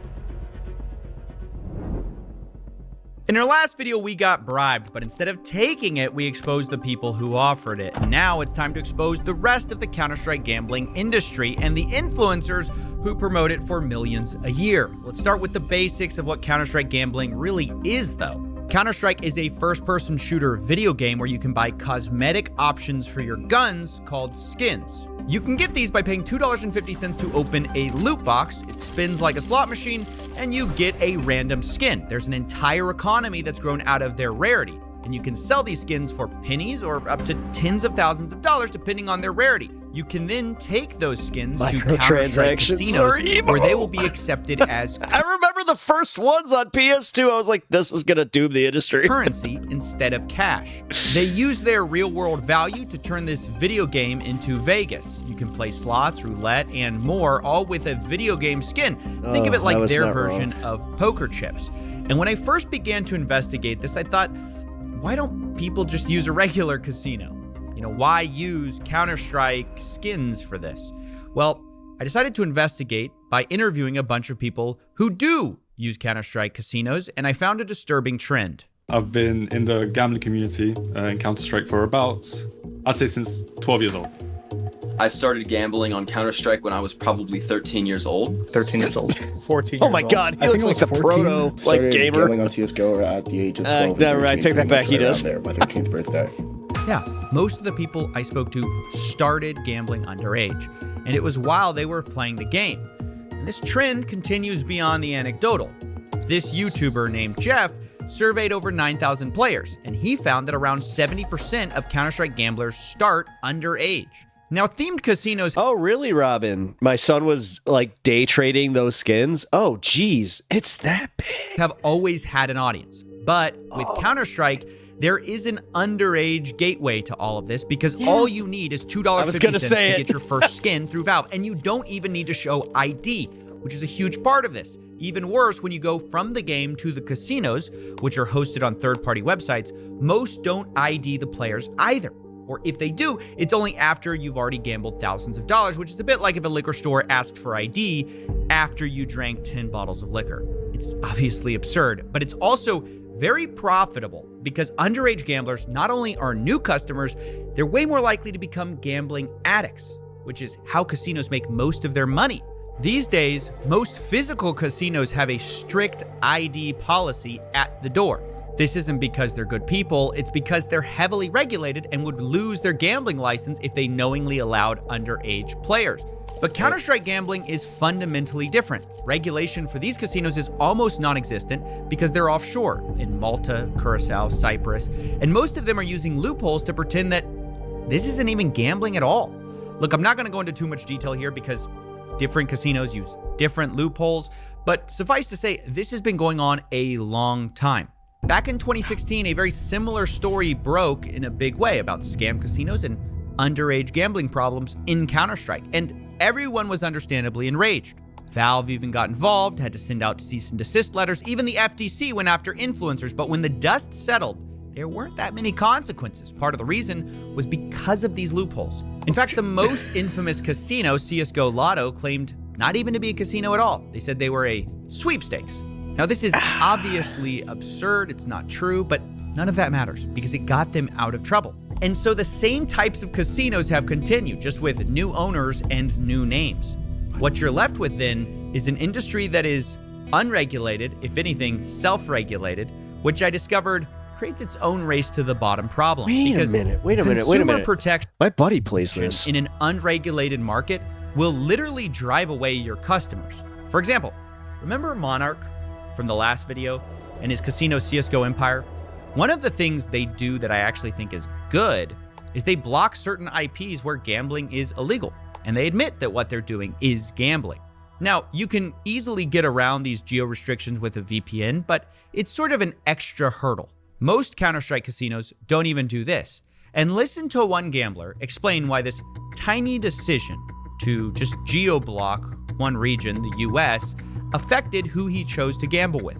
So when I went onto Empire, while it's still easy to bypass it, you can just put a VPN, just takes an extra 5 minutes. CSGO Roll, I can just, once again, type it into my browser, deposits. Oh, you're an are American. incredibly- Yes, correct, yes. So no VPN restriction, no geo-blocking. Yes, correct. So on Roll, 0 VPN blocking, 0 any bypassing. On Empire, there is blocking, but it truthfully is very easy to bypass. He's correct about the young people and gambling. Very addictive. Saw the weird gambling ads. Pressure. My kid didn't go on those sites.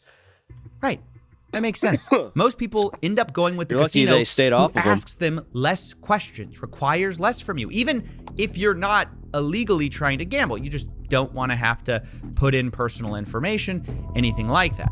This all taught I me hate to say it, Robin, the way that, like, so for every kid like yours, there's 20 other ones that are dumb enough to go do this. that in the world of unregulated gambling, it's more complicated than just saying, okay, casinos want Or- toddlers gambling. Not dumb enough. It's That's not also fair. They're market kids. But you know what I mean. dynamics, right? You get a competitive edge by not regulating. Less work, more customers, more money, which means you can't just solve the problem by wagging your finger at bad casinos. The entire system is broken. As long as these loopholes exist, why would anyone change? In fact, some websites like Clash.gg even advertise their lack of regulation as a feature, not a bug. The CEO even bragged on Twitter, quote, Clash just paid out its biggest one-time Kick. cash out instantly with no verification. Yeah. Couldn't be more happy with the product and reputation we are building. This guy sees it as a badge of honor to do. I'm not sure if he can mention this or like because of the fact that it's not part of his investigation directly, but isn't Kick like essentially what this is, like what that is? No check. Like for streamers, like I don't know, like for And gambling it is streams a or positive something. reputation if you want to Somebody appeal knows. to underage players, money launderers, or just people who want to avoid a hassle of VPN and putting in an ID. And this is all a huge problem. But how big of a problem is it? You might wonder. After all, we're talking about video game skins. How much money could this industry really be worth? It's insane. I wondered the same I do know thing. this. So I asked around for how much these casinos are making and got several estimates. One owner claims he has an 8-figure business, and someone who worked for his partner claims that is true. How much does he make on Clash? His partner, Boris, right, also known as Dogs Playing Poker, Friendly Chemist, he told me directly that it was making about $50 million a month. That's a lot of money. And this roughly matches what the popular gambling Counter-Strike YouTuber told me as well, saying he'd estimate these sites are making tens of millions monthly. And there are so many of these sites that the YouTuber Jeff estimated it all in a different way, looking at the total amount of website traffic compared to a pop. I was kind of lucky out of all my vices. I never liked gambling. It is insane. That reminds me of a great Norm Macdonald joke where he was just like, yeah, I was in rehab and I was talking to this guy where he was asking like I asked him, what are you in for? And he's just like, oh yeah, I do heroin. Yeah, I'm getting off the stuff. He looks at me, he's like, what are you in for? And I'm just like, gambling. And he's just like, oh, holy crap.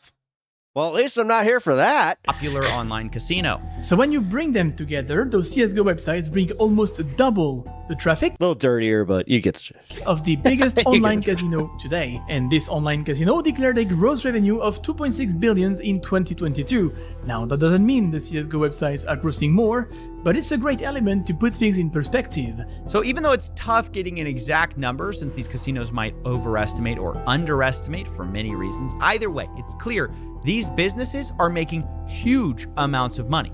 And there's many of these casinos. We've just focused on a few in our videos, but there's so many more of these websites, each potentially making millions a month.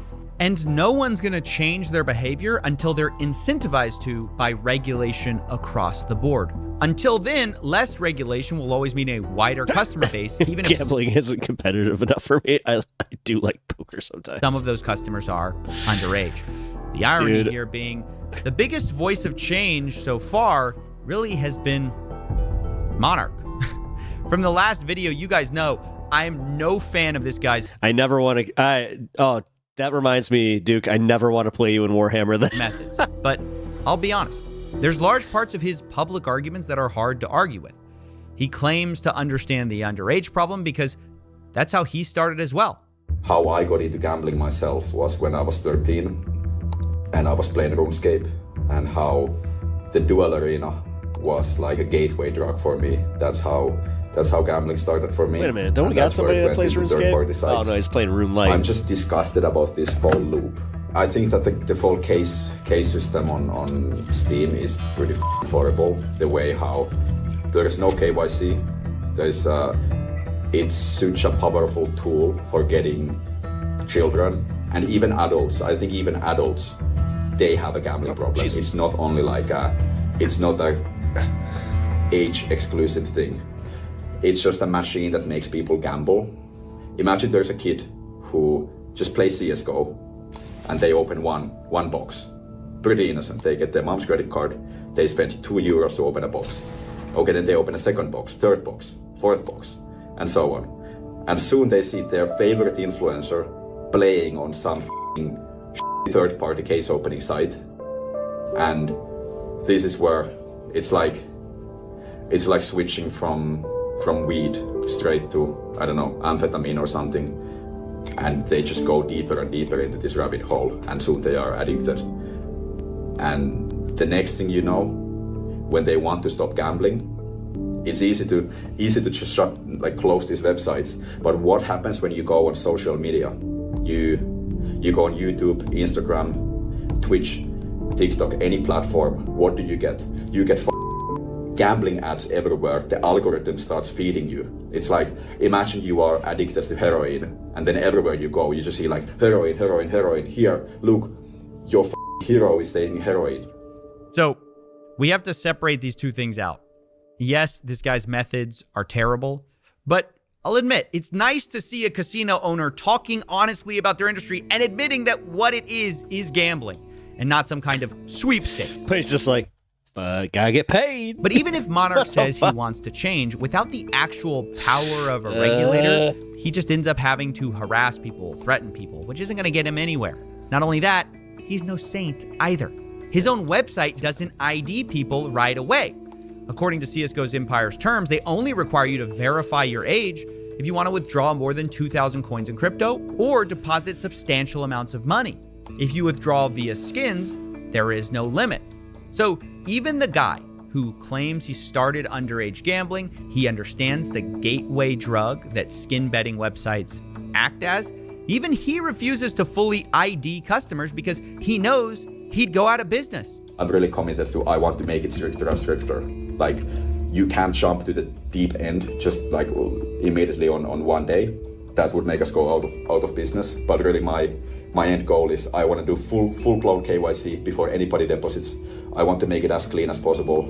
This, more than anything, shows the limit to the let's self-regulate idea, right? Even the biggest critic of underage gambling can't bring himself to actually ID his customers up front because his competitors won't do it, and he says it would ruin his business. So maybe the solution isn't with the casinos at all. Maybe it's a good time to talk about the influencers who promote it instead. Because when I learned and asked about people who got into this type of gambling, I wondered, how did they get into it in the first place? Who did they hear about it from? And one thing kept popping up. One of the primary ways I actually learned was through YouTube. It popped up in my recommended page because I was a big fan of Counter-Strike. I'd play it, in my free time. Some gambling videos popped up and I thought, hey, Streamers kind of exposed me to that space first. I saw it online. I saw a bunch of these YouTubers playing it. Found out CSGO gambling just pretty much through watching people on Twitch and YouTube. Juicy was one of them. I actually remember very vividly. He was this guy that would do all these case openings on different websites and such. He was very much affiliated with them. He had codes and all of these things. I've been surrounded by like Syndicate and like FaZe Clan, for example. I watched my favorite YouTubers. Right. YouTubers and streamers, of course, are going to be one of Guys, I think I found my new grift. the main advertising vectors. It's been that way since 2016. Peace out, leftist YouTube. I'm going for this. Influencers are the main lifeblood of these casinos. Fast forward 8 years later, it's just different influencers, different casinos making the money than before. Sorry, I'm having an Anna Kasparian moment where I'm just like, what? I chose this? Unlike when casinos it's like, who we this know is out there? intuitively are blood-sucking leeches on society, influencers, by contrast, they're well, we expect more from them. We don't get it, but we expect more. So I wanted to confront 3 different influencers who do this gambling streaming stuff of different sizes and get their opinions on why they promote this stuff and how they can possibly justify it. I don't think people should gamble, honestly, on the sites. They shouldn't gamble at all. But I enjoy doing it, so it's what I do. If that makes any sense, I don't know. No. That part of it makes sense. That the part where you want to do it so you continue to do it, that makes sense. But let's say I'm like, I don't think smoking's good for you, but I like smoking. It makes sense that I would. Anna, I like your comment specifically because I feel like this is your first time like being exposed to the idea of this online gambling. Like, I've known about the online gambling aspect. I didn't know it was tied to things like CSGO though. So yeah, this needs to be shut down. What WTF? Yeah. Smoke. It doesn't make sense that I would insane.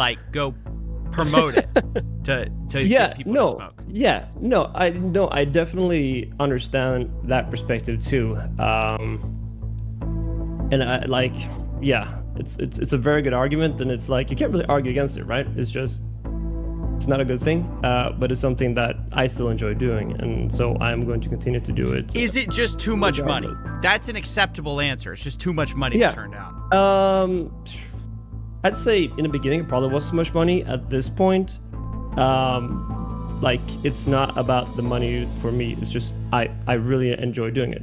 Well, in the videos, I don't sugarcoat. I don't try to convince people that winning or gambling is a way or a solid option to flip a quick buck. Even in my wins, I preface that this is not a sustainable thing. So it's not something that I necessarily. I don't know. You can watch the videos and decide for yourself if it feels like promotion, but that's how I reason it to myself. I don't even, use the rewards. I don't advertise it at all. So I don't, the rewards thing, it's more of like. To quote TYT, live from the Polymarket studio in LA. TYT. Like I said, I don't advertise it. So I don't feel guilty. But you do advertise. You get paid to advertise it, right? Not the reward system. No, I don't mention the rewards. No. I'm saying CS:GO roll. Yes. We're talking about the gambling side. We both know it's not going to be good for people. And then you're kind of saying, well, I don't really promote it. I don't really advertise it. But in a way, if you didn't promote or advertise it, they wouldn't pay you millions of dollars. Yeah, I watched your Trainwrecks video and you said the same thing. You're like the less dirtier of the dirt bags. So I guess I would call myself that. And ultimately, if you watch the video, you can decide like how less dirty is he really. But yeah, that's my answer. You know, most people are going to, unfortunately, gamble with or without certain streamers, right? Obviously, it's intended to be like a McDonald's ad. You see a McDonald's ad, you see a Big Mac, you're gonna go, you know, I'm craving a Big Mac. So it's the same concept. My stoner ass. You're saying like, oh, I'm just like kind of promoting McDonald's, whatever. No, it's not. It's not like promoting McDonald's. Let's be honest. Gambling is a terrible addiction. My closest friend has a very, very bad gambling addiction. No, and that's why I'm glad that Emma just figured out that she needs to stop going to DraftKings and just callously just being like, yeah, the sports betting thing, playing the under, playing the over. Like I hate that. And it scared, like that actually kind of scared me a little bit, where I was just like, how the hell does she not see how this is totally antithetical to everything that she's like believing in? He'll get paid on, let's say, a Tuesday, and by Tuesday night or Wednesday morning, his whole paycheck is gone. I want a Big Mac now. Money. And no matter what I do to intervene to help that individual try to hold his money, to help him sit there and self-exclude, he finds ways, because it's an addiction. It's just as bad as any other drug because of that dopamine rush. Yeah, the answers were part admissions, part rationalizations. They all knew gambling was bad, but they'd stop short of actually doing something about it because they were making money from it, even when they knew people whose own lives were hurt by it. So if you know the harm firsthand, you've seen it in your own life, how do you justify peddling that drug, as you call it? It's going to happen, in my opinion, right? And like, there is no justification. Can I say like I'm a drug dealer? Sure, you could, you know, you're going to label, certain streamers are going to be labeled as a drug dealer, in essence. And that's okay, I guess, if people are going to view it that way. I mean, I want to know how you view it. How I feel? Because you said it was kind of like a drug. So I want. It is a drug. I mean, it hits the dopamine levels. Hell, I get hit with dopamine levels if I hit big. It's yeah, you know, and then that becomes a YouTube trick. I feel bad. I do. Right? I hate to hear when people say I've lost money. I hate it, dude. I really, it crushes me, because some people legit do it because they're bored and then they lose everything they have. And it is a terrible feeling to hear that, right? Guys, you know what got me out of gambling, or like the idea that gambling's cool? My dad, he took me to Vegas for my 21st birthday with my best friend. We went to a casino and my dad decided, he's like, you know what? I'm gonna give you guys both $300. Let's see how you guys do. So I went and played a few rounds of blackjack, lost it all in like a few minutes. He went and played craps and he won pretty big. So moral of the story is, number one, we did have fun and I got a kick-ass best friend. And number two, yeah, that was the end of my my idea of like, I think I'm gonna gamble, guys. Not to question their sincerity, but I've heard all of them say that they hate when people get addicted. They don't want to see anyone hurt, but they refuse to stop even though they know casinos are run on addicts. But I'll bet on Pokemon games. Fun fact, Clash.gg, who earlier we had their CEO admitting he was proud of not IDing players, also admitted that the majority of their revenue comes from a tiny fraction of their most addicted players. Quote, less than 1% of Clash accounts make up 80% of our revenue. It's just an admission from their founder. It's an open secret. So these influencers can empathize about how horrible addiction is, but they know that's where their paycheck comes from. The CEO of Clash has a profile on Twitter that says, never gamble, the house always wins. But ironically, his house is probably from people gambling. The fact of the matter is that these people say with their mouth, I feel terrible, I feel bad. For a company this guy invested, actually changing, they never do. Investigated. Even when they directly scam people. Shit.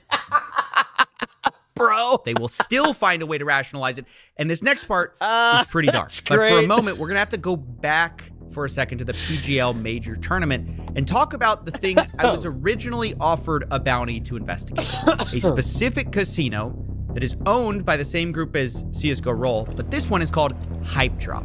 It's owned by Monarch's arch nemesis. Hype Drop was a casino where instead of gambling Counter-Strike skins, you could gamble real-world items, like real-world loot boxes. For example, you could pay for a real loot box that would get you anything from like a $10 gift card to a Lamborghini, for example. It's just gambling with physical items. But the real secret sauce of this website was a loyalty program called the Daily Cases, where the more you spent, the higher level you got, the more you'd get these daily cases, which essentially were free money. Every single day, you could go on their website and open these daily cases, and I'm already seeing why this is so addictive. theoretically, you'd get free stuff, free money, which, if that sounds unsustainable, it is. It was all part of a scheme, it turns out, to make the Danish government believe that Hype Drop was not actually gambling.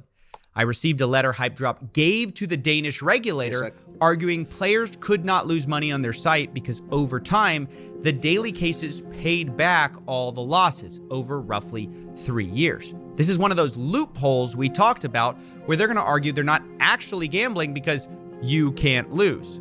Now, of course, I asked Hype Drop about this, and initially they denied ever sending this letter. Eventually, I showed them that I had their document, and they finally confessed, saying they did do it on one occasion, but denied trying to pass it off as an investment. They then quickly scurry away, saying, "This is our last comment."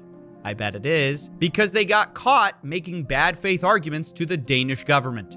This type of loophole is why in their promotional material, Hype Drop said things like, "Yes, you'll always make at least your money back," and quote, "We offer return on what you invest through our daily reward system," and quote, "It's a win-win situation every time." Now, it only takes a few moments to realize that offering jackpots and money back to losers isn't gonna work. It has to be a scam, which is why many people like Monarch called this thing an unsustainable Ponzi scheme. And I can't believe I'm saying this, but he's right. On March 27th, 2024, Killian, the owner, announced that he was shutting down the site, effectively rug pulling his customers, who were all relying on these daily cases to make their losses back. This is part of what Monarch's paid goons were yelling about at the PGL majors. By removing their daily cases, Hype Drop, in my opinion, stole from their users and effectively revealed their legal loophole to be a lie. Now, with that all understood, let's circle back to this guy, Juicy, a gambling streamer who we heard from earlier. He was easily one of the biggest promoters of Hype Drop, and I wanted to know, given that he has widely promoted a scam, what was he gonna do to make things right? So let's talk about Hype Drop at this point. This has been kind of what precipitated the PGL majors, according to Monarch. He says, "I had to protest Hype Drop. It was a Ponzi scheme that collapsed, and CSGO rolls next." Now, when I was looking up Hype Drop, you were one of the people who was promoting it, like one of the bigger YouTubers I saw, maybe the biggest. What's your take on promoting this stuff? Where's your ethical line for what you will take, what you won't take on? Yeah. So to my understanding, I had never worked with a gambling site that had rewards that function like a Ponzi scheme, you know? So when I was playing on it, I'm not promoting the rewards, you know? I'm not like, this is the most rewarding IRL gambling site. So I was just playing with the product itself and, you know, making content around that. So obviously it's really f***ing annoying and bullshit when the rewards get, first off, cut down, and then second off, now there is no reward offering and the site's going away. Like, I'm obviously very upset, not just for my own intent, but also mainly for the people who, especially if people put money into Hype Drop, thinking of it like a good monetary investment versus like, I'm just gambling, you know? I'm pretty sure from my understanding, that wasn't like a advertised thing. At least they weren't advertising. They weren't saying, hey, you got to tell them about this great investment option. I think that was more of a legal loophole that they were, you know, trying to operate. He's just lying about some of this. He says he didn't advertise his daily cases, but I think he didn't think I'd watch his videos, because he definitely did. Daily reminder, claim your daily cases. They're free monies. Code JUICY will get you 3 free cases, so might as well. I mean, my daily cases used to pay a filthy amount of money. It was a full-time income just claiming them. Claim this every day, dude, and we're making a full-time salary every month. Yeah, he calls the daily cases basically a full-time salary.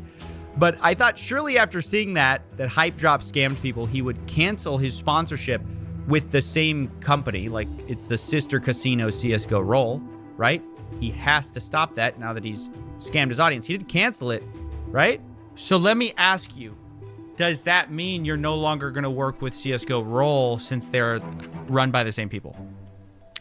Well, I've already promoted the site, and I already have fans who use the site, and I don't think the reward offering there is going to change. But yeah, I mean, it's unfortunate but I think that you they can did that. see. I think you can see the logic of no one thought Hype Drop was gonna rug people from these cases, these daily rewards. And if you are regretful, wouldn't that turn into some kind of action on your part to like change who you're working with?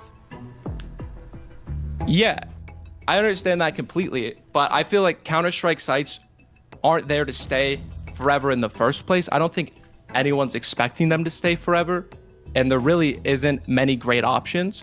So yeah, maybe it's fucked up of me that I continue to do so, absolutely, but it really is one of the better options on the market right now, and there's a ton of dog shit on the market, so yeah. And there it is. Absolutely, he doesn't want to change. Absolutely, he's not going to stop what he's doing. At the end of the day, past all the rationalizations, that's what it comes down to. It doesn't matter what you show them, what you prove to them. They're making too much money. And that is the part that I was struggling to like really get from these people, is they would always say like, I do it for the love of gambling, man. I would do it if nobody paid me. Of course, they always do it getting paid. But this is the single biggest cope of gambling streamers. In fact, even Grim told me this, who we spoke to earlier about getting harassed. Luckily for me, though, his tax records are public. So I knew that he was actually making a few $1 million a year and had a few million reasons to lie about why he was doing what he did. So I decided to ask him if maybe the money did play a role.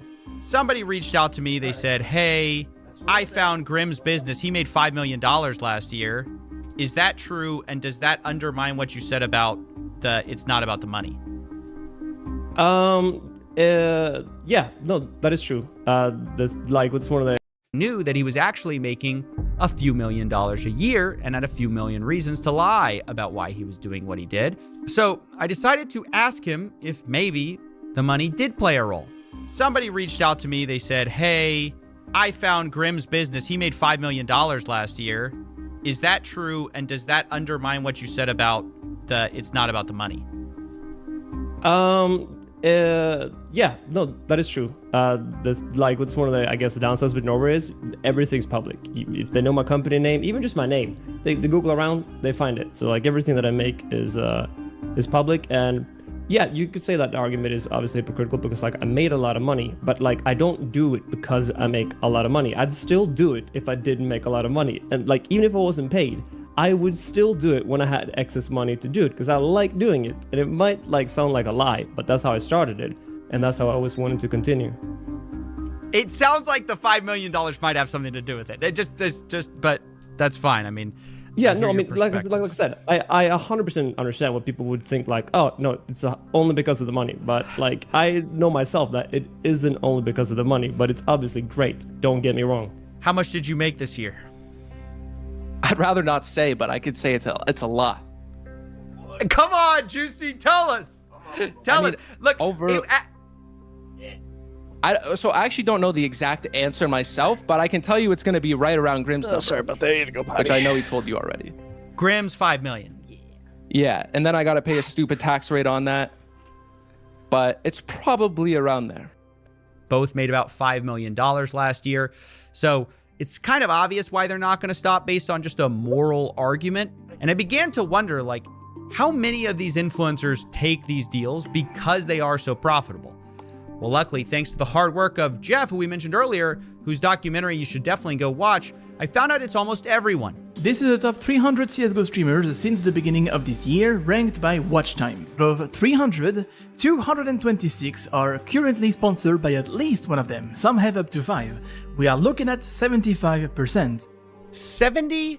His delivery, it's insane. I think guy sounds like he's from the same country as Adam something, but his delivery is almost identical. Counter-Strike gambling is basically funding over half of the scene with these ridiculous paychecks. And I began to wonder, that's insane. Not about the people who said yes, but the people who said no. They're the minority.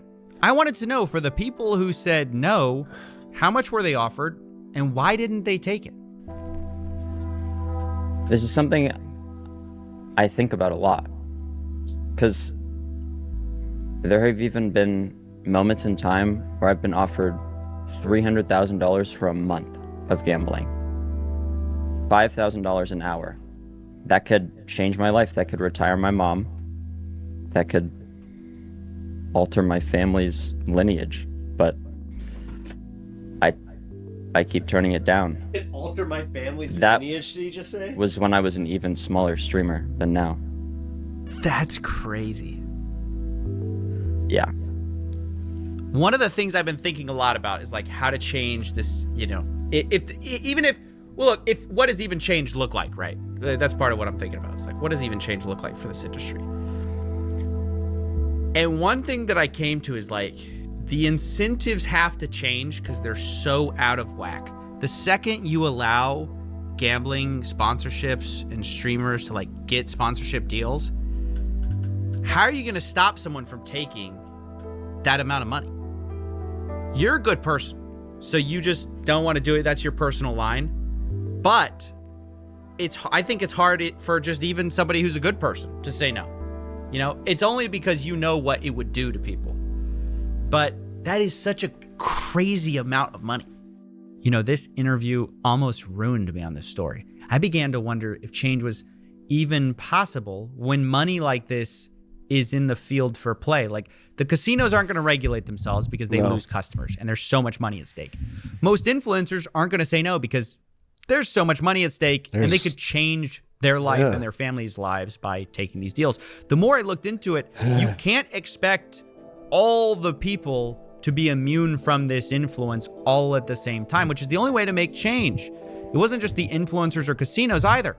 Even esports, the most professional, supposedly, side of the game, was flooded with gambling. Almost every professional team had a gambling sponsor.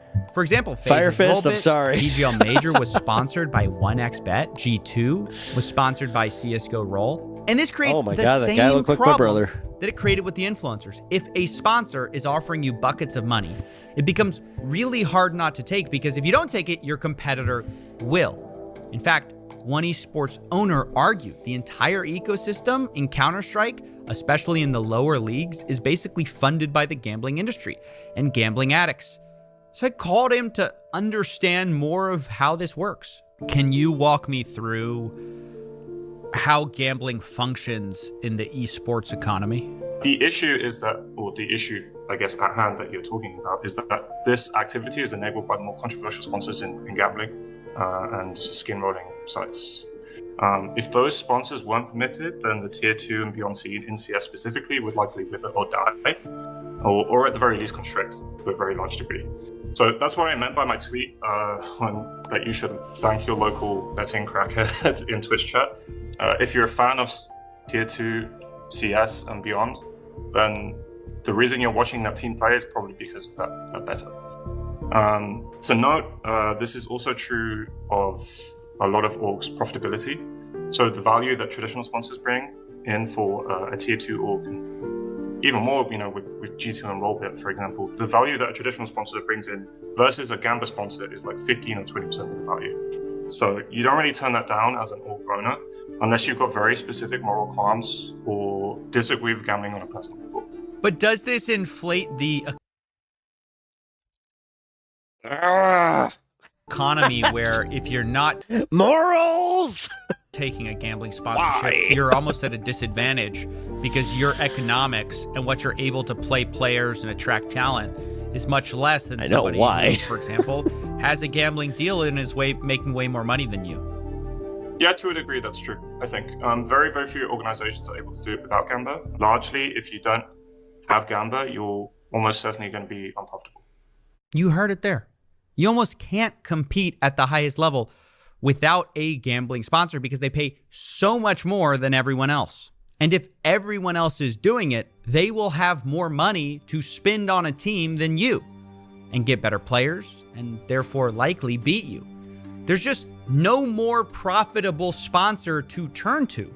And so a lot of people actually take the money. So even if that sponsor is a site that allows minors to play with no ID, who cares? Just slap an 18+ sticker in your ad for them and get plausible deniability. That's what G2 did when announcing their CSGO role sponsorship. A depressing fact about this video is the star of it, a guy named Monesi, turned 18 only days before they announced the sponsorship, which means in the video, it was filmed when he was 17. He was underage in their casino, supposedly 18+, and no one cared. A perfect metaphor for this entire industry. It's all optics. I have to tell you, by the way, the exact day I announced I was investigating Counter-Strike gambling, CSGO Roll did announce for the first time that they were going to be asking all users to prove that they're 18 before playing. Whether or not it's coincidence, they announced it. The same day? Dude. Same day? Man, this guy's become a fucking titan in this industry. I don't know. Take it for what it is. It's maybe crazy. It's a token gesture. They'll roll back. Or maybe it's a sudden change of heart for the youth. I don't know. Either way, the point I'm making is that for many people and professional teams, the choice to take a gambling sponsorship is like the choice for PEDs in the Olympics or steroids in the WWE. Okay, that last one, that wasn't a big deal. The whole thing was whether or not Vince tried to convince the wrestlers to do them, and the whole industry wide was going, no, the wrestlers were doing them before Vince. Can say no. No. I hate that stuff. And especially, come on, Coffee. But if everyone else is using them and getting come on, ahead. Coffee. It's so crazy that people would think that people would do greedy things in a system that doesn't endorse any other character trait than greed. I really can't figure out why this keeps happening. Me neither. You choosing not to for ethical. It's almost like I've already lived through this being a child of the 80s. Greed is good. Gordon. God, everybody looked at Gordon Greco. They're like, I want to be him. It's like, oh my God, he was a villain. The whole point was to show you how this man was so evil. Will get you left behind. Sorry. And your peers will become more successful than you. It's a depressing cycle that has me flashing back to the CSGO Wild days several years ago and realizing we're right where we started. CSGO Wild in 2016 was a gambling website secretly owned, slightly disputed, by FaZe Clan. And according to FaZe Banks, his motivation to do that was pretty simple. My motivation for doing it actually was at the time we weren't making enough money to buy a CSGO team. All in, the venture was gonna cost us like $1 million, and we definitely did not have anything close to that. So my brain, we gotta finesse it. We gotta figure out how to make the money to buy this team now, because in the next 6 months, year, this team's gonna be worth like $4 or $5 million, and we're not gonna be able to get into this game, which in our heads we need to get in this game. Yeah, when you hear it, it sounds crazy. It sounds like a cope, but his plan actually worked. FaZe got away with it. FaZe Clan has a Counter-Strike team that won second place in the infamous PGL Major all these years after CSGO Wild. It's alive and well, and still funded, by the way, by gambling, just by a different gambling website. Now it's Rollbit. It's reportedly a multi-million-dollar deal. Now look, I know seeing this is all very depressing, but we've actually learned some really... That was much worse than when I thought, when my son was playing, was trading skins and playing the games. So, Robin, I'm actually more so wondering, did your son, tell you the truth about what he was doing? Really valuable things. I'm not trying Firstly, to, we can't fix make this you at question, the individual but... level of influencers, esports teams, or even casinos. Doxing people, harassing them doesn't fix it or the underlying problems. It's a deep systemic problem of incentives. Of course, acknowledging that also doesn't absolve individuals. I wouldn't dare say it's okay for Juicy to do what he does, where people have been scammed and he continues to work with the same parent company. That said, if he stopped, it wouldn't change things suddenly. Someone would take his place. So if we're serious about trying to solve this problem, we have to look farther up the food chain than influencers, even than casinos, even than esports leagues. We have to zoom out and see the root cause.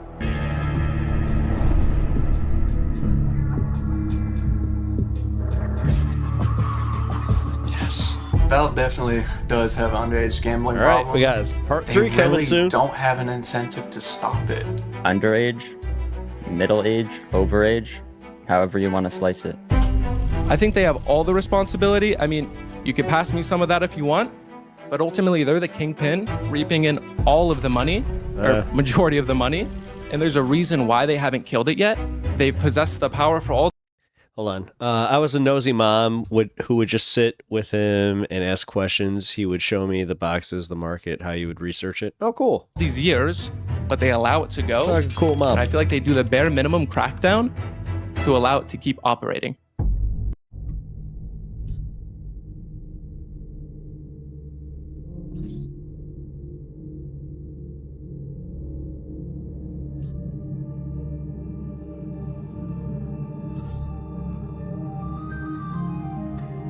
Robin, as a kid who would show, I'm pretty sure that my mom to this day knows the Power Rangers names. So,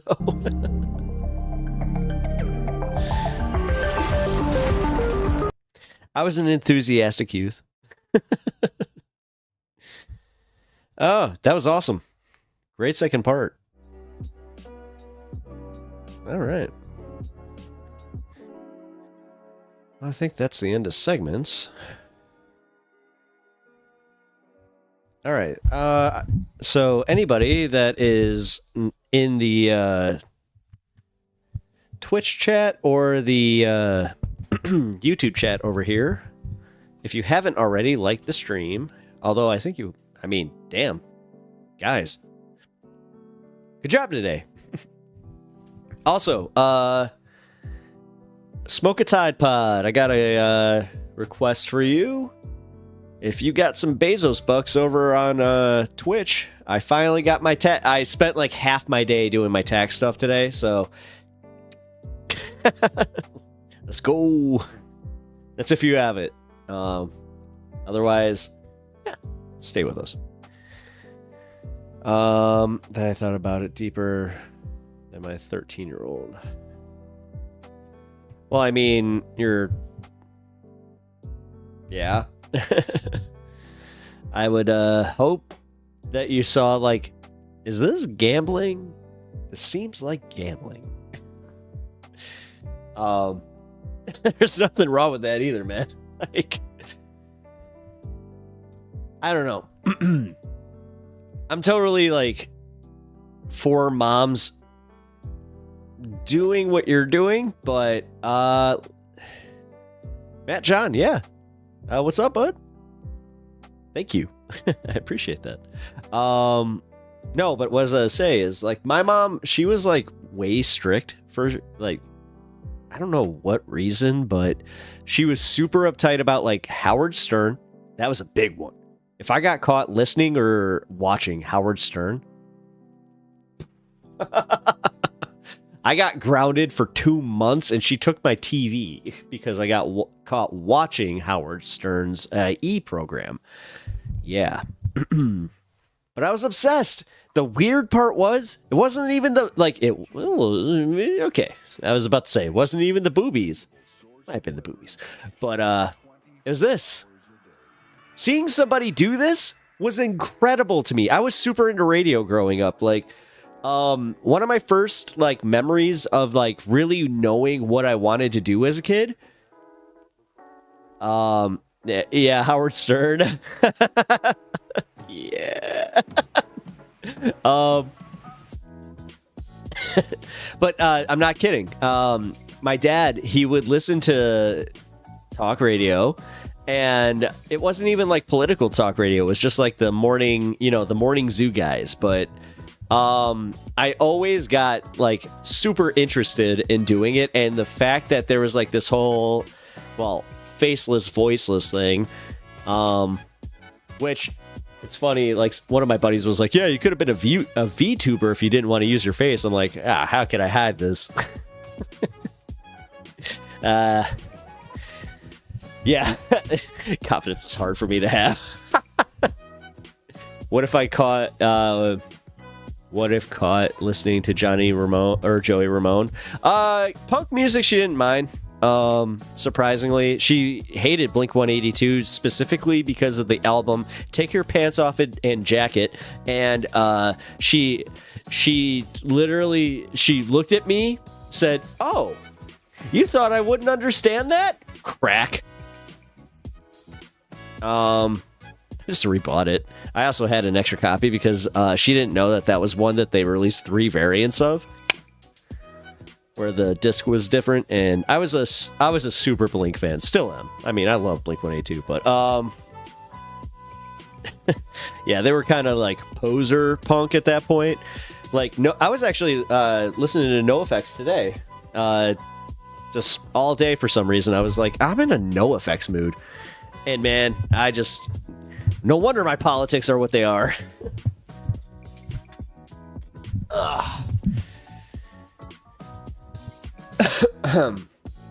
Because he was a lanky New Yorker too.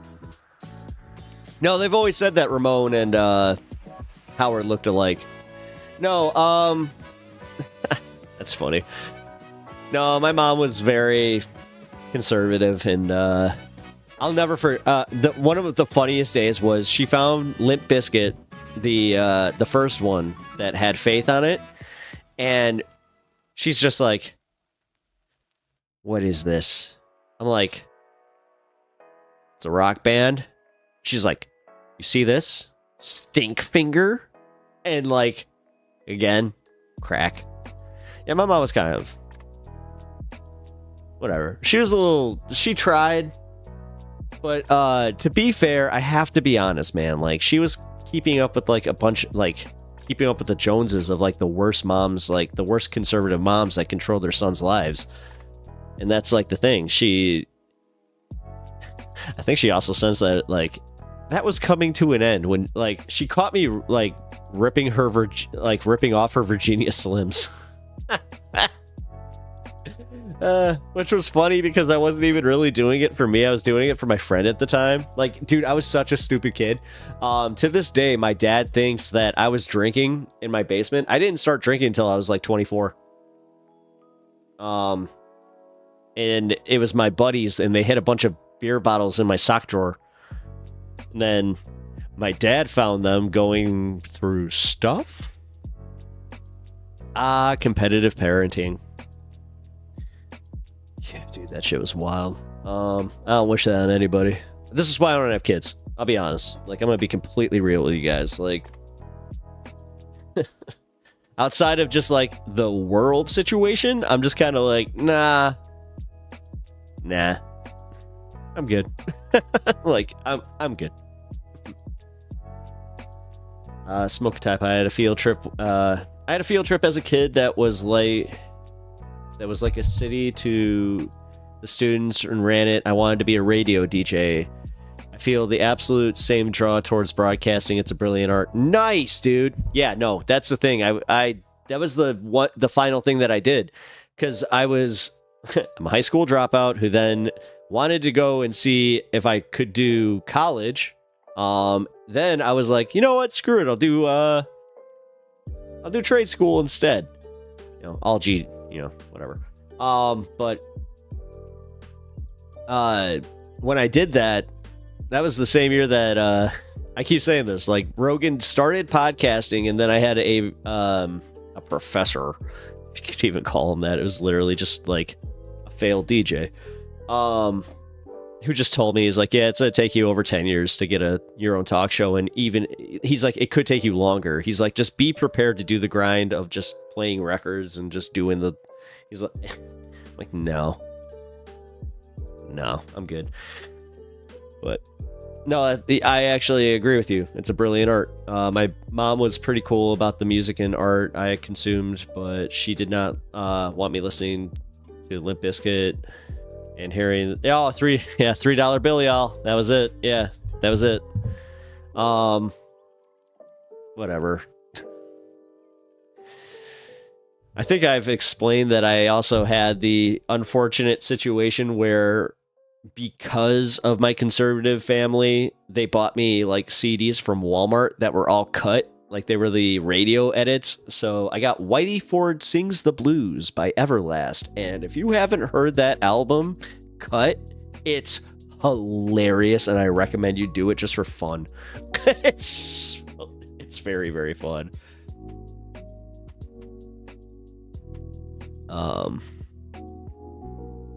I wasn't allowed to watch any content with magic in it when I first watched Lord of the Rings in my 20s. It was an epiphany. What I miss? Wow. See, I even got Lord of the Rings. I didn't get to watch it because the movies didn't come out while I was in school. Well, they kind of did. Like, we saw the first one while I was in high school. But Tolkien was always okay because he was a Christian. So he was always okay. But because of the hype between, like, of Harry Potter... Oh, no. Harry Potter and Dungeons and Dragons were no-go zones. I'm to this day, when I play Dungeons and Dragons, I open that book and there's that little part of me that's like, I'm screwing over my school. Wow. Yeah, get some unresolved issues there that'll probably never be resolved. Like, dude, like the way that I left high school.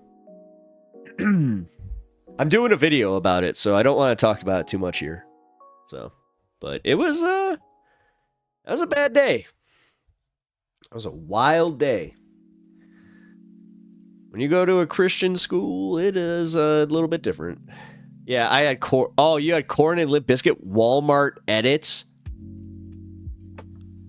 See, one of my favorite things that I did get to do was we had a Tower Records by us. So I used to go to Tower Records and go buy my own CDs, and I got really good at hiding CDs. I have all of them. Well, all of them. I have most of them. I had over like 1,000 CDs stolen out of my car. I'm still mad about that. Wait.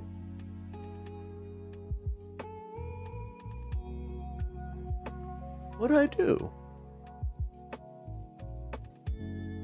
Oh, my ads just ran. Never mind. I was like, wait, I can't run ads?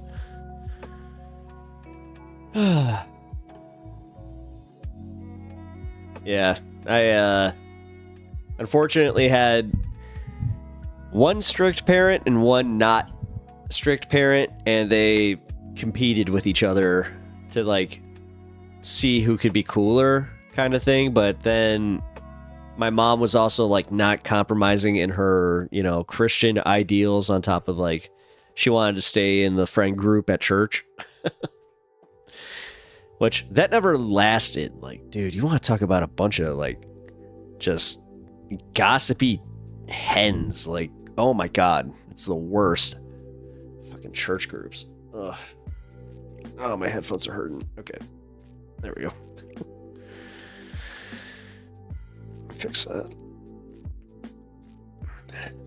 But yeah, no, it was really funny. When I got my Sirius sub, my mom was pissed. She took that as like an affront to her, not even God. She was just like, that's an affront to me. She's just like, I don't like that guy. He's so crass. He's so crass. I don't know. I joked one day that my mom had a crush on Howard Stern, and I'm thinking that might have had something to do with it. So, I don't know. Maybe. I'm not kidding, though. That guy, he made me utterly fascinated with this medium. And yes, I was like, what, 14, 13? God. I was the perfect age for that kind of humor. And I hate to say it, like Opie and Anthony, that kind of stuff. Like, you want to talk about stuff that aged like fucking milk. Yeah, 90% of their stuff. Although Patrice O'Neal, I'll never recommend him to a friend. Like, to watch, who is, like, any of you who are even slightly offended by, like, the most extreme stuff. Yeah, you might want to stay away. God, he had some fucking funny takes. I gotta listen to. Oh my God, George Carlin. I had that thing where I'm like, I haven't listened to him in a while, and Bill Hicks too. I was like, I really like those guys. I haven't listened to them in a while, and those are always the ones that I go back to. Are like all of Bill Hicks. Like Bill Hicks also helped me get like into my atheism, I would say, like in a way that Sam Harris and those guys couldn't. Because yeah, humor, number one, and he didn't come off like one of those IDW dicks. So, but he did have some pretty great like observations and bits about that. God, Rodney Dangerfield, he had some good stuff.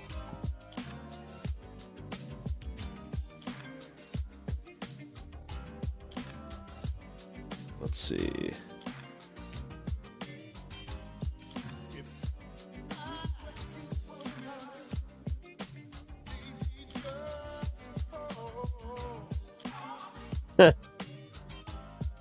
All right, let's see if I can do this. Nah, I can't do a full bit. I need one-liners.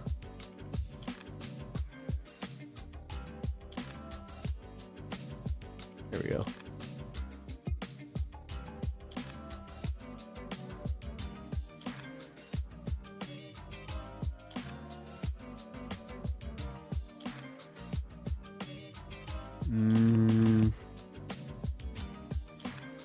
These aren't one-liners. What the hell?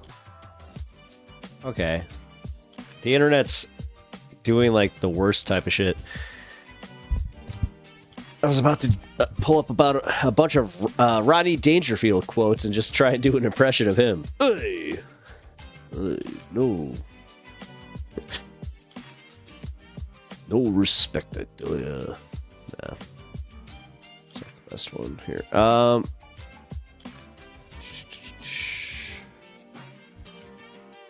Okay, I guess it's not gonna work. Whatever. Damn it. Dude, Ruben's Tale. I got those ones memorized. He's got a few of my favorite jokes of all time. One of my favorite Mitch Hedberg jokes, actually just one of my favorite jokes in general, is I used to do drugs. I used to. Or I still do, but I used to too. Damn it. You know why I like an escalator? Because they can't break. They can just become stairs. Sorry for the convenience. Nah, he's got some great ones, man. God, I wish I could play that stuff. Man, I would like that's what my members only content is going to be, and like when I start my Patreon, I swear I'm just going to watch comedy specials with you guys, just like show you guys all the best, because man, I wish I could share that kind of stuff. No, for real. I think about the drug joke a lot, where it's just like, I used to do drugs, still do, but I used to too. Like... And then the neighbor, he has a joke where he talks about his neighbor banging on the wall, where he's just like, I had this neighbor once where we would get loud and he would bang on the walls, and he would go boom, boom, boom, and I would be like, hey man, go around. And then you find out that neighbor was Nick DiPaolo, another comedian. Oh god, that made me that was so funny. Oh, the stories of all those guys, man. That's why I loved Opie and Anthony. Opie and Anthony was the superior show for getting comedians. Like, God, I wouldn't be into 90% of the guys I'm like into because of like without that. I hang out in a few Discords that do movie nights. A comedy night in Discord would be sick. Let's go. Let's do it. We got a good number of people in the Discord. I would love to do a comedy night. You know what? I'm gonna set it up.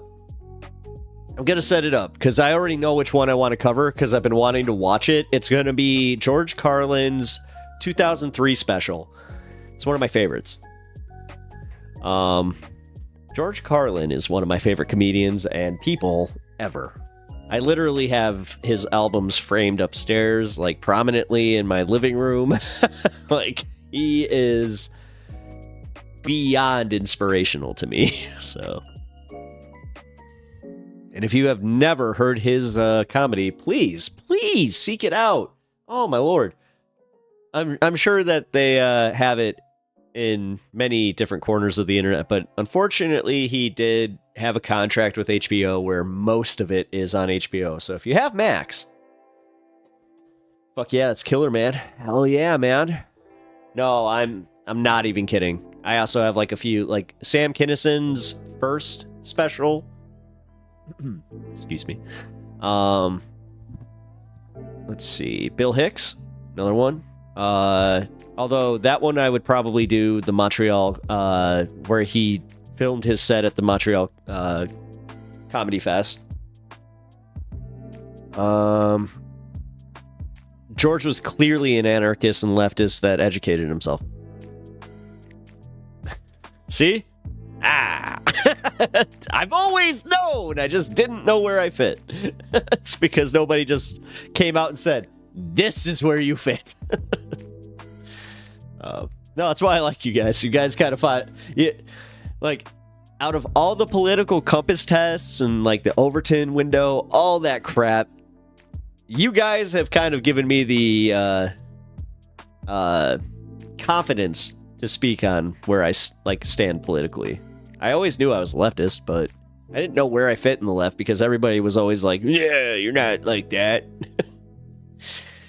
But I always kind of knew, dude, I've technically been an anarchist since I was 16, but whatever. George just, oh shit, that was my Twitch.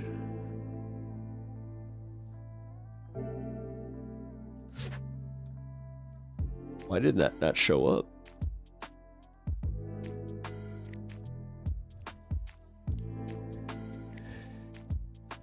Okay.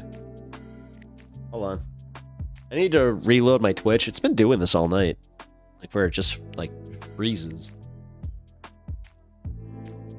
All good. I have no idea what the hell that was. But. Let me know your favorite comedians. Like, I'm sitting here yapping about mine. Like, comedy's subjective in a way, and I also am interested to know what other people find funny. And please try not to find too much offense if I go, ooh.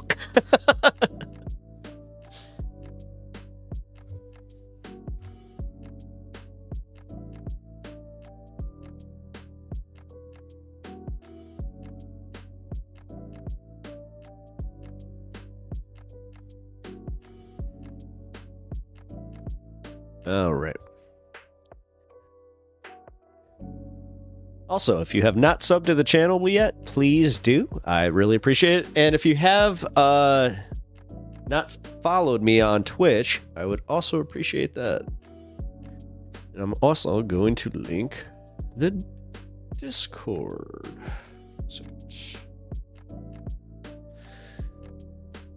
RM Brown.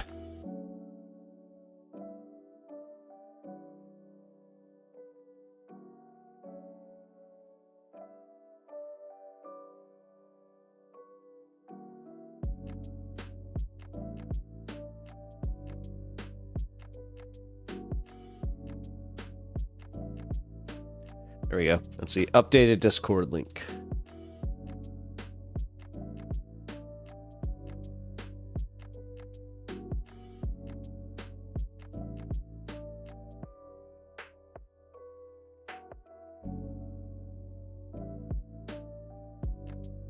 There we go. All right. What are we at? 5:12. Okay. I'm gonna have to eat soon. I enjoyed Trey Crowder. Oh, nice. Nice. I like Trey. saw him live. Nice. I like Carlin and Hedberg a lot. There were a bunch of acts on Premium Blend that I dug back in the day, but never really remembered their names or anything. Been ages. Only whores wear purple is one of the funniest bits by Rachel Feinstein. Rachel Feinstein. I know a comedian that worked with her and loved her. Yeah, you can't be... No. Live comedy? Are you kidding me? No. Like, that was part of the reason that I loved going and doing it, was I got to see free... Like, a bunch of free sets where I was just like, you know what? Cool. Bo Burnham. I like Bo Burnham. I like Bo Burnham a lot. My current favorites, though, like working, are Dan Soder, like hands down. I even admit, like, there's a few like things that I do here where I'm just like, no, I totally stole that. Like, I just stole it. Where I'm like, no, he taught me how to do a proper Macho Man, but he did it like literally teaching how to do a proper Macho Man. So I was just like, oh, he's right, because like everybody used to do Macho Man, like, oh yeah, but you gotta bring him in, yeah. But he also made me realize that I can do a pretty good Winnie the Pooh. I think I'm getting better. Christopher Robin, no. Sorry. Try not to do that one as much, because I know how much I shouldn't ruin that bear for everybody. Because, full disclosure, I actually like Pooh Bear. Like, Pooh Bear's cool. Like, the 100 acre wood. God, could you imagine if... Oh my God. Just through my, like, the little bit of impressions that I know, I could do Donald Trump tries to invade the 100 acre wood.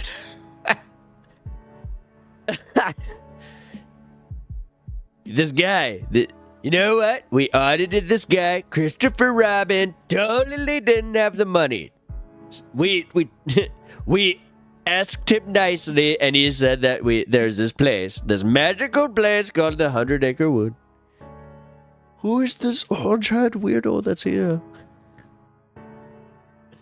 The worst people I know love Kevin Hart. Yeah. Whatever. He used to have some really funny stuff, like, early on, but derivative comedy is, Yo, what up, Kirk? I'm glad you could check back in. Getting to that 6-hour mark. Actually, I am glad that you could check back in, because I'm going to be finishing the show off with your song. So, perfect. And, smoke a Tide Pod. Oh, actually, you know what? I should probably play yours in the background.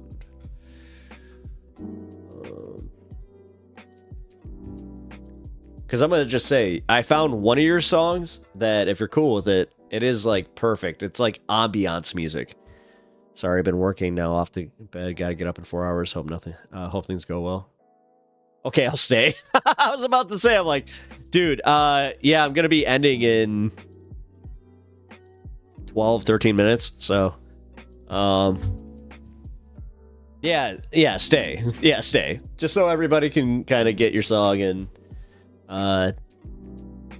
also, yeah, like I said, I'm gonna bring up, here, let me get them. Already got all your stuff saved. Actually, Smoke a Tide Pod, you cool with that? I just want to ask if you were okay with me using your song instead of this lo-fi stuff. Cool. Cool. Oh, she was a TERF? Wait. The manifesto that the 15-year-old... Oh, she was a TERF, eh? I mean, that doesn't make it... Like, dude. Why are people always like that, where they're like, we have to find a way to either take a side or not? It's like, can you just say, that was wrong. Whatever. Apparently, I'm just... weird. There we go. I'm going to turn it down, though.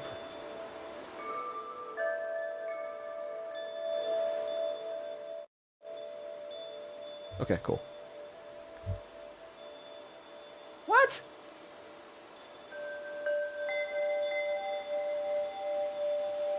Oh, I see how that works.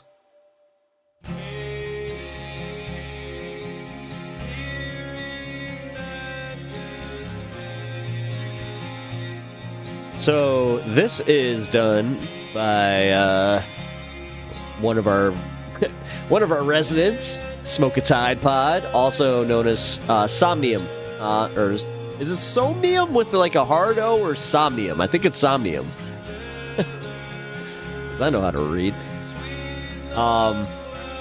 Yeah, all original music. So I hope you enjoy this. And also, I'm not going to talk too much over it, but... No, don't worry about it, man. Anytime. The fact that you're letting me use it. Like, that's... Kirk, I wasn't kidding. Like, I had this in mind the second that I was like, you know, I want to end the show with this, but, like... It's kind of something that I can... You know, I can talk over a little bit, but...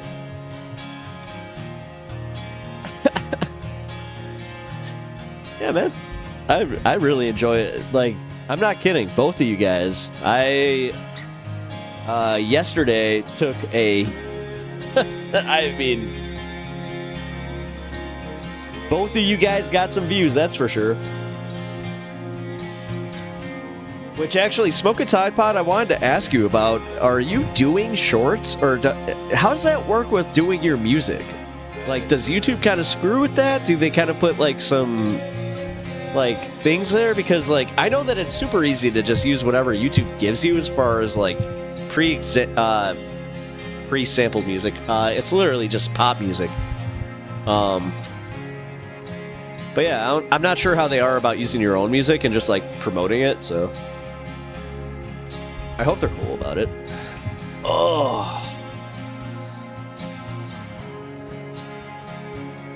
hopefully, you know, randomly, I had a chair like delivered to me today, and I just was like, "What the hell?" My sister's like, "I hope you like it." I'm like, "Oh."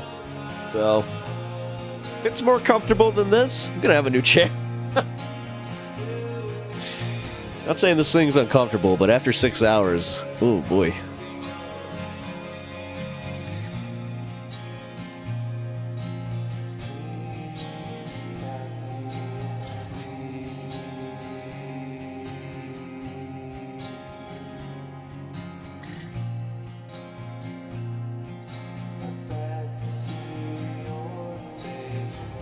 I'm not really sure what you mean. I don't really engage with music as anything but a hobby these days.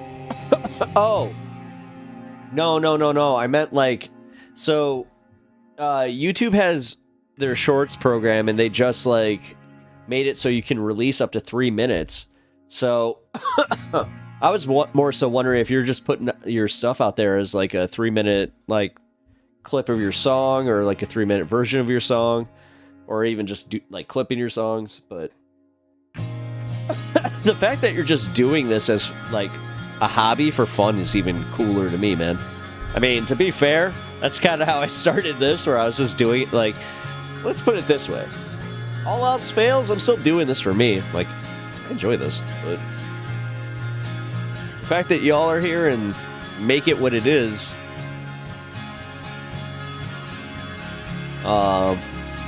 no, Smoke, you should definitely look at doing your shorts, because actually because you already did this, so what you do here, check it out. So you go down here, you go to clip, you click clip, and then you'll be able to clip it. But because it's yours, you'll have special permissions to it. So, but you have to do it through this. I know it's dumb. You can't do it through YouTube Studio. And then when you go to clip, it'll say like, do you want to select it and make a video, or do you want to make a short? Just select make short. So This song should have been played in Donnie Darko. Kirk, you nailed it. Yeah, you nailed it. That's also why I said he reminds me of Opeth. Because, like, Opeth is a little bit like Tool, and the ambient, the ambient rock, you know. But, actually, that's what, yeah, Opeth and, Perfect Circle is what this reminds me of. I'm gonna go one more with you, by the way. What was that? Formless? I'm gonna go Blue Idol. Got a few more minutes before we get to the end of the song. End of the program here. Sorry, Kirk, I don't mean to keep you, but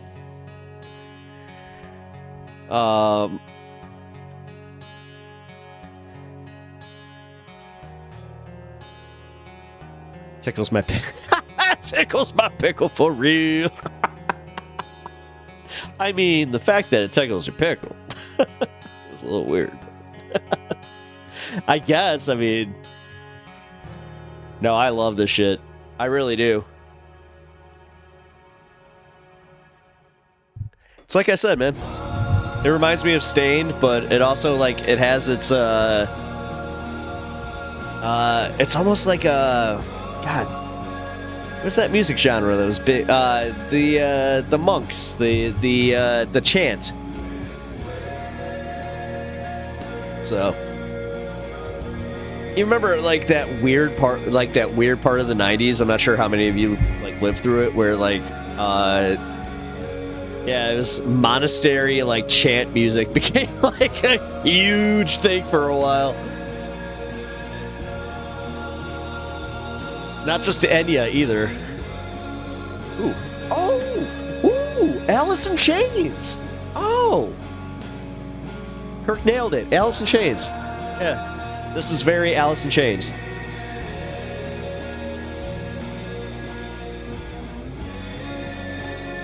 I love this segment. I think I'm gonna just make this a segment for a while, guys.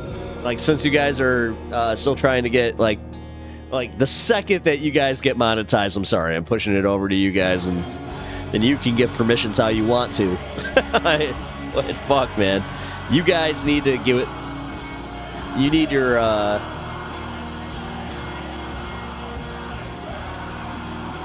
you need your support. Here, speaking of, I'm going to link this in the chat.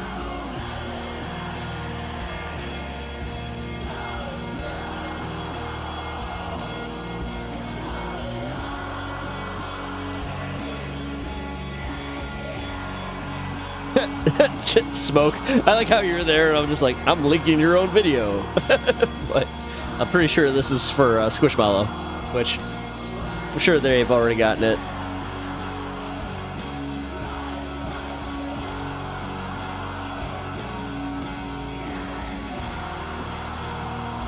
I'm excited to use this, though.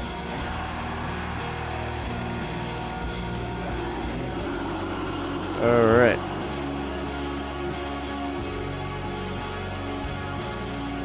I hear that, especially with the layered vocals. Yeah, man. No, it definitely has that Alice in Chains vibe.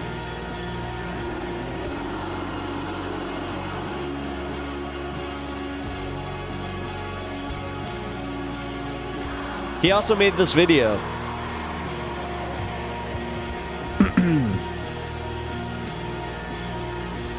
Yeah, anybody that just came on in, this is original music by,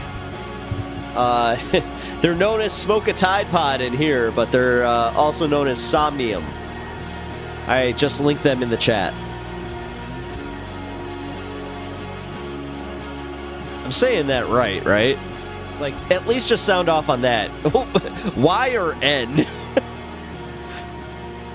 Again, like I like getting pronouns right and names right when I can, especially when I'm interacting with you guys as much as I do. I'm like, hey, let's, I still love your logo. I really do. Very simplistic, but what I was going to comment on with that is this. I like how you got your points here. Like you layered the points. So, yeah. Somnium, cool. Perfect. All right, and then we're going to go. As I said, that is Somnium. He is linked in the chat. I linked him in both the Twitch chat and the YouTube chat. Also, real quick, I'm going to link this before I go to the next song. And our next song is going to be by Kirk. It's cock. Oh, cock. I can do a Midwestern. Hey, cock. All right. Well, the next song over here is by a guy named Kirk. Cock. No, cock by the car. Yeah, cock. Damn it. Hey, to be fair, I am from I got my own little accent here, okay? So let's be generous with that, all right? And then I'm just gonna do my little shilly show. There we go. I was about to say you're from Maine, so yeah, cock. Yeah, it's cock. And then shilly show. And then musica. And this one I turn up because I'm probably not going to talk through it as much. Because this song is fire. This song is by a guy named Cock.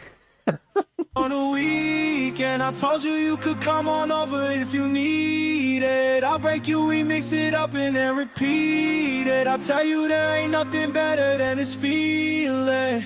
Calling you up is not a problem, give you everything. I got you, got desires, I'ma solve them. We could chill out by the ocean, sipping gin right out the bottle. Mosey on down to the water, fucking you on full throttle. Watching comets in the sky, whizzing by Get some us all bars. night. Smoking OG, getting high, Got some feeling like we bars. about to fly. Told you can count on me, give you anything you need. Grab your hand and take the lead, show you what you wanna see. There's something about the way you move.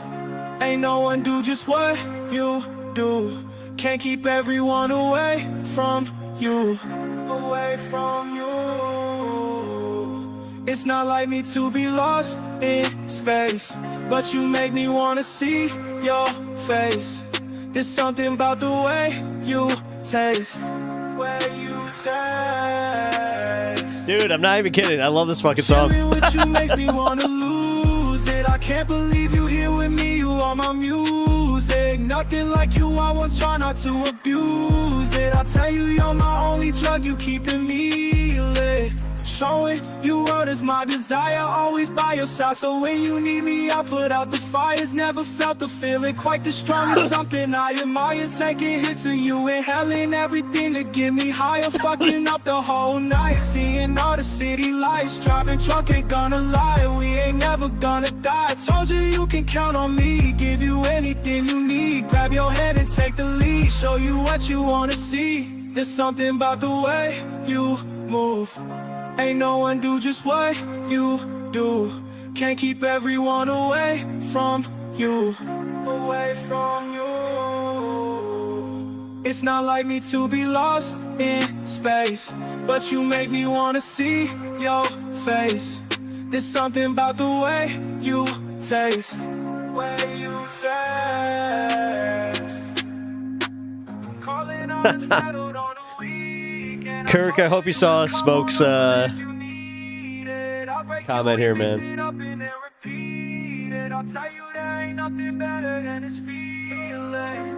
Calling you up is not a problem, give you everything. I got you, got desires, I'ma solve them. We could chill out by the ocean, sipping gin right out the bottle. Mosey on down to the water, fucking you on full throttle. Watching comets in the sky, whizzing by us all night. Smoking OG, getting high, feeling like we about to fly. Told you can count on me, give you anything you need. Grab your hand and take the lead, show you what you wanna see. There's something about the way you move.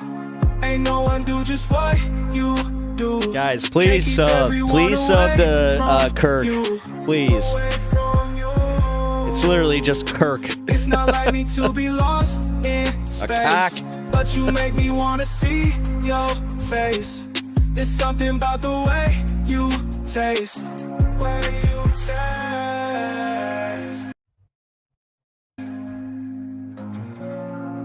Yeah, dude, you already made it on my mix.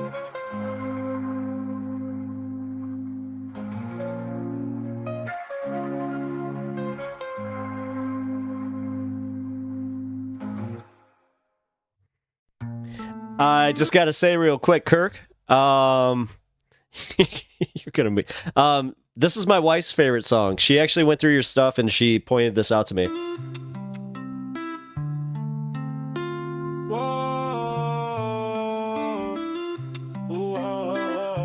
You're talented as fuck, man. Quaaludes on my mind, bezos got me feeling fine. I want mezclada con ketamina, nuke it on the high. Flocka got me losing sight, popping Addies every night. Sprite and lean, I am a fiend, got me headed to the light. Quaaludes on my mind, bezos got me feeling fine. I want mezclada con ketamina, nuke it on the high. Flocka got me losing sight, popping Addies every night. I also may appreciate this because Sprite and lean, I am a fiend, got me headed to the light. Simple as that. I made a lot of mistakes. You take all the things that I've done and shove them in my face. I promised I would change, fix the problems that I made, change the policies and come up on God. I would change my way. Feel like I'm doing the time, reminding me that I stepped over the line. Oh shit, Kirk, she's in the chat. In the past and you cursing my ass when you look and you cast up a shadow. You trying to hide. I made up a deal with the devil and that's something said on my demons with me as a kid. I promised I'd change all the things I was doing and pray for forgiveness for what I did. They told me they never forget I was wasting my time, so I ran from my past and I hid more trouble. The voice is so subtle, my voice got me muffled. No time to explain all the shit. They finding me from all the things that I said in the past and you cursing my ass when you lurk and you cast up a shadow. You trying to hide. Quaaludes on my mind, bezos got me feeling fine. I want mezclada con ketamina, nuke it on the high. Flocka got me losing sight, popping Addies every night. Sprite and lean, I am a fiend. I like how you put that spice on ketamine. Headed to the light. Quaaludes on my mind, bezos got me feeling fine. I got a problem and I don't regret it. You say I'm addicted, but I'm medicated. I told you I don't need no help, but you get it. That you were the problem, I just wanna end it. Never had nothing to show. Tried and I fell, got me up in the smoke. Making a whole lot of enemies now that I'm back on the drugs and you think I'm a joke. Killing myself and like killing my friends. Everyone says that I always depend. Kirk, if it's up to me, you're gonna make it big, man. Just give me a producer credit. Feel a lot better, I wish I was dead. A life like this ain't even worth all the fight. Think that it is, but you ain't see the light. I'm not kidding. Like, you need to make it big. I don't care about the producer credit. You need to make it big, man. The music's great. Quaaludes on my mind, bezos got me feeling fine. I want mezclada con ketamina, nuke it on the high. Flocka got me losing sight. Yes, I like that spice. I am a fiend, got me headed to the light. Quaaludes on my mind, bezos got me feeling fine. I want mezclada con ketamina, nuke it on the high. Just an aside, it is so refreshing not to have a copyright hit on this. Listening to a YouTube song, or listening to a song on YouTube and not getting a copyright hit is fucking wild. All right, you get one more, man, because honestly, like, because I also like this Gone Fishing song, man.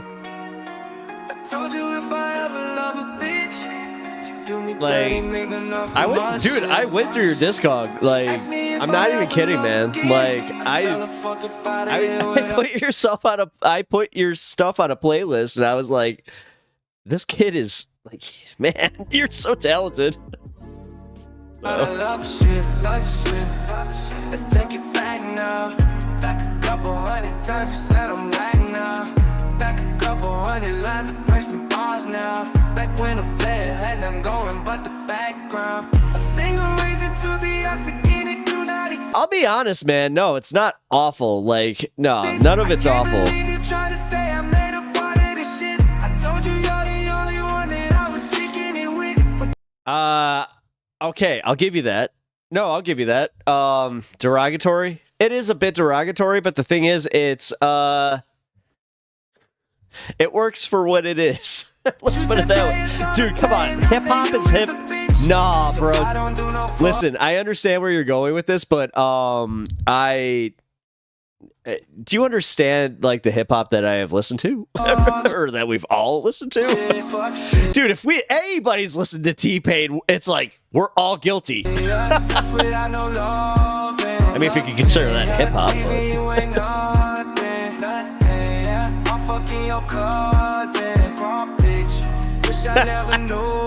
The thing is, I'm also loving it because it's just like, man, this is cool. Dude, listen. I'm not sure if you know him, but one of my favorite artists is Boy with Uke, dude. Like, he is all about that angst, especially about his exes.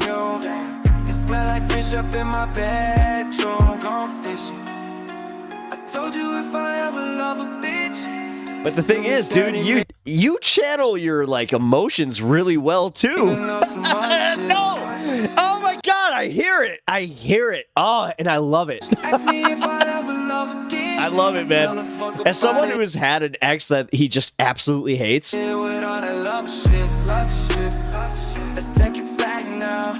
Back a couple 100 times we said I'm whack now. Back a couple 100 lines of person bars now. Back when I played had nothing going but the background. Ain't got a reason to come up again. I made up my mind. You never wanted to be real, and now I leave you behind. A perfect circle don't exist with you, cause you in the streets. You passed me up and now you only thinking about what you did. So I don't do no fuck shit, yeah. That's without no love. T-Pain streamed. I'm fucking your cousin, bitch. Wish I never knew you. Smoke a Tide Pod. I'll have to find the voice mod for my mic. I actually have one. We're a little auto-tuned. I told her if I ever want a bitch, I mean, dude, I put enough views on your channel there that should give you a nice little boost in the algorithm. Because just myself, I'm not even kidding, man. Like, was it yesterday? I played your stuff a lot.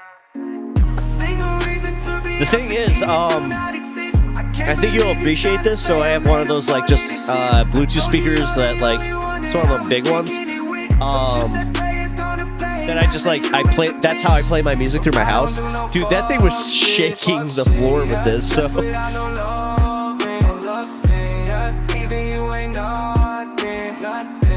music hits. Also,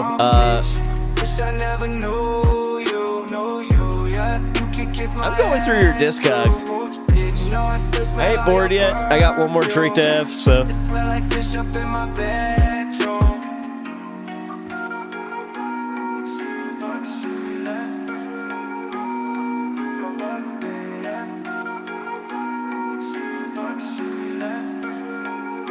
I hope you guys are enjoying this. If you guys are, if you guys are enjoying this, I'm gonna just keep linking.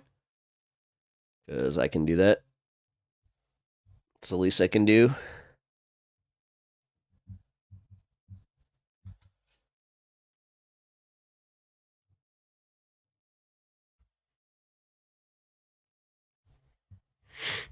That's why I mix my bass the way I do for house. Ooh, you like house music? I actually live not too far away from that, like the birth of house music. Look, actually, just look it up. Look up the birth of house music Chicago. Yeah, man. I think you'll really enjoy that.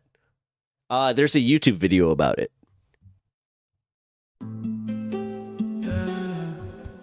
I got one of my boys is like actually pretty big in like the house scene in Chicago. So like, yeah, man. I think you'd enjoy this.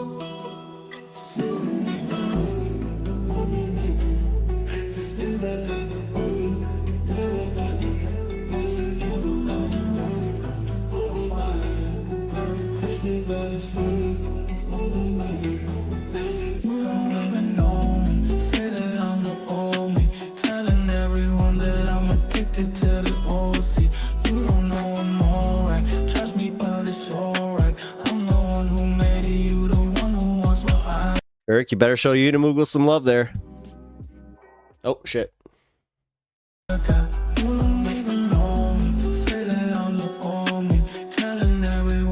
Oh, by the way, you can see that all this is already liked. Go to all of his songs and like them, please. Help him out. Fuck it, I don't need you now. Thanks to my homies, they always around. Feel like I'm gonna be okay since you've been gone. This is good for me now. Good for me now. Making it through all the hardest of times. Trying so hard to remember the signs. Making the best of It's alright, dude. I'll put her on. I'll send her the link on YouTube Music. It's alright. Keeping it real is the thing I believe. Washing your head with a bottle of lean. 10 steps away from the goal that I set. Got my family here, so they rooted for me. Wait, can you put a just like a version of it in the Discord that my wife can have? So, because the thing is, when she plays it on YouTube, it means she gets ads, because like she doesn't want YouTube Premium, so whatever. So. Oh, you will? Okay, never mind.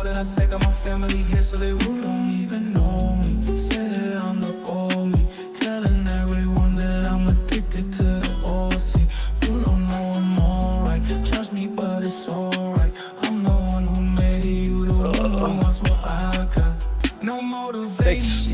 I appreciate that, man.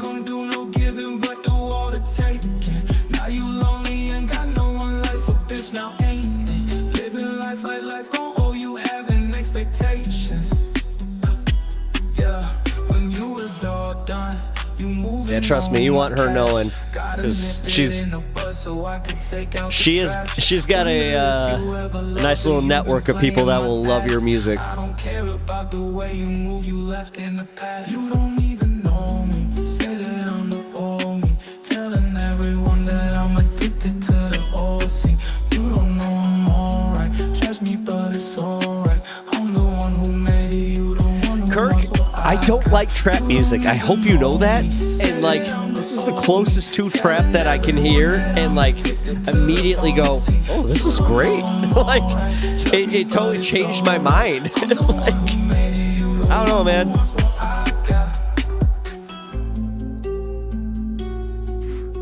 It never gets old. Like, that's the thing with your songs. They never get old to me. And I see that as a big win. And I'll be completely honest, that's why I was no joke saying that I think you're better than Post. Yeah, God is my witness. Did Luigi get pardoned, PP Jackson? No. No, he didn't get pardoned. No. His case is, he's got a really good attorney, and it looks like she's going to fight for his rights. And it's also turning out that a lot of the evidence that they had turns out was circumstantial, and the media was presenting it as way more than it was. You got a whole lot of problem, but no one is solving. You following this business. You usually make emo rock? You do what?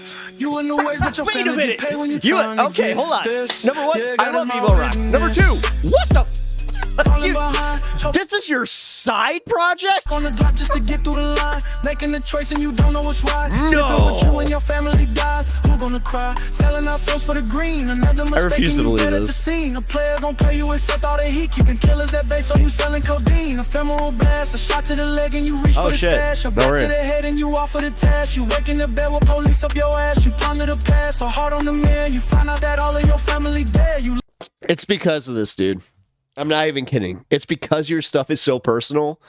This is why I love it so much. Because, like, dude, I hear the story. I hear the fact that you're literally telling me, like, I'm not sure, like, if I can equate this, like, to, comedy at all. But, like, some of my favorite comedians are the ones that just tell stories and just kind of are themselves. And also, yeah, they'll have bits occasionally, but when you know it's just, like, a real experience that they had, it makes it so much better. This is the same thing to me. Lost in the game and it's you who was next. The toss of the coin and you losing the bet. A noose on your neck, a taste of the life. You sentenced to 10 and got nothing to show. A choice that you made got you. On top of the fact that it's just fucking like it's a fire ass beat. Like, dude, I could put this on and like legit. Put in no hole. You playing the game that you knew was a joke. You lost in the smoke. Some time had to pass. You sit by yourself and you think of the past. You won't see it coming. It happens so fast. The next thing you know, players beating your ass. This day is your last. Yeah, God is my witness. God is my witness. Yeah. Dude, your transitions are fucking perfect. You gotta play if you want to pay. Yeah, God is my witness. Like, yeah, for God real. is my witness. God is my witness. Yeah. Selling yourself for bitches and wealth. Yeah, God is my witness. Yeah, God is my witness. God is my witness. And I'm not claiming to be a musician by any means. I'm just a fan of music. Masking the pain, no blood in the rain. God is my witness. Yeah, God is my witness. God is my witness. Fortune and fame, welcome to the game. Yeah, God is my witness. This ain't a life you wanna be on. The only thing gained is the loss of it all. You count on the pay, it's this type of way. When you press and play, homie, counting his days. The wicked of those, the people you know. You never achieve what you think you will know. The end of a life, it is by the knife. Just stop all the presses and go live your life. A taste of the life, you sentenced to 10 and got nothing to show. A choice that you made got you put in the hole. You playing the game that you knew was a joke. You lost in the smoke, some time had to pass. I'm not even gonna front, man. That line reminded me of my brother a little bit, and I appreciate that shit. You sit by yourself and you think of the past. You won't see it coming, it happens so fast. The next thing you know, players beating your ass. This day is your last, this day is your last. Oh, yeah, God is my witness. God is my witness. You gotta play if you want to pay. Yeah, God is my witness. Yeah, God is my witness. God is my witness. Yeah. Selling yourself for bitches and wealth. Yeah, God is my witness. Yeah, God is my witness. God is my witness. Masking the pain, no sums one up. blood in the rain. God is my witness. Yeah, God is my witness. God is my witness. Fortune and fame, welcome to the game. Yeah, God is my witness. God is my witness.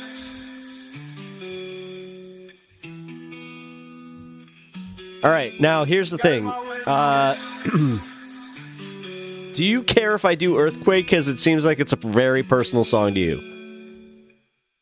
That was the one I was... Actually, this is the song I was listening to when our man Kirk here alerted me that I hit 1,000. Because I checked my... I had a random email that let me know about like somebody commenting, and yeah, it was Kirk, and he was just like, "Congrats on the 1,000!" I was like, oh. But yeah, I did want to ask, Earthquake, good?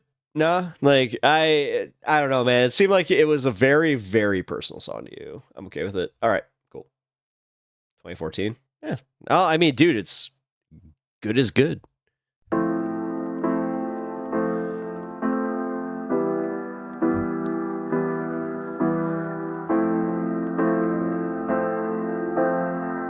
Then we got one more after this, and then I got C.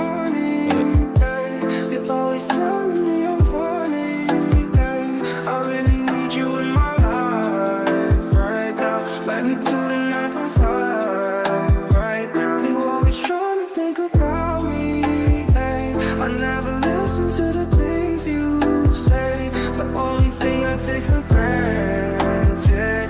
There's all the things you do to keep me sane. It's nothing at all, it's no problem for me, babe. You're the only one I need to keep the suicide away. It's like I don't even care, but I just want you to know that I'm sorry for the things I say. I don't want you to go. It's nothing at all, it's no problem for me, babe. It's the happiest I've been in my life up to this day. It's like I don't even know just how hard it is for you. The fact that you started with emo. Got me spending all my money. You're always telling me I'm funny. I'm 21 minutes into overtime, dude. I'm having a great time.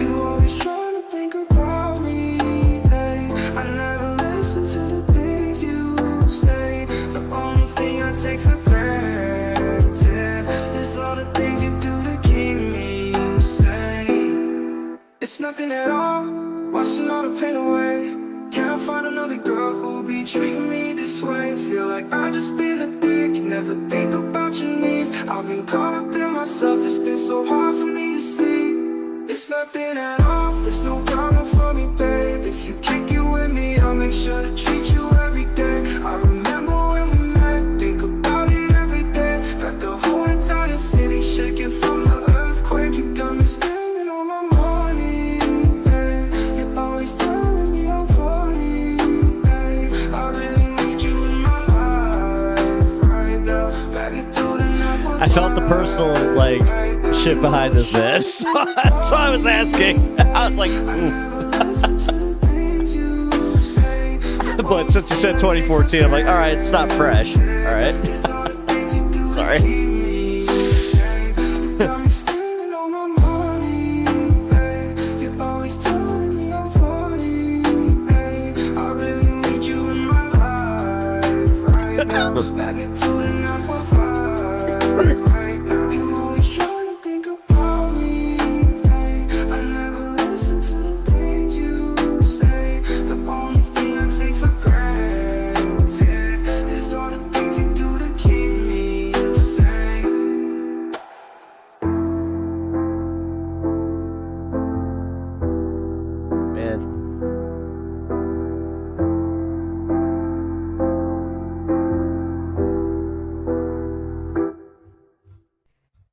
All right. Uno más.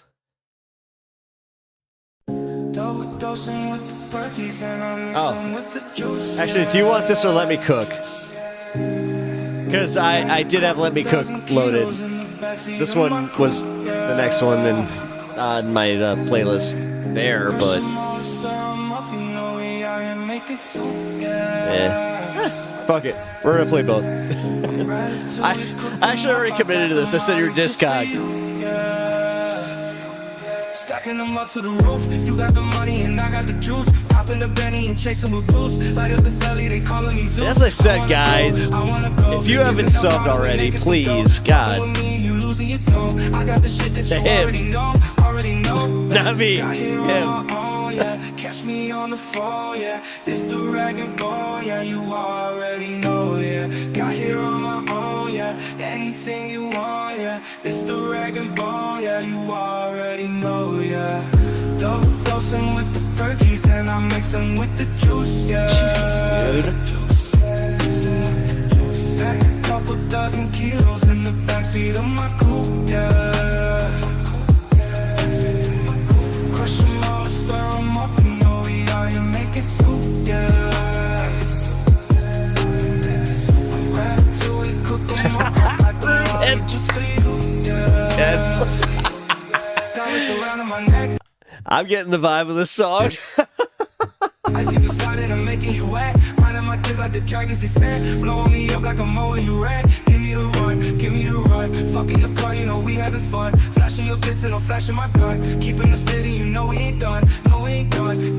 Got here on my own, yeah. Catch me on the phone, yeah. It's the rag and bone, yeah. You already know, yeah. Got here on my own, yeah. Anything you want, yeah. It's the rag and bone, yeah. You already know, yeah. Double dosing with the perkies and I mix them with the juice, yeah. That's a fucking awesome line. Couple dozen kilos in the backseat of my coupe, yeah. Crush them all and stir them up. Again, not a musician, but I just understand that like the structure of your song is perfect. So You know we out here making soup, yeah.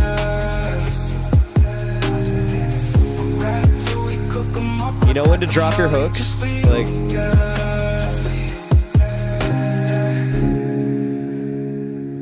you really are, dude. You're spitting on this shit. Hard to spitting on it. Sorry, had to. That's how you know the joke got old. I just made it. Boom.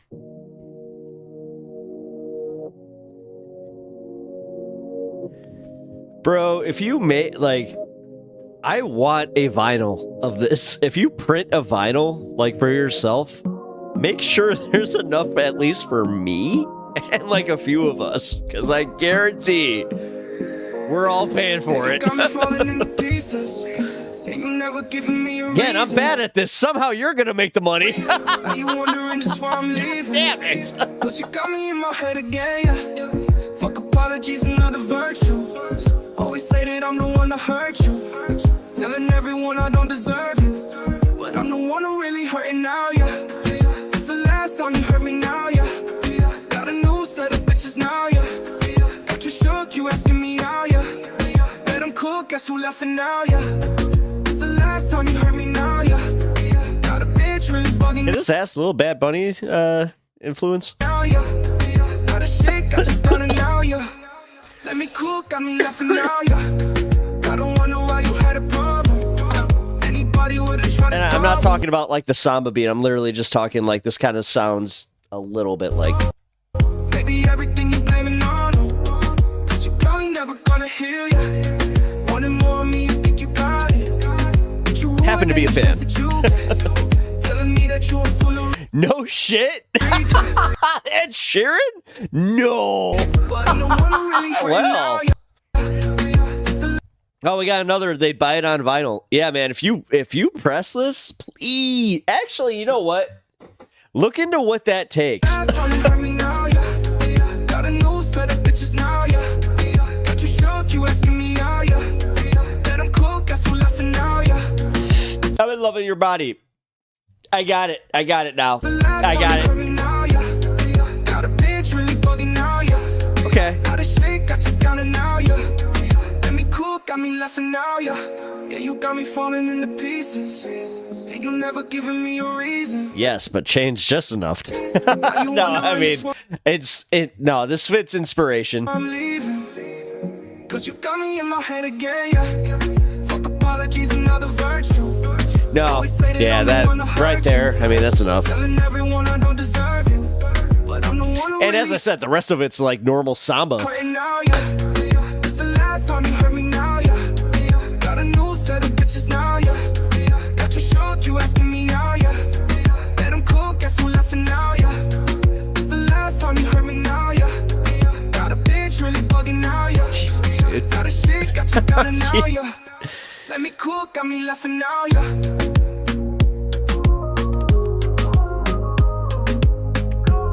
Hope you realize you're very good at this. Like, I'm done kissing your ass, but for real, man. Like, your little humble act in this chat. I'm on to you. I'm on to you, sir. You get one more, because you got another one. I'm just doing it now. Sometimes I feel like I ain't right. The calling out of void, a single teardrop on my chin. No, the hole inside my soul, the sadness washes over me. No, and tell you're me fine. I don't know, cause it No, you're fine. And I was just joking about that. defines me and do it. Sometimes I feel like I ain't right. The calling out of void, a single teardrop on my chin. No, the hole inside my soul, the sadness washes over me. No, and tell me I don't know, cause it defines me enough to be alone. Listen to Unimoogle. I will totally wear your Hard enough to be away. bro. Number one. It's the only thing that puts a padded layer on the pain. Maybe I don't wanna know what the future has in store. Take a bottle of the pills into my room and lock the door. It's like everyone around me cannot see me. Medication in my veins, I feel like this a movie. Praying that my yesterdays don't come back just to haunt me. Make it through the day with drinking Henny and the pillies. Sometimes I feel like I ain't right. The calling of the void, a single teardrop on my chin. No, the hole inside my soul, the sadness washes over me. Kirk, can I just be personal for a second? Like, I wish I could express my grief like this. Like, bro, this is beautiful. No, and tell me I don't know, cause it defines me anew. Sometimes I feel like I ain't right. The calling of the void, a single teardrop on my chin. I think you know. Like, my brother's passed, and it's yeah.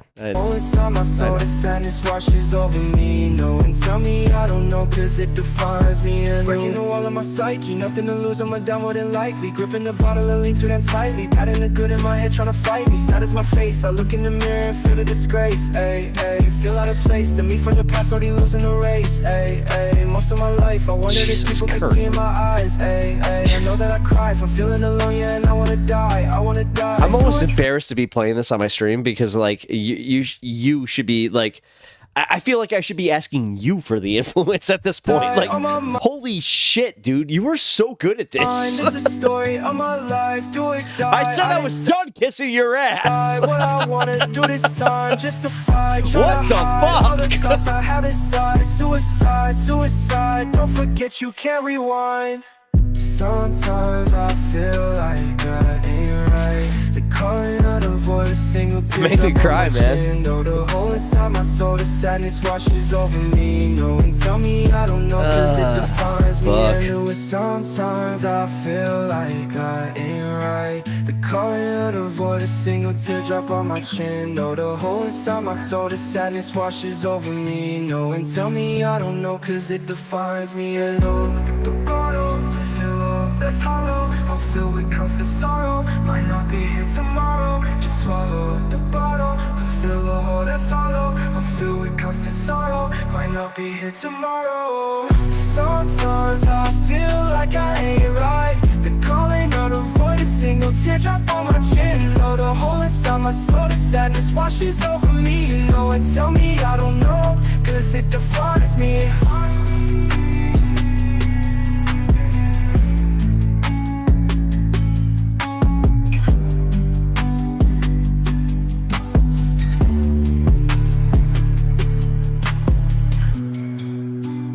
Yeah, man, you know what? Smoking Tide Pod just said it over in fucking Twitch chat. I deeply relate to this. Like, dude, I think that's part of it, man. Like, I'm not even trying, like, no kissing your ass, none of that. From just a personal standpoint and listening to this, like, I've mentioned my brother numerous times.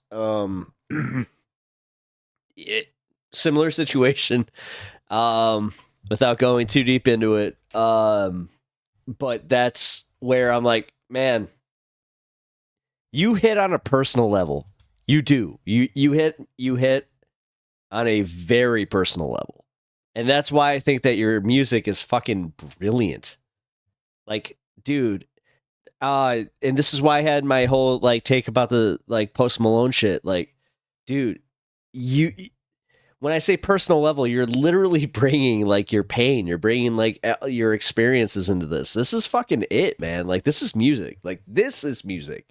That bullshit that they fucking like try to pass off as like the, oh, we gotta fucking capitalize. Like, capitalize on the, like, all right, fine, capitalize on emotions. I mean, Inside Out already did it. I mean, if you watched Inside Out too, then you cried too. Come on. But making me emotional here, Kirk. And I see you got one more song, so we're going for another one. All right. Uno Masu, right? Oh, shit. You got one more after this, and then I think we're done.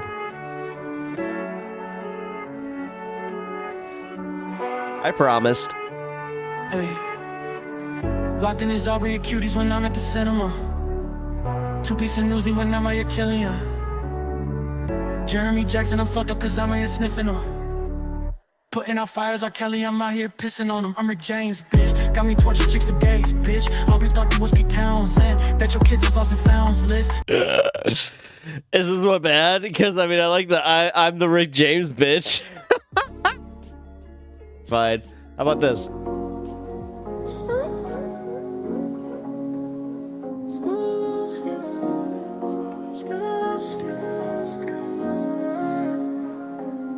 You fuck with my shit.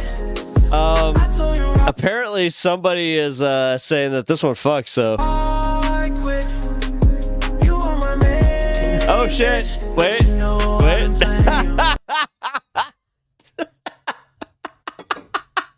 Hold on. Kirk knows how to fuck with me. CID. Nope. There. We'll go back. How about Bad Bitch? shit ton of music. What the fuck, bro? You got so much music. Yeah, you know I got a bad bitch. Charlie at the average. Body like an hourglass. That ass is just the fattest. Got me going crazy. Homies wanna pay me. She the only one I wanna be with. She's my baby. She always gotta have the best around. Got me spending all my stacks in town. Not even tripping and I don't know how. Everybody wanna be with her now. Oh, I didn't hear that. Or I didn't like this one, so. We hopping in the Impala, give her the bag and she fuck me anytime I'm tryna holler, making me feel cause she wanna, no need to cook, but she gonna giving me head by the pool while I smoke up marijuana. This is my main thing. This one got me.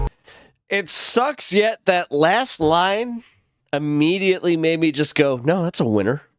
Thirsty, making everyone around the You can be embarrassed. No, dude. Listen. If people can like my shitty jokes, like for the ones that like I made up when I was like 15 and told on stage, then no, you get to listen to this. Got me feeling like I'm hot, oh. Got me spending all the money. And the thing is, man, I'm not even lying. I like this. Always feeling like I'm It's dude, your music's funny to me. Like, because you have some like your lyrics are actually funny. Like, you're good at this. Like, I hope you know that. You're good at this. Now stop making me kiss your ass. You know I got a bad bitch. Charlie at the average. Body like an hourglass. That ass is just the fattest. Got me going crazy. Homies wanna pay me. She the only one I wanna be with. She's my baby. She always gotta have the best around. Got me spending all my stacks in town. Not even tripping and I don't know how. Everybody wanna be with her now. Can't believe that she is all mine. People staring at her all the time. Got me slowly losing my mind. All right, Kirk, we got one more that you want to recommend before like I just choose it random. Go for it. Because I am closing out the show now. We're at 6:40, so. She fine. Bitches faded when they pull up. Expectations got 'em fucked it up. Shit, you thought I didn't feel. Wait, like, come on, homies want to pay me as if, like, I mean, bro, I'm a YouTuber. What the fuck?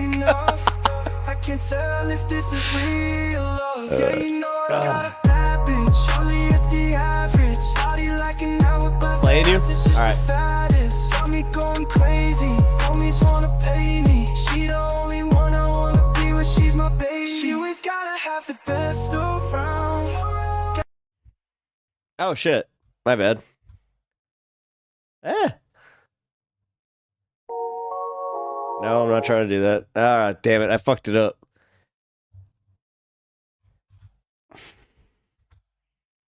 You said playing you, right? Yeah.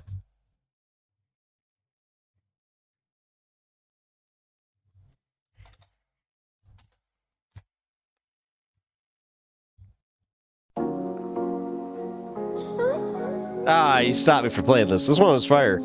I like this one a lot, so. Also, the fact that it's like the old school Grimace. You fuck with my shit. I told you right quick. You are my main bitch, but you know I've been playing you. No. You fuck with my shit. I told you right quick. You are my main bitch. I'm happy that I get to use this. No. Make a call, she come through quick. She like pogo when she riding on my dick.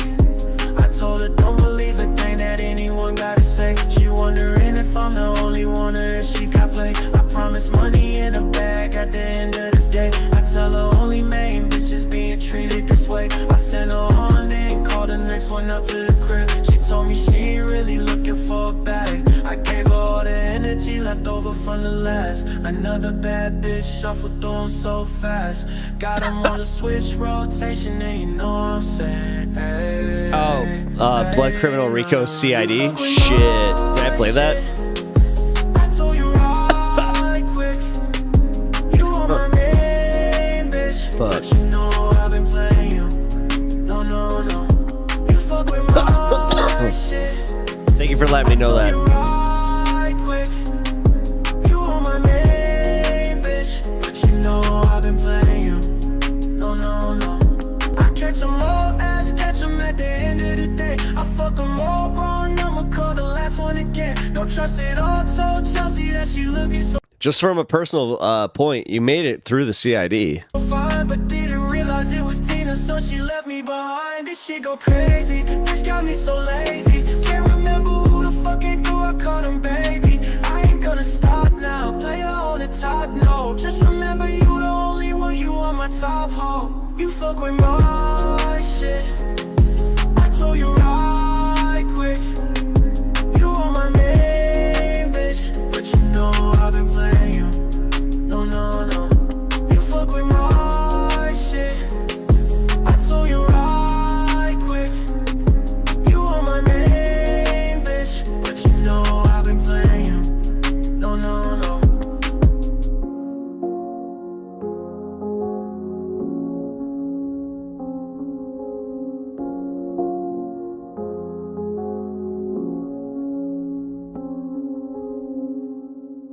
The fact that you got a story for each one, man. Very classy. Very classy. All right. Well, we're going to do the shout outs like I usually do. Give me one sec. Boom.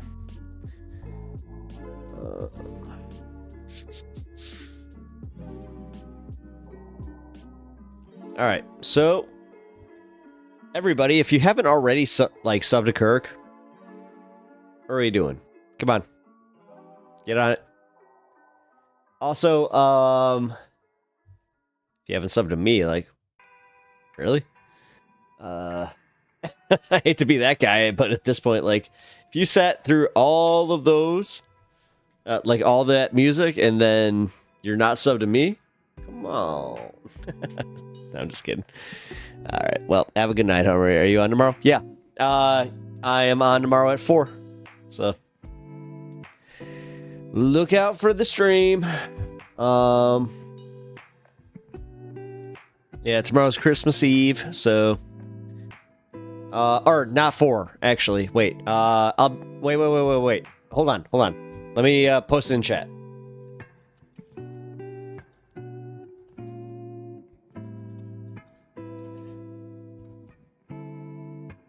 1 p.m. stream. All right.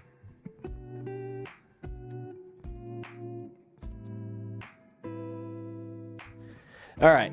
And then, yeah, Christmas, we'll see. Might take the day, might not. We'll see. Day after, bet your ass, I'll be there. So, but yeah, tomorrow I will be there. I hope all of you have enjoyed this. Also, yes, I have had me an adult beverage while we were listening to Kirk there, so I am well and good to go and eat some food. So, appreciate y'all. If you deem it so, you know what to do. You know what to do.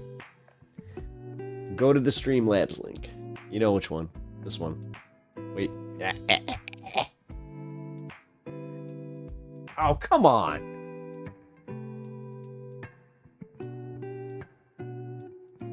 Fucking Google.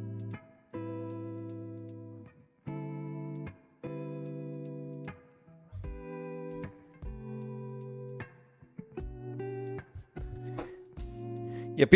All right, Kirk. Take care, buddy. Thank you for the music. All right, we got 2 viewers on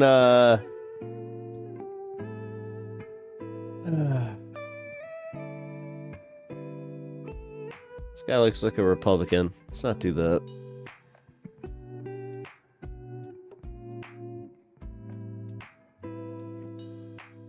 This guy's Russian. You never know.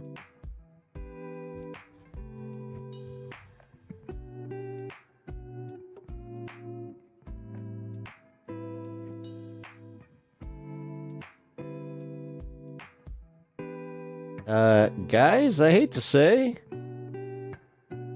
Oh, wait, we got, let me see.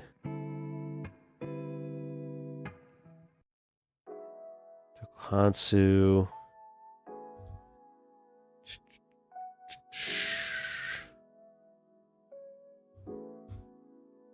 All right, I'm gonna raid.